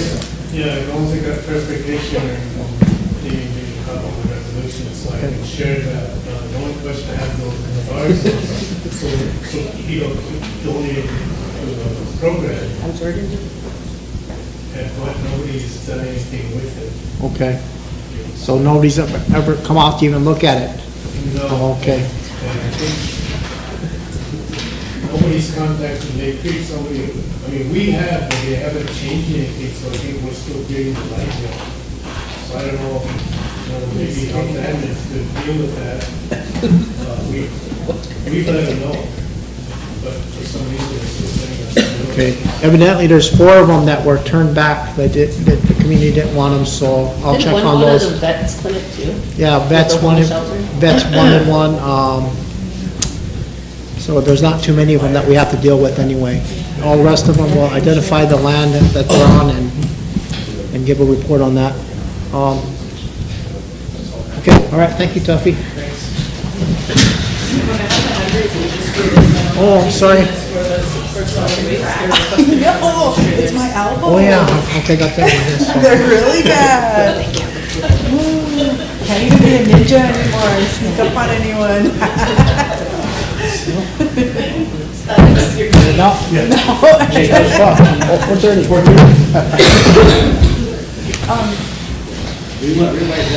Thanks for spending the day. Thank you, Tucker. Bring some cans of Spam.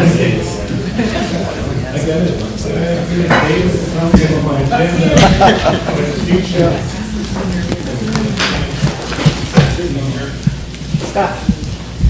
Oh, go ahead, Chair. I hate to do this, but I just wanted to request that the council consider that we deviate from our agenda and let us do the 100 homes presentation. It's just kind of hanging over the Economic Development Committee's head because we want to move forward and there's a lot of things we want to do, but the council needs to make a decision, and I know that work is going to stop up there soon. They finished the last, what, was it 5 houses that they had going? Yeah, there's 10 houses that are almost all done.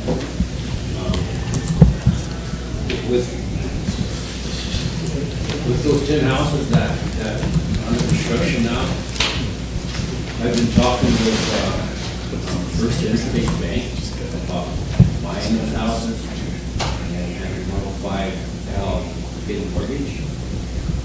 Tomorrow, or Friday at 4 o'clock, we have start negotiations with 105 on those houses and also with our Justice Center. But and then we have some families right now that are working with our architect and with OHDC on designs and all. These families are already pre-approved for financing, so they're able to work with the architect. The idea is to design a home that you want, and we'll work with them to help. We'll pay for all the, our club will pay for all of the design work and all of the pre-award costs and the bank and stuff. And if we need down payment assistance, we'll help them do that. And we've got 3 people doing that right now. So that way the houses that we're building, we can pay for, so we can build more. So Yes. that's in addition to what you guys are working on for your, I don't know.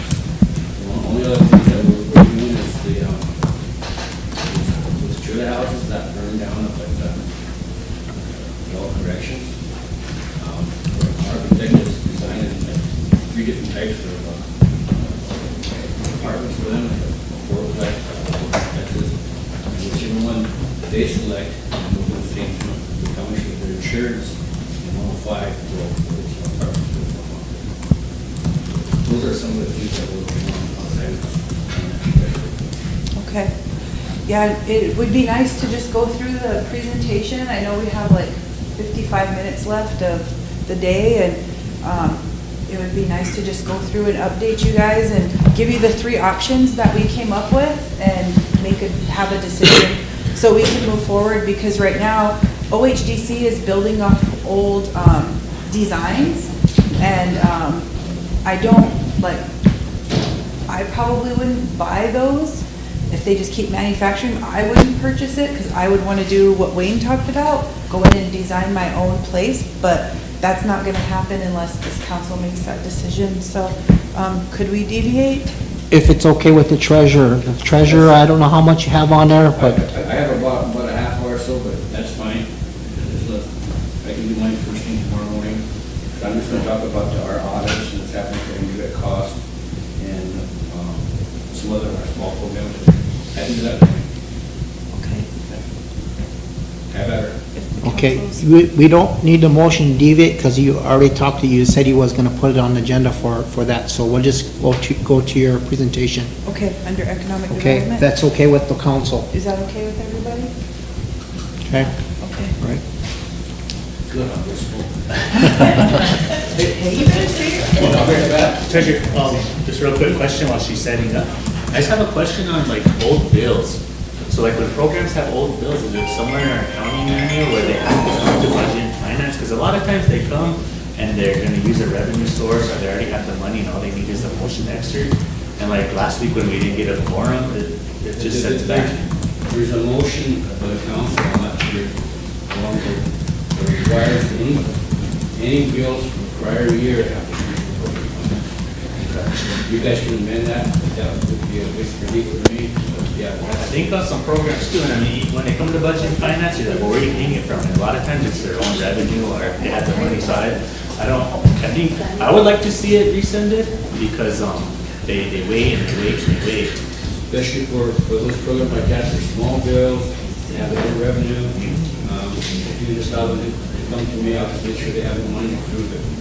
You gonna make that motion? Yeah, I'll make that That motion. old bills, But the larger bills and programs that don't have revenue, Okay.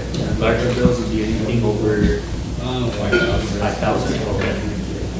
So that'll be my motion. Okay, can you repeat your motion again? Motion that any old bills under 5,000 will have, As long as they have their own revenue. So we paid out of, old bills are paid out of revenue for each program as long as they have the money? As long as they have the money, yes. Okay. And then anything over 5,000 will have to come back to budget and finance program. Okay, Or if they don't have money. Yeah. okay, that saves a lot of time, it does. So, need a second? I'll second. Lisa, question by Emily. All in favor? 1, 2, 3, 4, 5, 6, 7, 8, 9, 10. Yes. We had one for $23. Opposed? 0. Not voting? Motion carried. Martina, Just again. can you have, can you see if the vice president come in and sit for me? I gotta go to the finance office. Okay. Okay, while we're presenting, because we're also short on time too, we've been waiting to present this for a very, very long time now. I'm gonna ask that you kind of refrain from questions until the very end so that we can get through the slideshow. And as we go through the slideshow too, I'm pretty sure some of the questions you may have will come up along during some of the slides. But this is the RST project, the RST Economic Development Committee has come up with the 100 home project.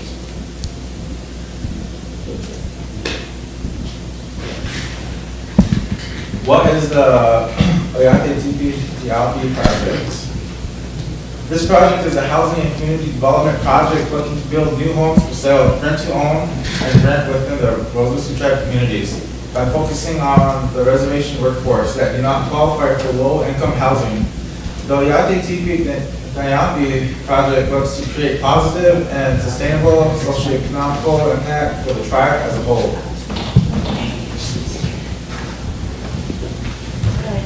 You ready for your part, Ray?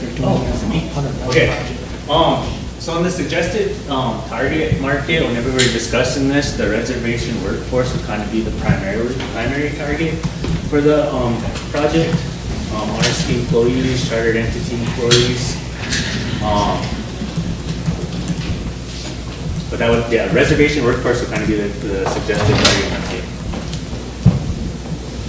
Is this me good? Yeah. Okay. Sorry, it's been so long, I'm not sure exactly. We've been practicing this, but it's been a while. But why this target population? A majority of the workforce does not qualify for low-income housing. The workforce has the ability to contribute toward economic development and make the RST project sustainable, so more than one phase, and then create an environment of opportunities for people to work and have jobs, contrary to low-income housing projects that incentivize people not to work in order to qualify for a home. And then also to create a positive home ownership experience so people can have pride in their homes. So it kind of enriches their lives of taking ownership of something and taking care of it. Yeah, we really didn't want to have another Sunrise project or I feel like the reservation really attracts people who want to enterprise on poverty. So we really wanted to move away from that and provide our workforce with housing. So the expected impact that this project will bring, well, of course, sustainable access to affordable housing and giving housing security to our people, but job training, which OHDC is providing, a generation of jobs, construction through construction and maintenance, increase in consumer spending, indirect revenue, and taxes through TECRO for us as a tribe, and reduction of ACEs, which is adverse childhood experience, which equals positive academic outcomes for K-12 students, which is enriching our future and thinking about, giving our kids a stable home so they can worry about studies and they're not worried about, where they're gonna live and what they're gonna have to face as a homeless child or student. So the name can change. We asked a speaker to help us with the name, and this means Oyate Tipi Tayapi, like bringing good homes to the people is what was told to us. So as a part of the housing development ecosystem, we put together, SWA, Sichangu CDC, the existing homes that are already here, Oyate, Tipi, Tayapi, and we threw Tatanka funds in there as a resource to help people get prepared for home ownership.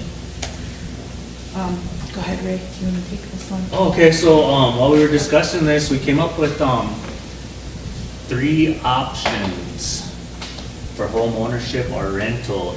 So I think, the next slides will go through each one of those and break down, the mortgage process, the rent to own, and then the RST rental part of it. Okay.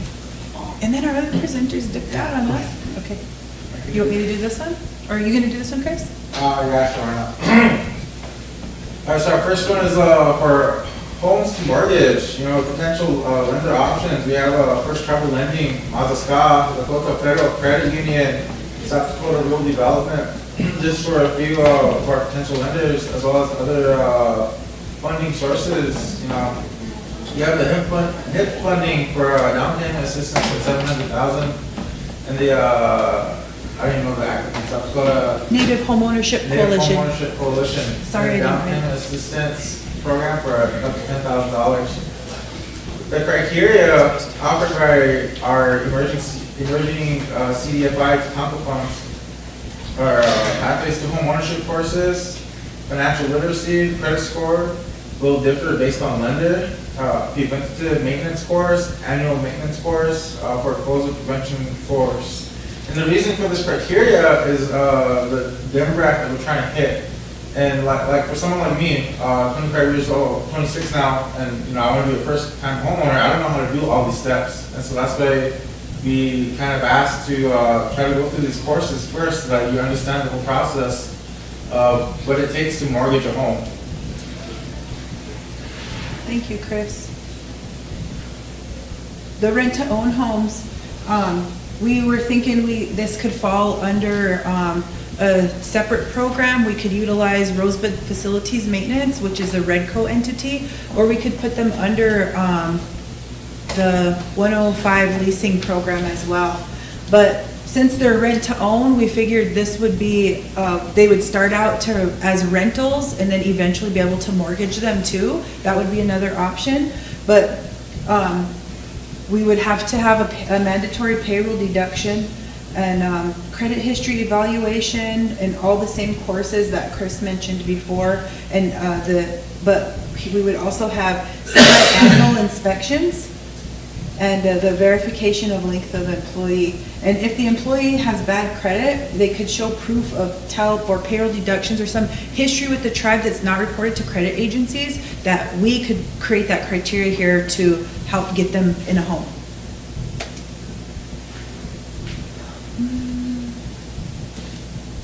Okay, so this slide was just the high impact cost of the building materials.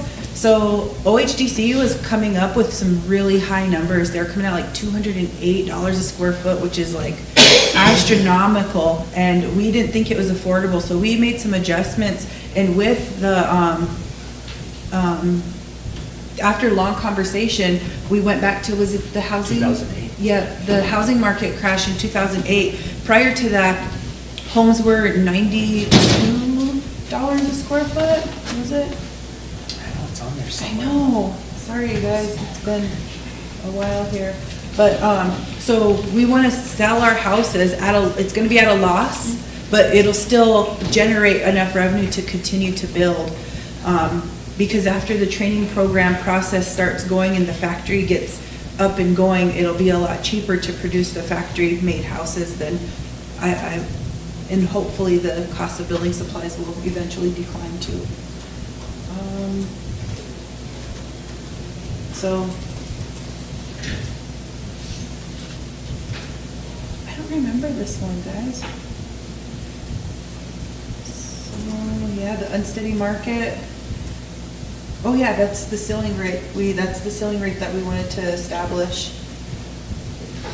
And we'll still reinvest the funds that come in. And we approximated that the tribe could get possibly almost $500,000 back in Techo taxes from this first phase, and that also can go back there, or it could just go into the tribe's general and help fund us like the Techo taxes normally do. the Rosebud Facilities Management, this is where I was talking about, where we don't have the capability to collect rent, or we don't have a program that does that, we could possibly contract with Rosebud Facilities Management to do that for us. They're doing it now in winter at the trailer court over there. I talked with the general manager and let him know that we're gonna include them and that they're gonna be a possible option for the tribe to work with. And he's willing to do that? He is. And that would include maintenance and repairs, and the inspections as well, not just the rent collection. Oops. Okay, so here's the options that we were looking at. You want to do this one? Are you good? I can do it. Okay. Can I just read them? Like we practiced. I didn't practice, remember? Oh yeah, you guys weren't there. Okay. So option 1 is all OHDC. Option 2 is OHDC plus dynamic homes. Option 3 is open bids. Current phase 1 construction options.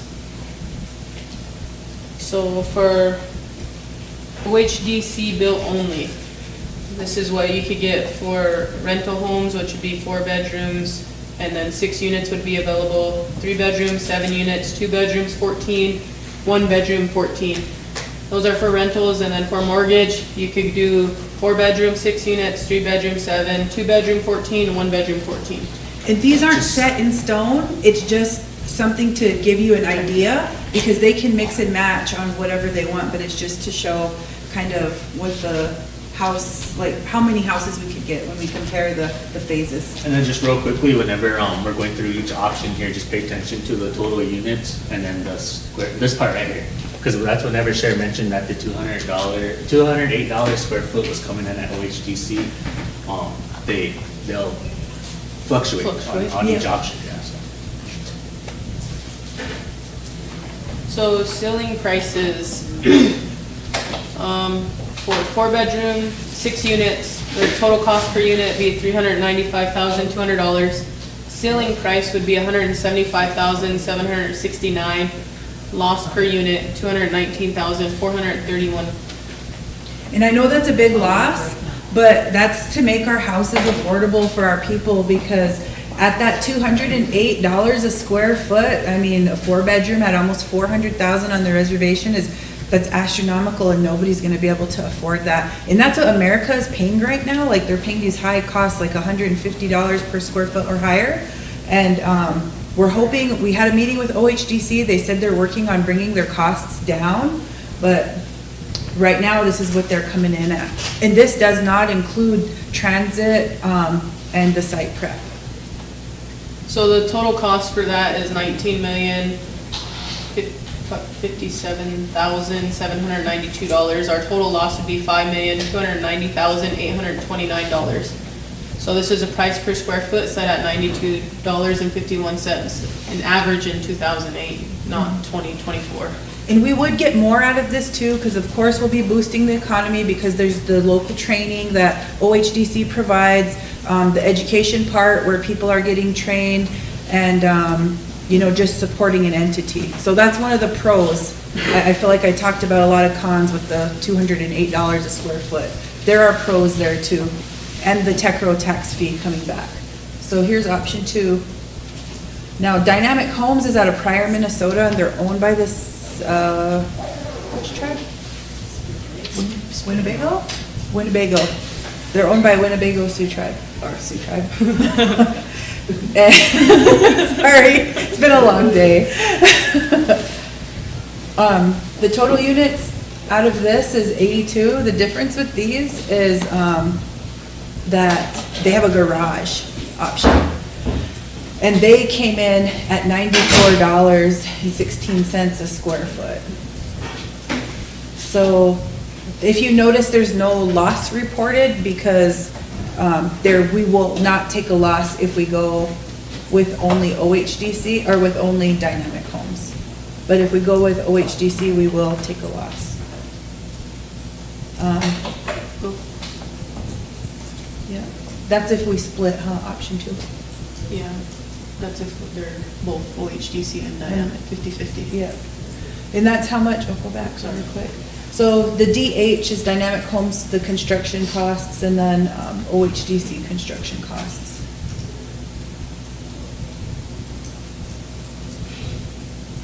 So for OHDC, we don't have like the square footage for the 4-bedroom, 2-bedroom, or 1-bedroom, and that's just because they haven't built any, right? Other than the 3-bedroom. Other than the that they- 3-bedroom, yeah.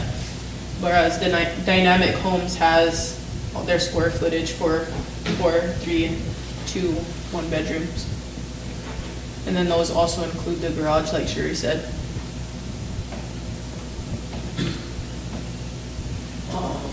So open bids would allow other organizations and businesses, target number of units, cap price for construction cost, and we'd need a timeline. And this would just be to open up bids for on-site builds for the whole reservation, for anybody who has a construction company can come in and bid on some of these houses. And if the council goes with this, then we'll have to have the project manager develop all the criteria.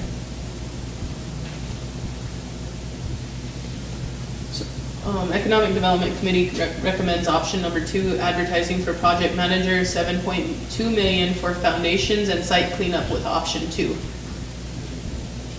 So that's what we're recommending. And that's half OHDC, half Dynamic Homes. Sherry, could you give, kind of like a little background on Dynamic Homes? Kind of, not Okay. really though. Do you want to? Go ahead. We're planning to do a site visit and opening that up for the council if the council decides or wants to go see them before. But their houses are pretty good, and they have, the Abbey house is the one I remember. They sent us pictures of their drawings and their designs. And the reason why we're suggesting option 2 is because we don't want to cut our own entity out, even though they're coming in really expensive. We're really trying to value the training that they're going to be offering and the jobs that they're going to be offering locally. So with that, we feel it's the best way to bring the most houses here. And at this rate, it turns into 89 total houses, not 100. And that's phase 1. So after all this money gets expensed and sold, then there'll be a phase 2, phase 3, phase 4, but that will all be under the project manager to create and implement. We didn't want to go too far into it and then bring it here and, not know what was going to happen. So we just stuck with phase 1. Where's the site visit? It's in Pryor, Minnesota. It's a pretty far drive, like 9 hours maybe. Have you reviewed the application for the one person that applied For the home? for the project manager? Oh, no, we haven't. We're just leaving that up to Scott's office. And I gotta tweak that because when they call the office to ask about our human resources, you don't have a job description for it, so. I have a template, I'll give it to you. Yeah, and we approved it at Personnel Committee, so they should have Emily, do you have a question? Yes, thank you. Thank you guys, very exciting. I just have a couple questions. Well, one of them's the same that I had the last time it was brought up is, do you yet know the average or the median income for the workforce, if that's gonna be our area that we're gonna look to finance? No, that's a good question, no. Because I find it hard to find anything with financing if we don't even know if that's our primary group that we're going towards and we don't know what their median income is. I find it really hard to even talk anything about finances to know if they're available, if that's our primary target. Yeah. So I really hope that we can get something like that.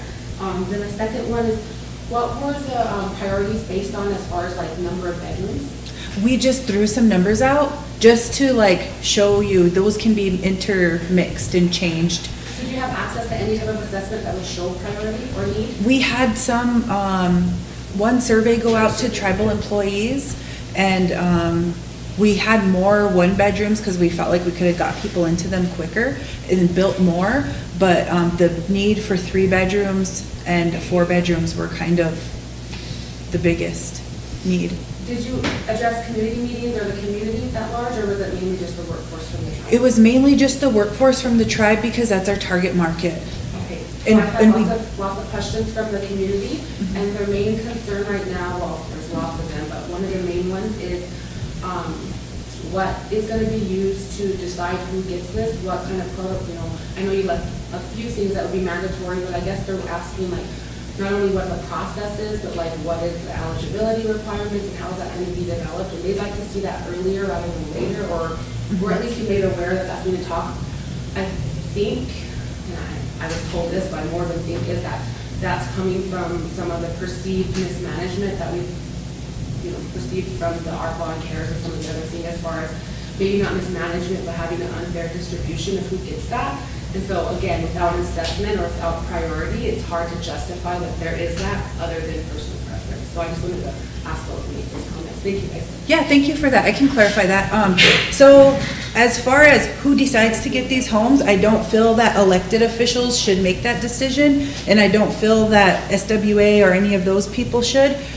We really want it based on the mortgage process. So we're leaning towards the mortgage process, and we're gonna really lean heavily on Tatanka funds to help guide the people, because they have a certified housing specialist. And what that certified housing specialist will do, so they have a whole year worth of classes that are out and available for people to start taking for home ownership. It's called Pathways to Home Ownership, and it's a native-based course that is tailored to Indian country on what it takes to get a house. So it addresses issues like trust land issues, it addresses issues like, tribal conveyance, things like that, that most regular homeownership courses don't offer. So it's tailored to Indian country. And from there, the housing specialist will assess the person that wants to try to get a mortgage for a house. And once they do the assessment on them, they won't pull credit or anything like that. They'll just maybe do a credit karma, which won't ding you. Then do an assessment and see which lender suits that tribal member best. So if it's a HUD 184 loan, if it's Lakota Federal Credit Union, if it's, another CDFI like Mazaska, they'll send them in that direction. They'll help them get all their paperwork together and be that intermediary person between them and the lender.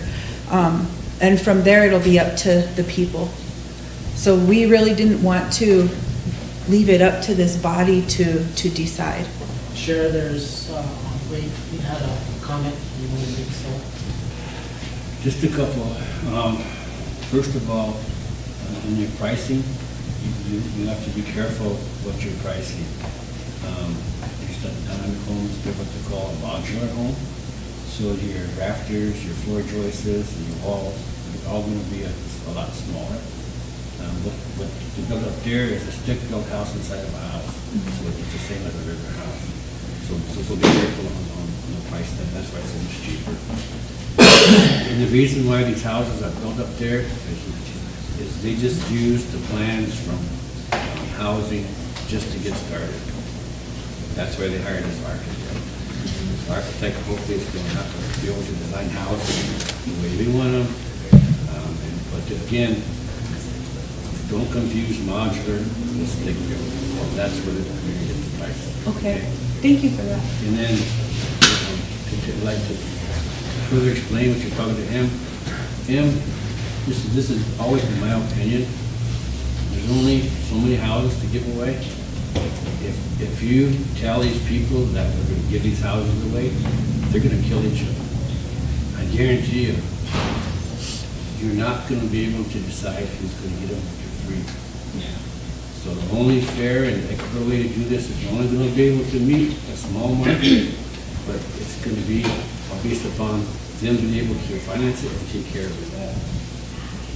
The other houses that are going to need the lower income, that's where we have to really lobby Congress and get access to those tax credits. If we get access to those tax credits, then we can build houses for all of our low-income needs. But right now, there's a small pot of money, and we don't want people fighting the Vietnam over just a little bit of money. That's just going to make everybody mad. In the beginning, we decided we made these houses, through these 100 home project we decided that we wanted to really focus on the younger families that never had a chance to be able to own something. So it was gonna be their first chance to be able to own their own home. And that was what we were gonna focus on. I don't know if that's still our focus, but those are probably the ones that probably can get the financing to do that if they decide to mortgage it, so. And I think that like another portion of it was we have all of our people who live, our workforce lives in low rent units.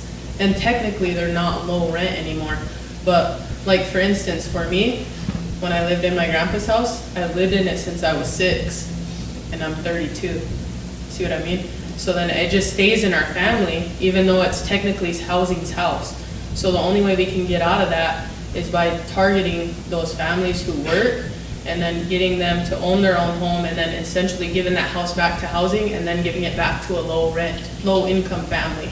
I guess that's how I interpret it whenever we kind of started the project. Yeah, and one other thing too that I wanted to explain is a lot of the one-bedroom homes we were thinking about, the reason why we put a lot of rentals in there too for the 1 and 2 bedrooms is because we were thinking about our elders who are living in houses where they have an empty nest and they may have a 5-bedroom or a 3-bedroom and they only utilize a portion of that. So we could offer up some of the rentals and let housing, work with us, moving them into our rentals and open up a home for a family that needs it.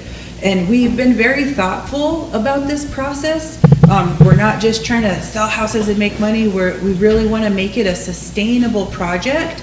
So so the workforce, who I feel is, not privileged to very many things here when it comes to,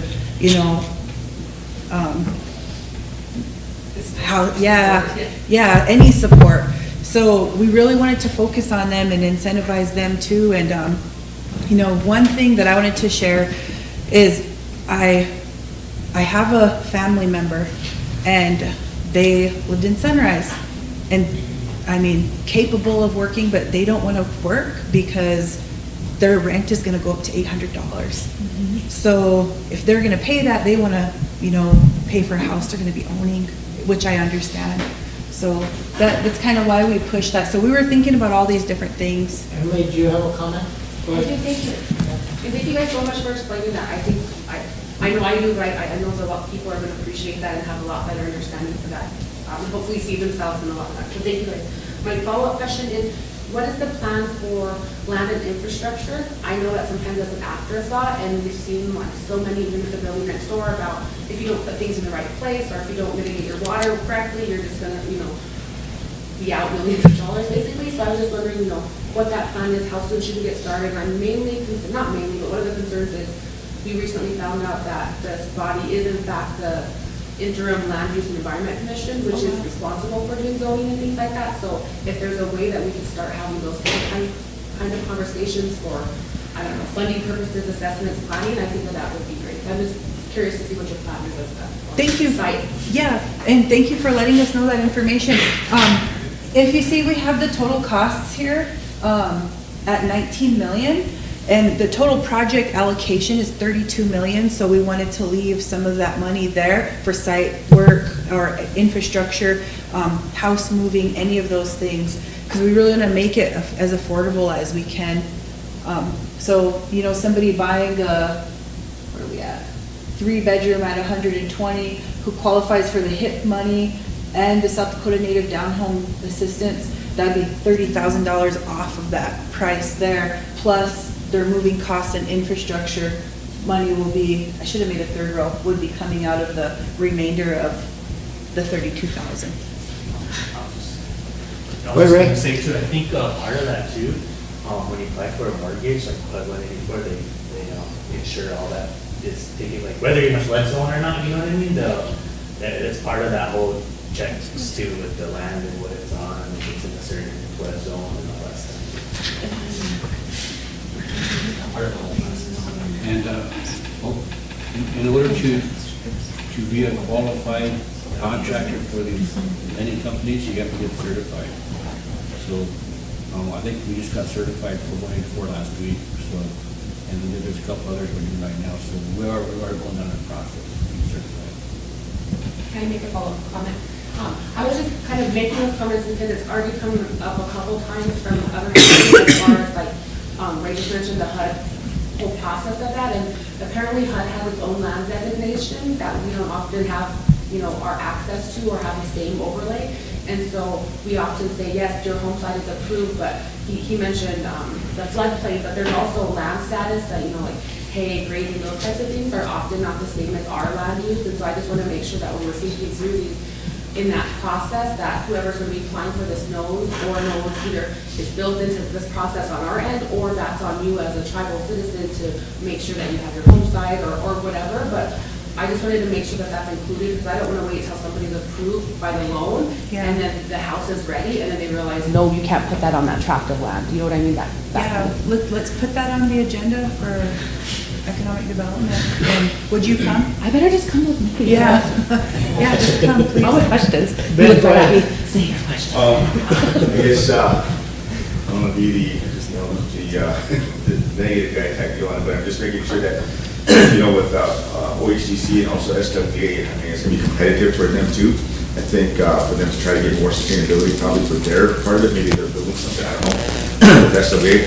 And then for me too, also, I'm kind of, I guess more concerned that if it's a cheaper build, it's gonna be kind of not sustainable or durable, throughout the years. Because again, if you move them into a house and you're paying a certain amount of money on it, you want you want your product to last forever. So those are one of my things, because I'm in that process right now. I'm in the market of, I got my home site, I got everything ready to go, but I just gotta get that loan for a house. So to me, I want that durability, because we have the winters, we have the rain, the thunderstorms, things like that. So if it's not sustainable, then, or even durable enough, then we're gonna end up having repairs, come back to it again. So these are just things I'm just kind of curious to throw it out there, as far as, because I know the house I'm in, again, be in the house in there I didn't expect to be in that house, the one house that I'm in, a two-strike, longer than I am right now, but I had been in there, but it's gone through like maybe, I'd say, I keep telling people, probably like 3 major storms, like 100, not that far, but 75 mile per hour winds, I think is what it'd be. So, I mean, it was durable, the roof didn't come off or anything like that, so that's what I would be looking into a house, because I mean, again, if I get a modular home or a trailer house, they're gonna have some problems, so if I'm gonna put that much money into something, I'm gonna make sure that it's gonna be sustainable and be able to last for at least a duration, at least, 2 to 3 years, like a vehicle. So those are only my concerns about, us doing this part of it too, so, those are my concerns, thank you. Great point. Just to make the council aware too, one of the things that the committee is working on is building codes with the South Dakota Native Home Ownership Coalition. They gave us a draft, and we're moving forward with trying to push those and have a public hearing. We're probably just going to do a public hearing without reviewing anything, so that way we can hear from all the public's concerns first, then make any changes, then start pushing it through. But I also wanted to comment too, Jordan mentioned that one of the things too, those who have a home site already or like have an existing house with a burnout would be, they'd be ready to move forward with their mortgage. And we suggested option 2 just because you get more homes, but what Treasurer Boyd said, what Representative Black Bear said, that is true. And also, if we do go with OHDC, just to reiterate, we do create economic development by creating jobs and training our people here. It's good to have variety out there. Being wanting to buy a house and place a house and finance for it, we should be able to help you use that house. Like you haven't built it here, but we don't have to.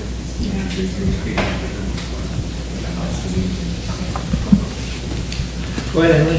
Thank you. And that was kind of just my question, I guess, is there still room, I guess, in the plan to allow that flexibility as far as what type of house? Because maybe somebody, wants a little bit more structurally sound and is willing to pay for that. And I think if we have those options, we might be able to meet people's needs a little bit more. And just piggybacking off of what Ben said, I also just want to remind everyone, climate change is real and we have to be able to plan for that. And I live in a modular home right now, and the last storm that we had with those days, I had icicles growing up my wall, and this is after I put my own house wrap and new siding on it. So I just want to say that our winters are going to get a lot harsher, so we want to be prepared for that also. Thank you. So that would be like more leaning towards option 1.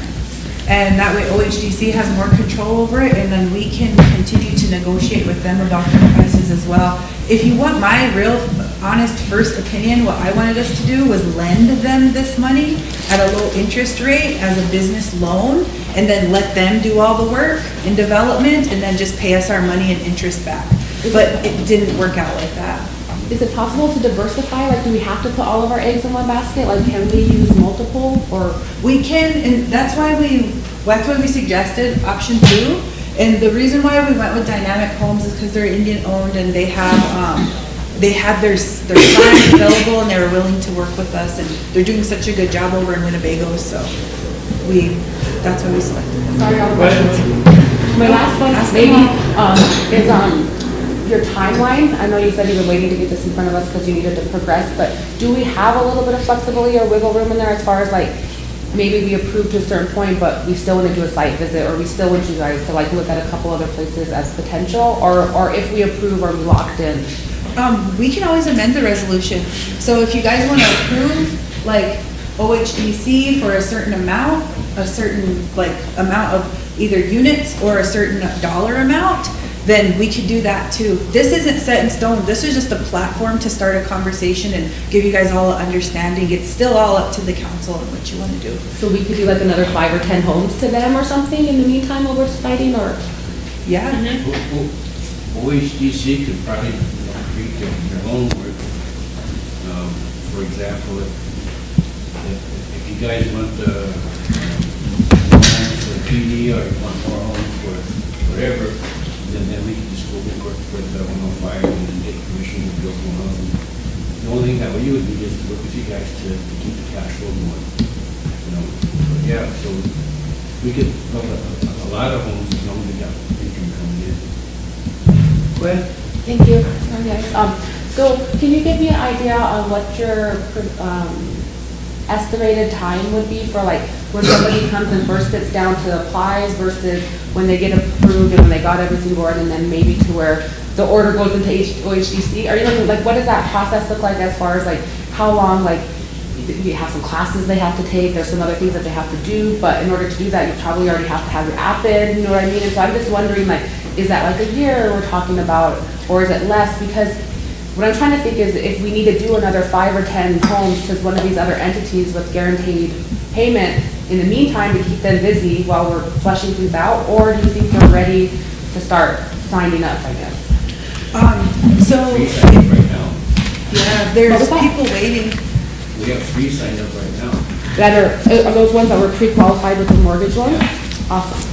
Yeah, and so anybody right now could go to OHDC and ask them to build a house, but they're not gonna get this price per square foot that we're offering. And the question you had about the time frame, that depends on each individual and the housing specialist. Do you have a range, 6 to 12, or? We'll have to work that out. Okay, because we didn't want to go too far and then bring it to council and then be like, I understand. Yeah, so that's why we're open to suggestions too, so I really appreciate that. We could get more of that information if you guys want. We had Eric draft a resolution, but we can't find it in our emails, so we'll need to bring a resolution forward, but even if you guys want to do like a motion to give them this, what we got here, that's almost $10 million, $9 million. You could do less than that too, but it would start the process moving, and once we get that project manager hired, then they can continue to work on all those things and fill in the gaps that we have. Do the MOUs with Tatanka funds and whoever else needs to come in. So.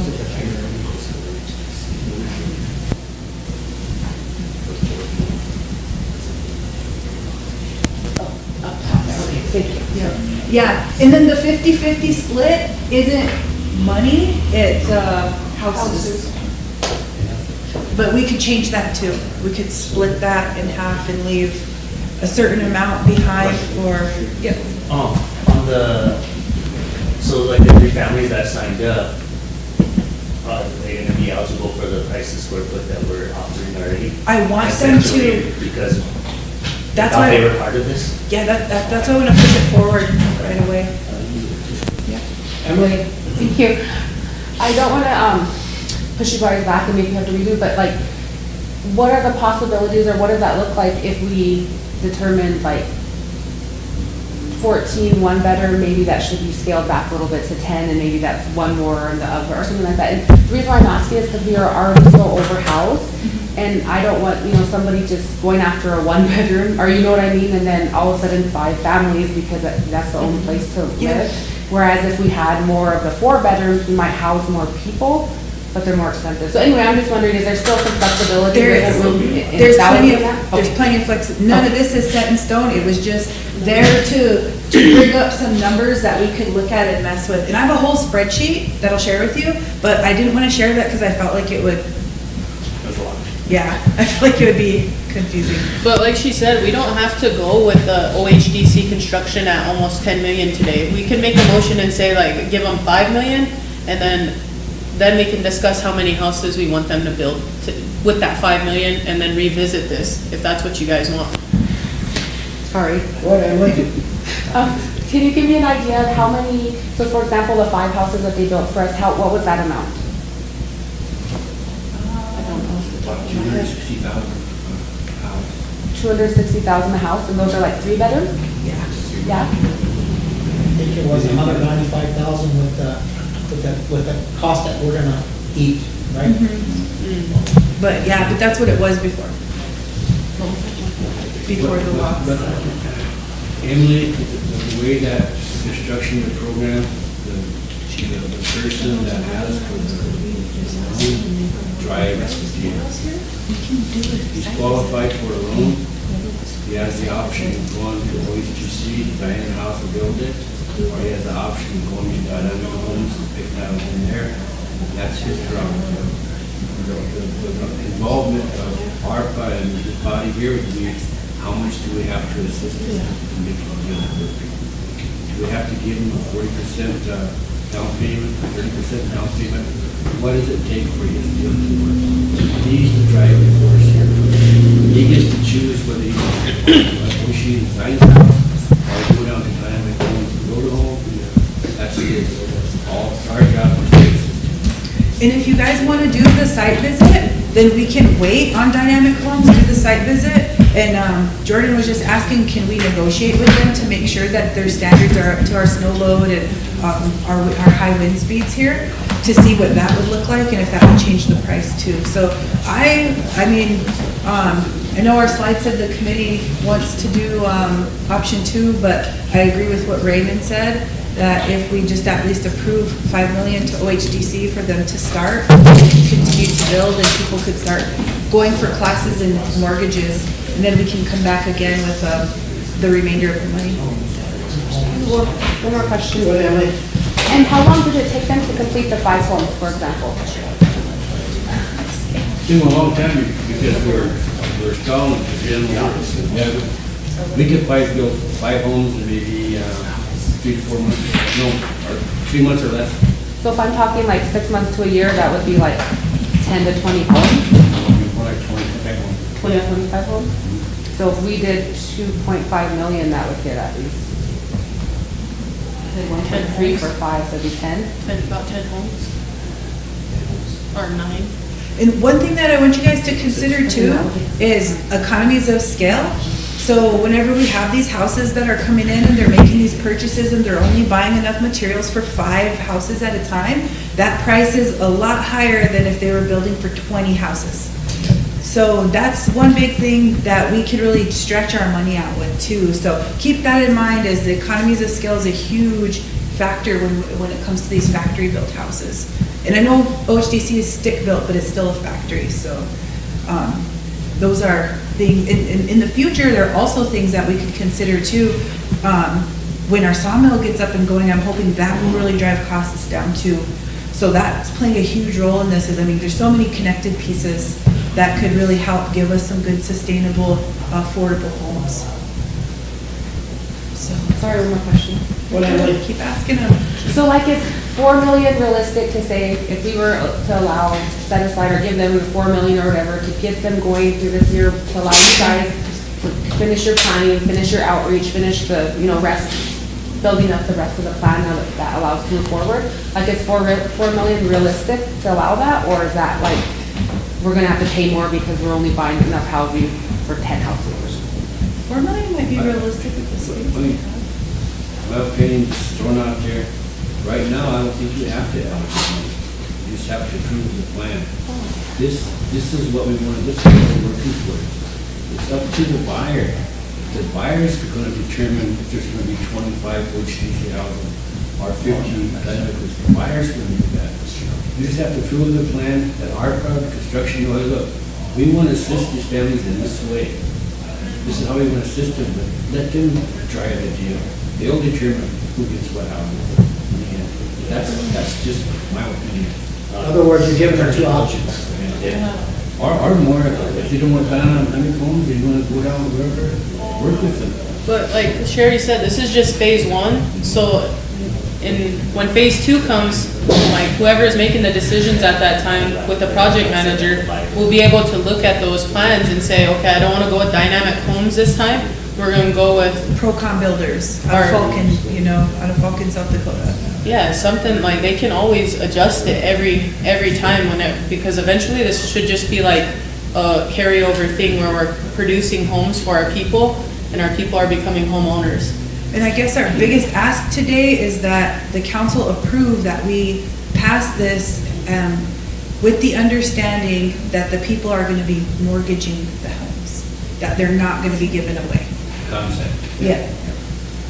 Emily? Thank you.